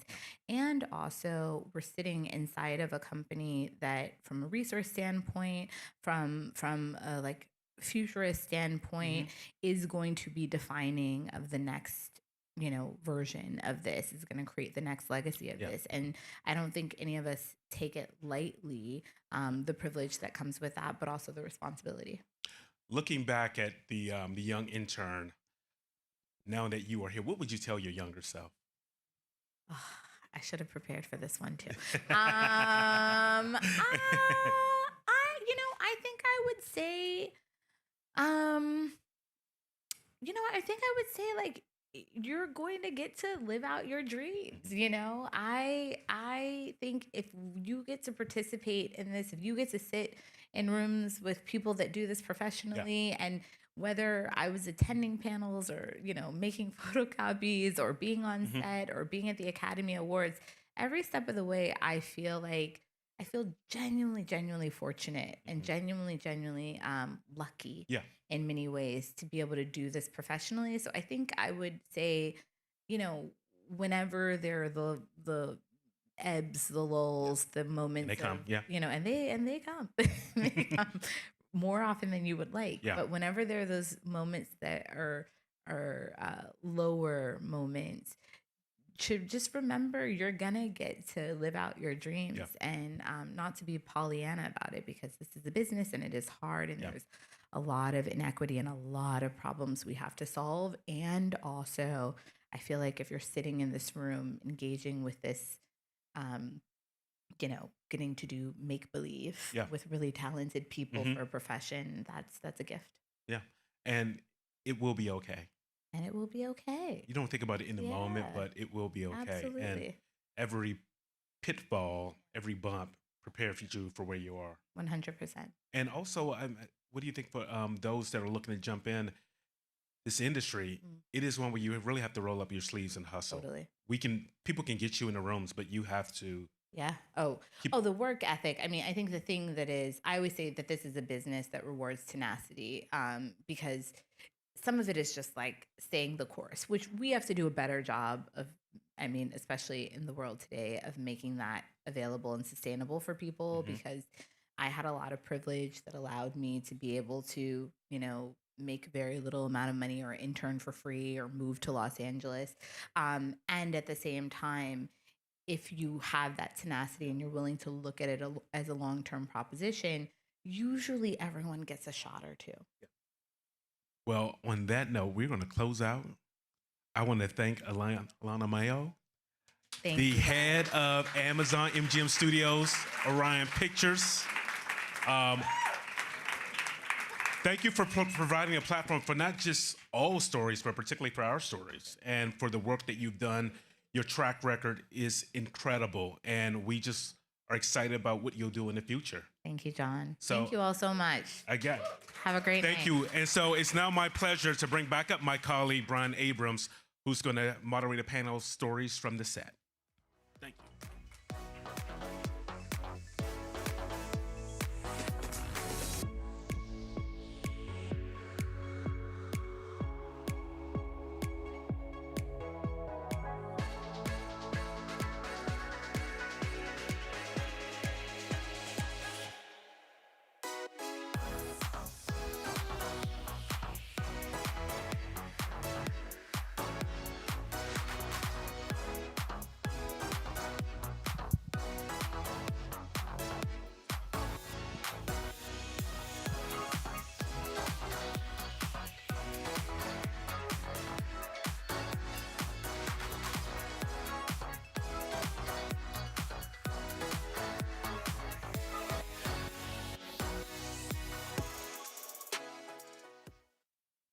Hello. Thank you so much, all of you, for being here. It's been really, really wonderful watching people taking notes, too. It's like the best thing I've seen in a long time. It's half the reason we're doing this. So I am honored to be sitting next to four real New Yorkers, even if one of us is born in LA, who I will not be naming. And I wasn't even born in New York, but we've all been here long enough. Ashley Snyder, who is the studio manager for Netflix Brooklyn. We have Santiago Quinones, who is New York himself. He actually crawled out of the sewers. He's worked on a lot of your favorite New York movies and Blue Bloods, and he's a gem.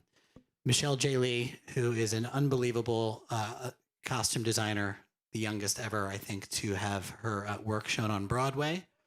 And finally, the incomparable Tony Barton, who is a production designer extraordinaire, who's worked on a lot of shows that you've loved, including recently Boots, and a lot of Netflix's early Marvel, ABC's early Marvel work, plus a lot of other cool stuff.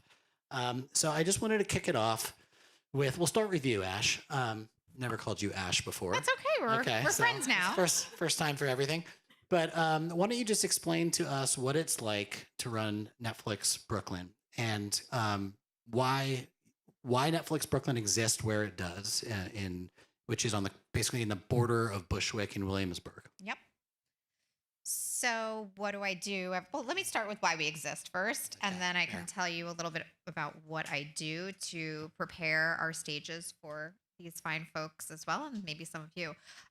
So we, as Brian mentioned, we have stages in Brooklyn, and we want to make sure, Netflix, that we are securing stage space for our productions. So in markets where it's very busy, lots of production work going on. We want to make sure that we always have a home for our productions when they do come to such region, and that we can take care of them. So that is why we exist.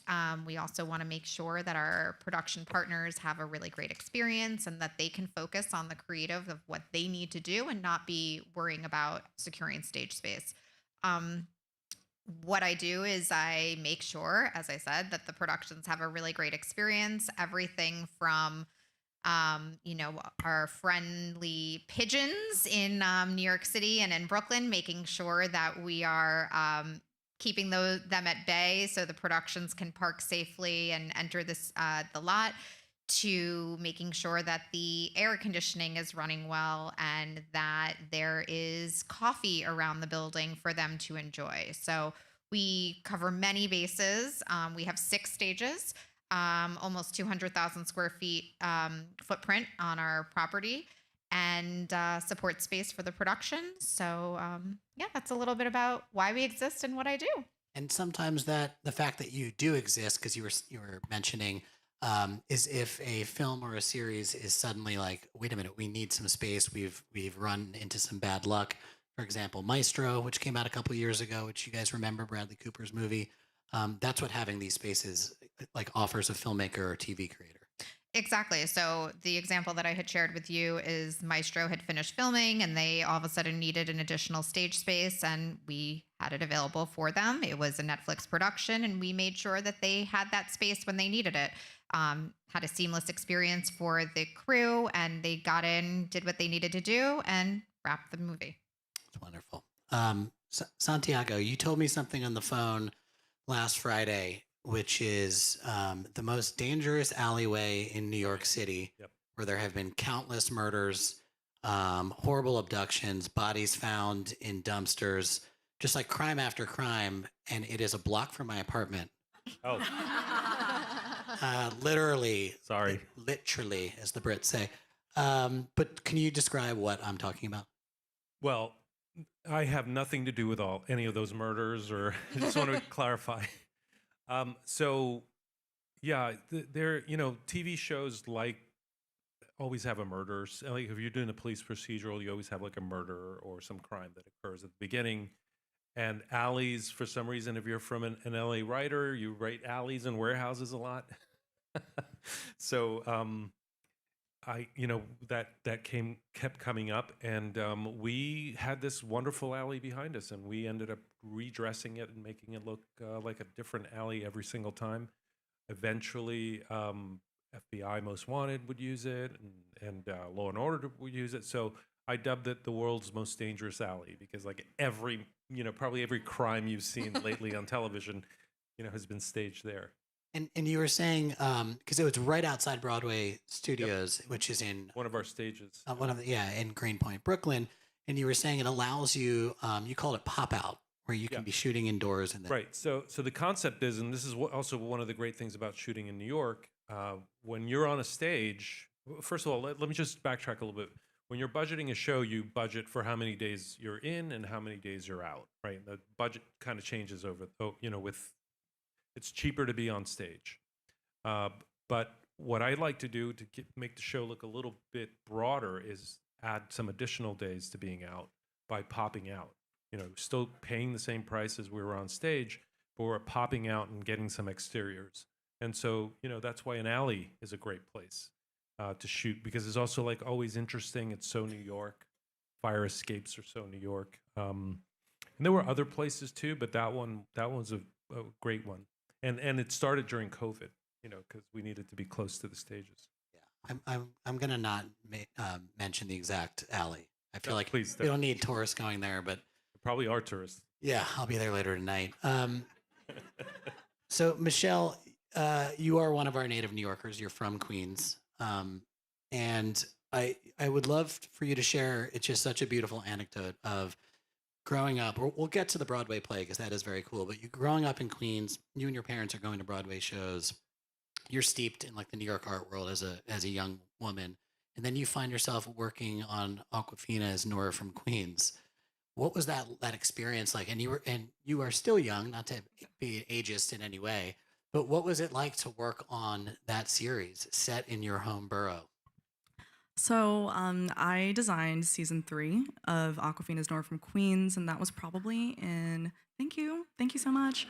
I think that was in 2023, if I remember. But like Brian mentioned, I grew up in Queens, and like the neighborhoods in which we were doing a lot of our filming for the production, it was a neighborhood that I was very familiar with and had grown up there and went to elementary school and like the public school system here in New York City. And so like I felt like I was able to pull from so many characters that were part of my childhood and just like a young adolescence of growing up and getting into hijinks, when you are a teenager growing up in New York. And so being able to like film at these locations and filming at Kaufman Studios where like I would pass by on my commutes and being able to like see all these historical landmarks. Like I was telling Brian a little earlier that our finale for season 3, it was filmed at the Queens Museum. And I remember getting to set on the very last day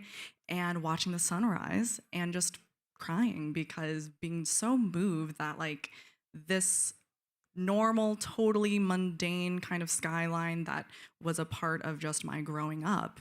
Here I was standing in the parking lot, like being paid to do a job that I never, ever thought that I would be doing now.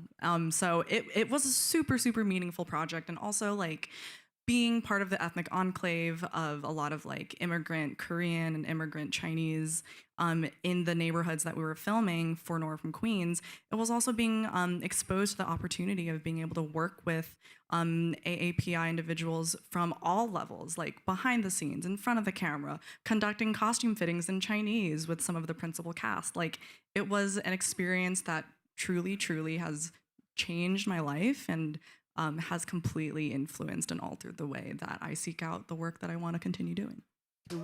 Beautiful. Can we cue up some of the photos from Nora from Queens? We have those. Those are Jessica Jones. Yeah, we're gonna flip through. This is Tony's work, but it's just the way we have these set up. So Tony, we're coming to you next, and we'll talk about Jessica Jones and how much butt she kicked. Yeah, I mean this is wonderful. Such specific. That's good. We can go back. Such like yeah. Also, can I get that Christmas sweater that Bowen Yang is wearing? Oh my gosh. Well, the Christmas sweater that Nora is wearing, we actually had that hand knit by a woman in Iceland when they went to go shoot there. Amazing. So I was like working with this woman who is incredible. Local crew in Reykjavik is great. But she was literally like, oh, I'm awake and I am hand knitting this with my mom. Amazing. And I was like, this is incredible. Yeah, this works. Tony, you're like a multi-threat artist, which sounds like a weird thing to say, but you are. I mean, you went to one of the things I always find so fascinating about production designers is like the breadth of knowledge you need to have about so many different things. You were mentioning to me that you have an architecture degree from USC, and you were saying something interesting because you're humble. You're like, well, I'm not an expert at anything until I'm working on a specific project, at which point you need to be good at hiring contractors, figuring out like how you're going to get lumber or concrete or metal. So you're not just designing the look of a show, but you're like kind of creating a small industry. So I was hoping you could talk to us a little bit about like those kind of nitty gritty details of what a production designer actually has to do before day one, before you're actually filming. Okay, I'll just go back to when I was in high school. I interned in an architecture firm.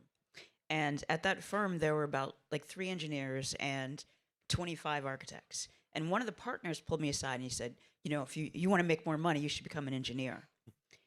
And the other partner pulled me aside and he said, the great thing about being an engineer is that you can learn a lot about one thing. But being an architect, you can learn a little about a lot of different things. And that's what I take as a production designer. So every project that I'm starting on, I may have an interest, I may have it might be somebody that I've worked with in the past or whatever it is, but my job on day one is to be an expert on whatever that is. So it's delving into research first, understanding the world that surrounds the people, the time period, sociologically speaking, the architecture, the fashion, the history, so that then when you're watching, hopefully you don't think that a set is a set, or that we're not in, on Paris Island or in Atlanta in 1970 or Jessica Jones in Hell's Kitchen. You're hopefully watching everything and believing that you're in that time period. Yeah, and one of the things that all four of you have to do, and obviously this industry, if you're going to work in film or TV, and you're not good at collaborating, you're not going to work in film or TV. It just doesn't. It's just not. Nothing would get done. So, like when you were designing a set, and Michelle is designing costumes, your department heads have to be in constant conversation because a certain dress is going to pop different in front of a certain background. Things can clash. There's so much kind of symbiosis between all the departments. And I was asking Tony backstage, like, how long does it take to learn that collaborative spirit? You were saying it's like you kind of have to have it, right? Without a doubt. I am an artist. I'm a designer. I'm not even going to say I'm an artist. I'm a designer. And designers collaborate. I don't write. I don't produce. I do sometimes. But indeed, and this goes back to, like, I went to SC undergrad, but I went to NYU for grad school, and it was theater. And theater, we're here, and you guys would not see us if these lights weren't on. So the one person that doesn't exist in the film world, gaffer maybe, but is the line designer. And so I can design the most beautiful set, and Michelle could design the most beautiful costumes, but if the lights aren't on, you can't see it. So it is a collaborative job, and understanding when the lights are on is the emotion that's brought to it. And so understanding how things either are, Michelle's sitting here beautifully standing out from the rest of us New Yorkers that are wearing true black, right? Playing it, because she's the true hero character, right? So you think about, like, what's essential in telling the story, and how do you see things, and just Sound of Music. Maria's not going to wear black like the rest of us. Maria's going to stand here wearing orange. You know what I mean? So not Sound of Music, sorry, West Side Story. But just thinking about those elements, the collaborative spirit between not only the production designer and the costume designer, the DP, the director, and the writer, it is essential, and it does not work if it's not there. I would also add that, like, there is a true spirit of collaboration that also exists between, like, your UPM and your line producer, and, like, when you're trying to figure out your budgets and how are we going to make sure that our money is going to get us the best product on the page and be able to tell the truest story that we can. And so, like, it's not just a collaboration between the designers or the creatives, but I would say it's really a collaboration in, like, making sure we're remembering that, like, we're all hopefully working towards the same collective goal, which is the best story possible, and making sure that, like, we are looking out for and trying our best to make sure that all of those elements, as far as production goes, also get paid attention to. And taking it a step further with collaboration, like as it applies to a studio facility, we want to make sure that not only that you have the best experience, but that you can do what you need to do. So, for example, when Netflix Studios Brooklyn first opened, we had a production kaleidoscope, and they needed this massive water tank in order to accomplish a scene. And instead of saying no, we figured out how we can make that happen in support with our landlord, and also doing it safe and making sure that that was the need that production had, that then triggered everybody else on the production to be able to do their job and put it on the screen. And part of collaboration, something Santiago was telling me when we chatted last week, which I think is like a beautiful concept. It's not just having to figure out how all of your skill sets are going to work in concert, how your costumes and your sets and your studio spaces are going to work in concert. But something Santiago helped implement on Blue Bloods is making the set and like a family, and making it so that people can have a life. I mean, you guys have been hearing over and over today, and it's true how hard this business is, and you have to really want to be in the business because it's hard, it's arduous, it's long work. But if you could talk a little bit about what you were able to do on Blue Bloods to make it so people could live Well, too. sure. I mean, the first thing is I think that people work best when they're, themselves, and when, I'm in a position of power, and I think that there might be people that might be intimidated by it, or people that might think that I'm trying to game them in some way, and I try to disarm that idea, and I encourage people, especially in my office. It's like a safe place for you to come in and have the argument you want to have, and have the discussion you want to have, because I think it just makes it better for all of us. It makes me smarter when I'm talking to the writer or the studio, and I'm fighting for the idea. So, I mean, that's one of the ways, right? Because you want to feel valued when you come to work and that your ideas are heard. And we're in an industry where it's brutal sometimes, the criticism we all get, and people forget in this business, but when you do it with people on the outside world, you're reminded.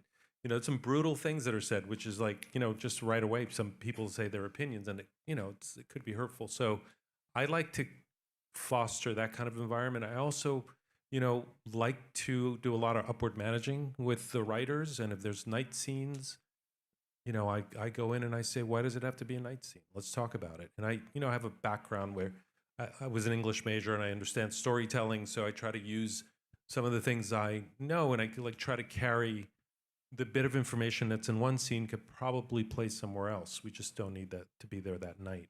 And so eventually we started chipping away at all those long nights. And at the end of we literally made Blue Bloods almost like a 9 to 5 sometimes, like not exactly 9 to 5, but it was a familial place. When we wrapped this series, I invited all the crew members to bring their kids, because I knew those sets were going to disappear. This is where they spent most of their lives.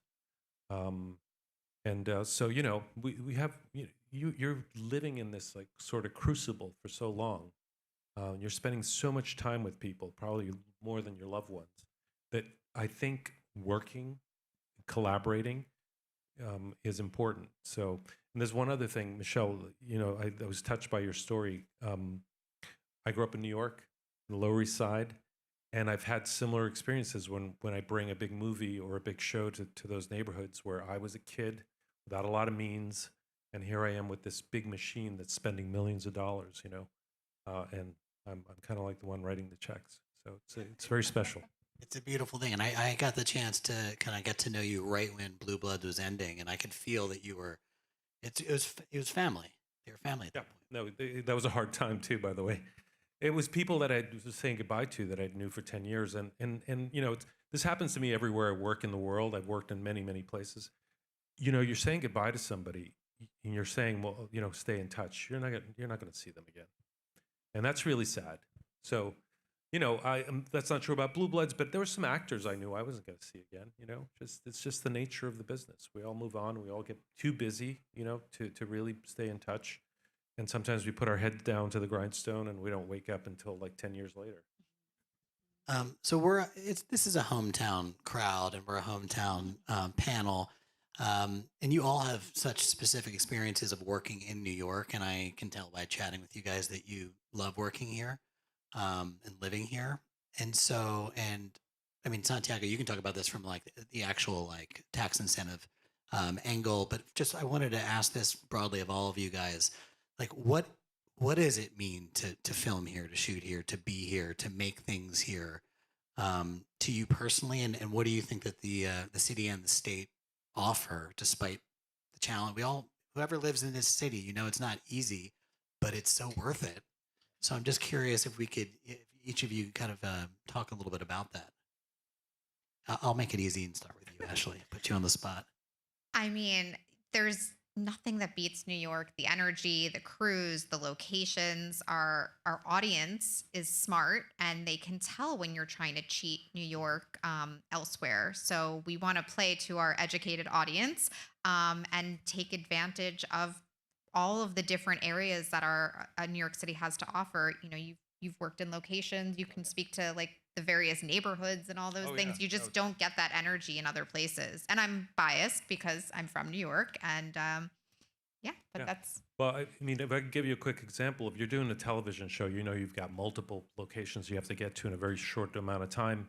New York's the only place I know where you can put the camera this way and it looks like something, go around the block, point the camera the other way, and all of a sudden you're in a whole different neighborhood and a whole different part of the story. And when we're telling stories, we're looking for worlds that we're going to tell that story in. So it's good to have that variety that we have here. I know I talked to this one actor one time about I was saying sorry about all the noise and stuff. We're shooting near Times Square, and he said to me, "You know what? I actually use this for my performance. It actually helps me to be in all this energy." So I don't think you have that somewhere else. That's also pretty special about here. Yeah, to piggyback off of what you were mentioning about like variety and energy as a costume designer, right? It's like, and I would say this applies to production design as well. It's like our well that we are pulling from for inspiration and research is what we are seeing and what we are bringing in. And so like, yeah, growing up in New York, being able to witness so many different types of people and like, there is nothing like street style than street style in New York City, And so that is such a rich dictionary of different kinds of subcultures and groups. And I mean, I think something that has really informed my work as a costume designer, especially because most of my body of work has been contemporary. I've done some period, but most of it has been contemporary so far, has been because I've been able to pull so many different kinds of research from parts of my life or people that I've seen or pockets of kinds of subcultures that I've been a part of or witnessed or adjacent to. And you only really get that kind of fervent energy because you're in New York. I'm just trying to think of actually how to answer this because there's two ways I can answer it. And I mean, obviously there's no place like New York. But I actually want to go back to the Marvel Netflix. So I had the privilege of art directing the first seasons of Daredevil, Jessica Jones, Luke Cage, Iron Fist, and Defenders. And on those shows, I mean, we're talking about Hell's Kitchen, Harlem, Chinatown. We're talking about New York. And we're talking about not Upper East Side New York or Upper West Side New York. Ashley. Sorry. But no, but we're talking, I mean, it's the Street Defenders, right? So in that, and we were at Broadway stages right around the corner from Blue Bloods, but shooting all over, and all over might meant that Harlem is in Brooklyn or, Hell's Kitchen is in Queens or whatever it is, but it just doesn't look like any place else. There's no place like it. And I say this because one of the jobs I did like 5 years ago was a show called Archive 81. And that show was New York in present day, which was 2020, 2021. New York, Lower East Side in 1990s, early 90s, and then some other time periods. But it was shot in Pittsburgh. And on the very first episode, a year after we shot the whole thing, we came back to New York and we shot for 2 days. So you watch it, you get the vocabulary. I tried my best to sell it. There are no fire escapes in Pittsburgh, but I tried my best to sell it. But there's just no place like New York. If I could add to that, I was a location manager here for about 15 years. I did a lot of movies, and I'm a New Yorker as well. So I feel like I pride myself on knowing New York really well, and having hit every street in New York. And every now and then I'm shocked that I come across a new street that I didn't know about, and I am shocked also at the changes that happen in the architecture, that the things that spring up in New York City, and that is literally like nowhere else in the world. So when you're talking about inspiration, creativity and that sort of thing, you're seeing it just like jutting out everywhere. So that's one of the great things about New York. just to add, the location is a character. That is what it plays into as well. Yeah, for sure. I mean, and that's something you hear a lot, but I feel very strongly like when you find out, oh, this was like Toronto doubled as New York, I'm just like bummed. I'm like, even if I liked it. Ashley, you have a connection to Archive 81, which is interesting that you guys have this thread between the two of you. So when we did our pre-meet Zoom a few days ago, Tony was talking about how she worked on Archive 81, and I got so excited. I haven't seen it, I'm sorry, but because Netflix actually had a stage in Pittsburgh, and I oversaw that stage for a little bit of time, and that's where Tony was, and I was like, oh my God, all the worlds colliding. So it was really nice, and that also goes to the point that, you know, at the time that Netflix had a facility there, it was because there was a lot of activity in Pittsburgh, and we wanted to make sure that our shows had a space that they could shoot at, and Tony was there. Yeah, and it was a great space. Full circle. That is full circle. I'm gonna open it up pretty soon to audience Q&A. I've been trying to fact check Santiago on this. So I wanted to open it up to the crowd, not to Google now, but we can all Google later because I trust this man implicitly. But I was talking to him. He worked on a little movie called Elf, which is a New York classic. And I was hoping you could tell me the improv story with. Well, you fact checked it, right? I tried. I couldn't find any. All right. Well, there's a book coming out about it, so Okay. you can look it up there. Not about this incident, but about the movie. So there's this, you know, people don't really buy it, but I was there, so I know. I fought a lot for us to shoot on Park Avenue because I think it's one of the grand avenues of New York, and if you want to see New York, you should be there. And we were doing the montage scene where the elf guy, you know, now is a famous character, but back then it was like kind of this funny guy in a suit, would go around doing different things. And we literally found there was a guy crossing the street that was wearing red and looked like Santa. And you know the scene, Will Ferrell runs up to him and says, Santa. Well, that was actually a real person. We didn't put that person in. That guy was just walking down the street. Was he scared? Like what? He freaked out a little bit, but his reaction in the movie, like, he was fantastic. Yeah. You know, he like hugged him back or something. I can't One remember. more the exact- minute, he could have gotten a supporting Oscar. He could have. He could have gotten. Where is he now? Right. Well, he could have gotten a speaking part, which, like, you know, if you're smart, you say something. Yeah. Sure. Would have made a lot of money. I'm going to open up. I just wanted to, this one cool thing. Well, our two amazing artists at the end here, it's not just film and TV. I just want to really quickly touch upon the fact that Tony is the production designer on a film that was shown at MoMA as part of an exhibit, which is like the most New York thing I've ever heard. And Michelle was the costume designer on a well-reviewed Broadway play, which made her the youngest, I think, costume designer who's ever had a show on Broadway. And I bring it up because what this tells me is that you guys are so steeped in the artist kind of ecosystem here in New York, which goes back to the point about what makes New York special. It's that you guys have worked with all these other people and been in these other mediums. And just really briefly, so I want to give these guys time, like, what has it meant to you just to be in the ecosystem of New York artists to your career? Amazing. So there's a Afrofuturist period room, which is it's still there. It's at the Metropolitan Museum of Art.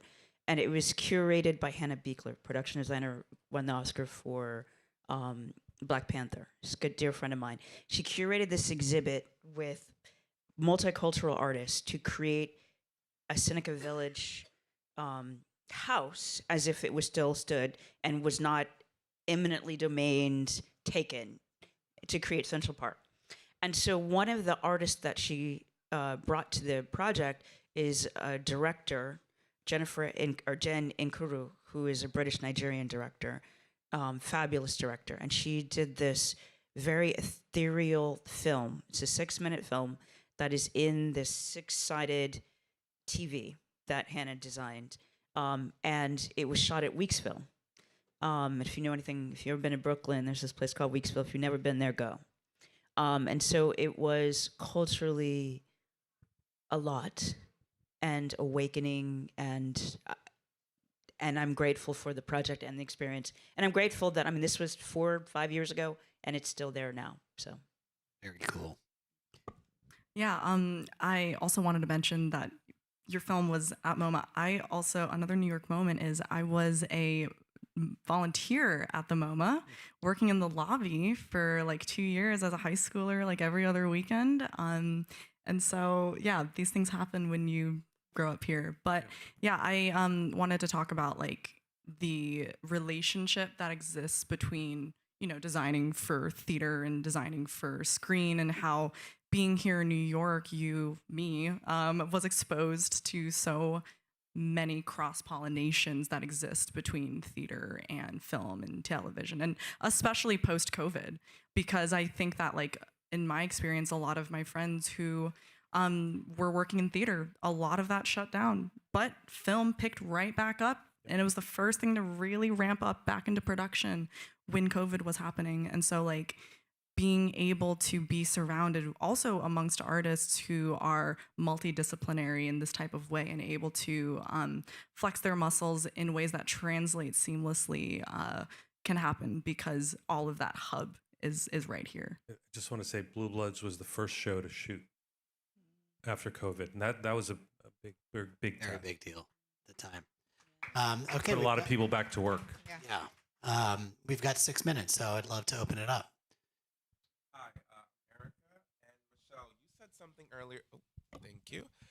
You said something along the lines of you're all working towards a collective goal of producing the best story possible, which I thought was beautifully said. How did each of you find your voice in that story? Like, if you were like a one band, one sound, like, how did you find yourself among that ensemble, and why did you choose what you chose? Has it changed? Like, how's it evolved?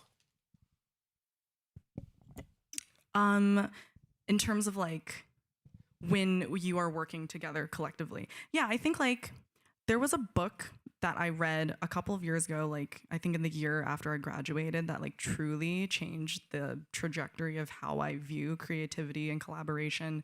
It's a book called Creativity Inc. By Ed Catmull. And in that book, he talks about how when you're working in this kind of creative collaboration, or like a project where a lot of multiple intelligences of creativity exist, we have to remember that on a production, we are all working towards the same thing, whether it is things that feel more logistic or feel more production based or are like more creative. We all have to remember that, like, for example, when I have a conversation with the line producer or my UPM and I ask for more labor or ask for more budget to be set aside for a certain kind of, larger costume need, knowing that that ask might be taking away from another budget line. And knowing that, like, okay, it's a compromise, it's a conversation, but at the end of the day, the money is still coming from the same well, and we have to remember that, like, we're all looking out for each other in this way. Yeah, I think like that is one point from his book that really stuck out to me to remember, is like the UPMs money conversations are always kind of scary because you don't like being told no, or like this can't happen, or all those things. But at the end of the day, like, we all have our bottom lines to look out for, but it's not out of malice or anything like that. I'm going to share this only here. Please don't repeat it. The biggest fiction in film is the budget. You heard it here first. Anybody else? Yeah.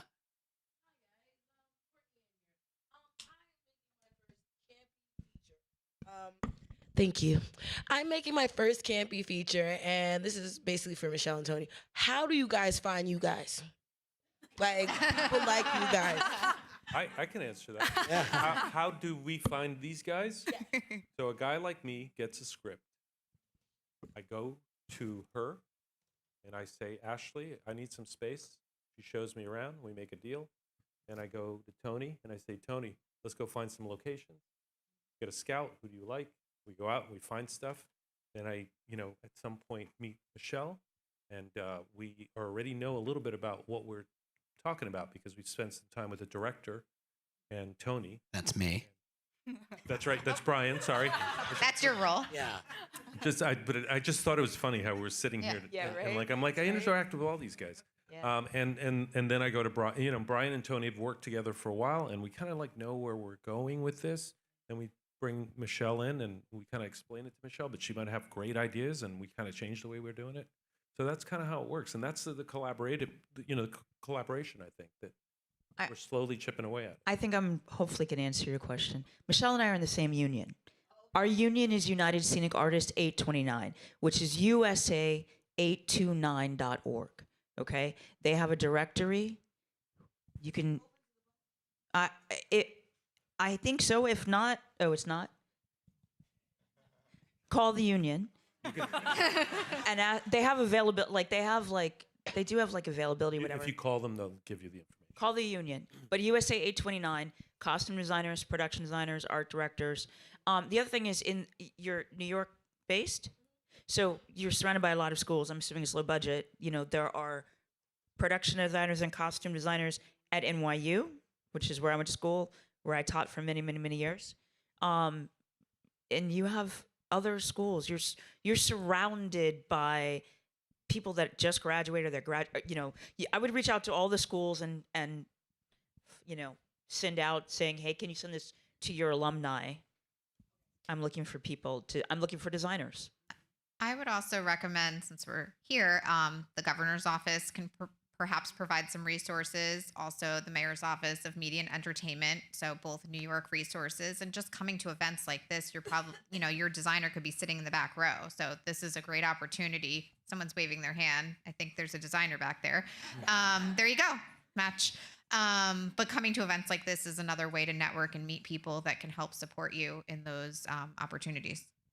Yes, as my colleague John Gibson said earlier, really do use these opportunities to try to meet 7 people. You never know where it's going to go. But seriously, maybe you should go talk to each other because you Yeah. were very excited back there. Anybody else? Yeah. Thank you.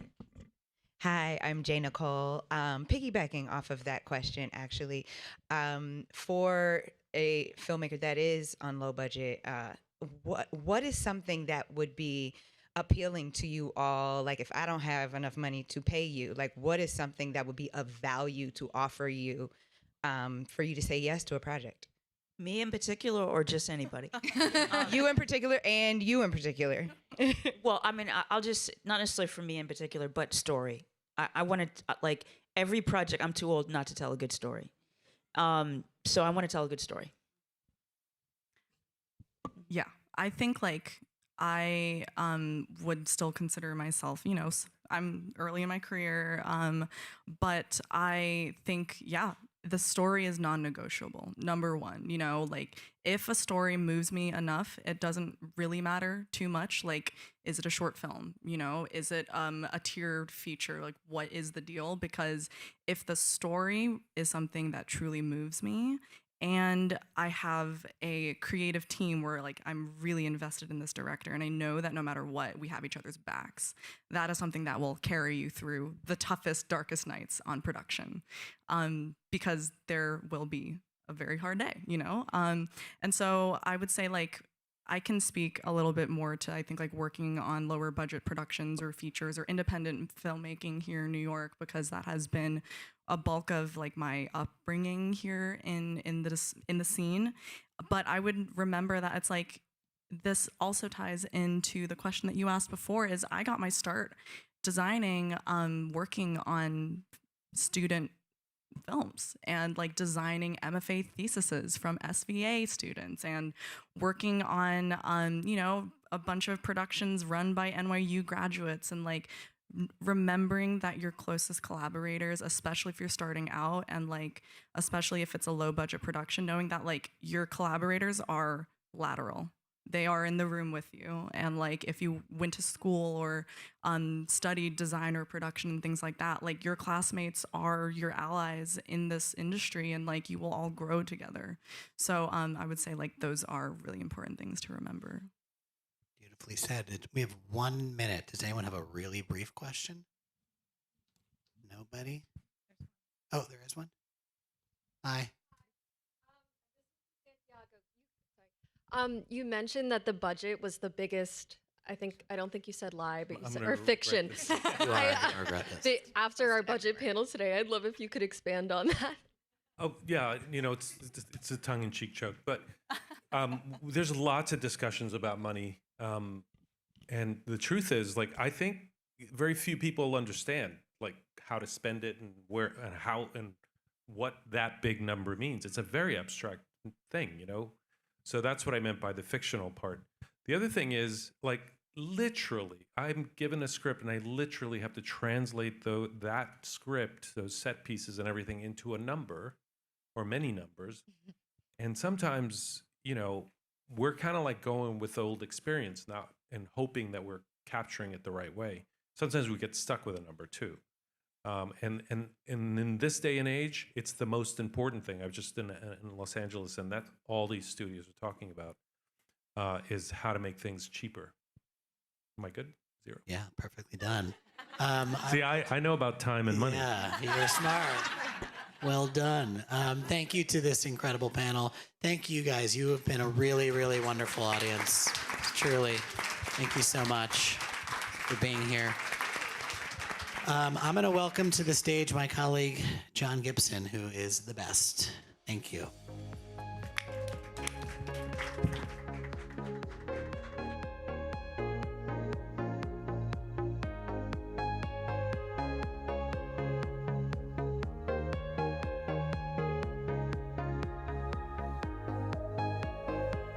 Hello, folks. We're almost at the time, but we have a very special guest who's going to close us out. But some housekeeping. We are doing a networking cocktail hour, but you need to take everything with you as you leave out, so we can't leave anything in here. Again, special thanks for you all for coming out to give yourselves a hand, New York.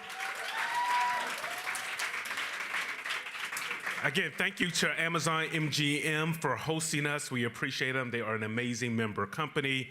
Thank you for several of the MPA partners that are here: Imagine This Women's Film Festival, Collective Moxie, Learn Filmmaking Network, Real Works, In the Black Network, Vault Access. We appreciate you, and so many more.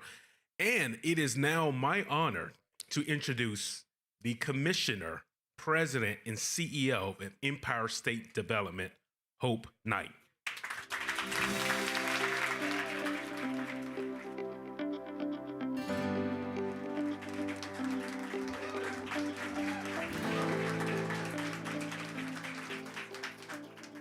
Thank you, John, and good evening, everyone. Thank you for joining us. I want to extend my heartfelt thanks to John and the Motion Picture Association and the Tribeca Film Festival for making this event possible. Your commitment and partnership is vital to New York State's effort to promote growth and diversity in the film and television industry. Today's summit highlighted some of the critical initiatives and programs that support New York's creative economy and enhance the overall competitiveness of the state. Our Crew Diversity Grant Program continues to support training for a more inclusive workforce. We're also able to shine a spotlight on some of the women creators that are making great strides in the industry. And of course, there were the production stories from the Emmy Award-winning The Gilded Age, filmed right here in New York State. Film and television means opportunity in New York State. We regularly rank as #1 for production, jobs, wages, and the number of productions here. The industry is directly responsible for over $13 billion in wages, and the film productions that participate in our tax credit program generate an average of $14 of GDP for every dollar of state incentive invested. As we continue to grow the sector, we remain committed to ensuring that all New Yorkers have the opportunity to benefit. That's why ESD partners with organizations like the MPA and the Tribeca Film Festival to create inclusive events like this. It's why we have our Workforce Training Grant Program designed to promote a diverse and inclusive workforce in the film and television industry. And it's why New York requires productions applying for the tax credit to create and implement diversity plans and goals. Our focus on diversity is also why we created the Diverse Suppliers Directory as a vital resource that creates new opportunities for people from diverse backgrounds and connects productions with quality vendors. We're proud of what we've been doing with all of you, and we're going to make sure that all New Yorkers have the opportunity to participate in the film and television industry. So in closing, I just want to restate that New York State truly has it all. Talent, crews, state-of-the-art facilities, and versatile locations that can double for anywhere in the world. While this summit allows us to highlight our progress, I know that our work is far from done. Events like this encourage us to share opportunities, connect, and learn. Working together, I think we can unlock new ways to promote greater representation and inclusion in the entertainment industry. Thank you all so much for being here, and enjoy the rest of the evening.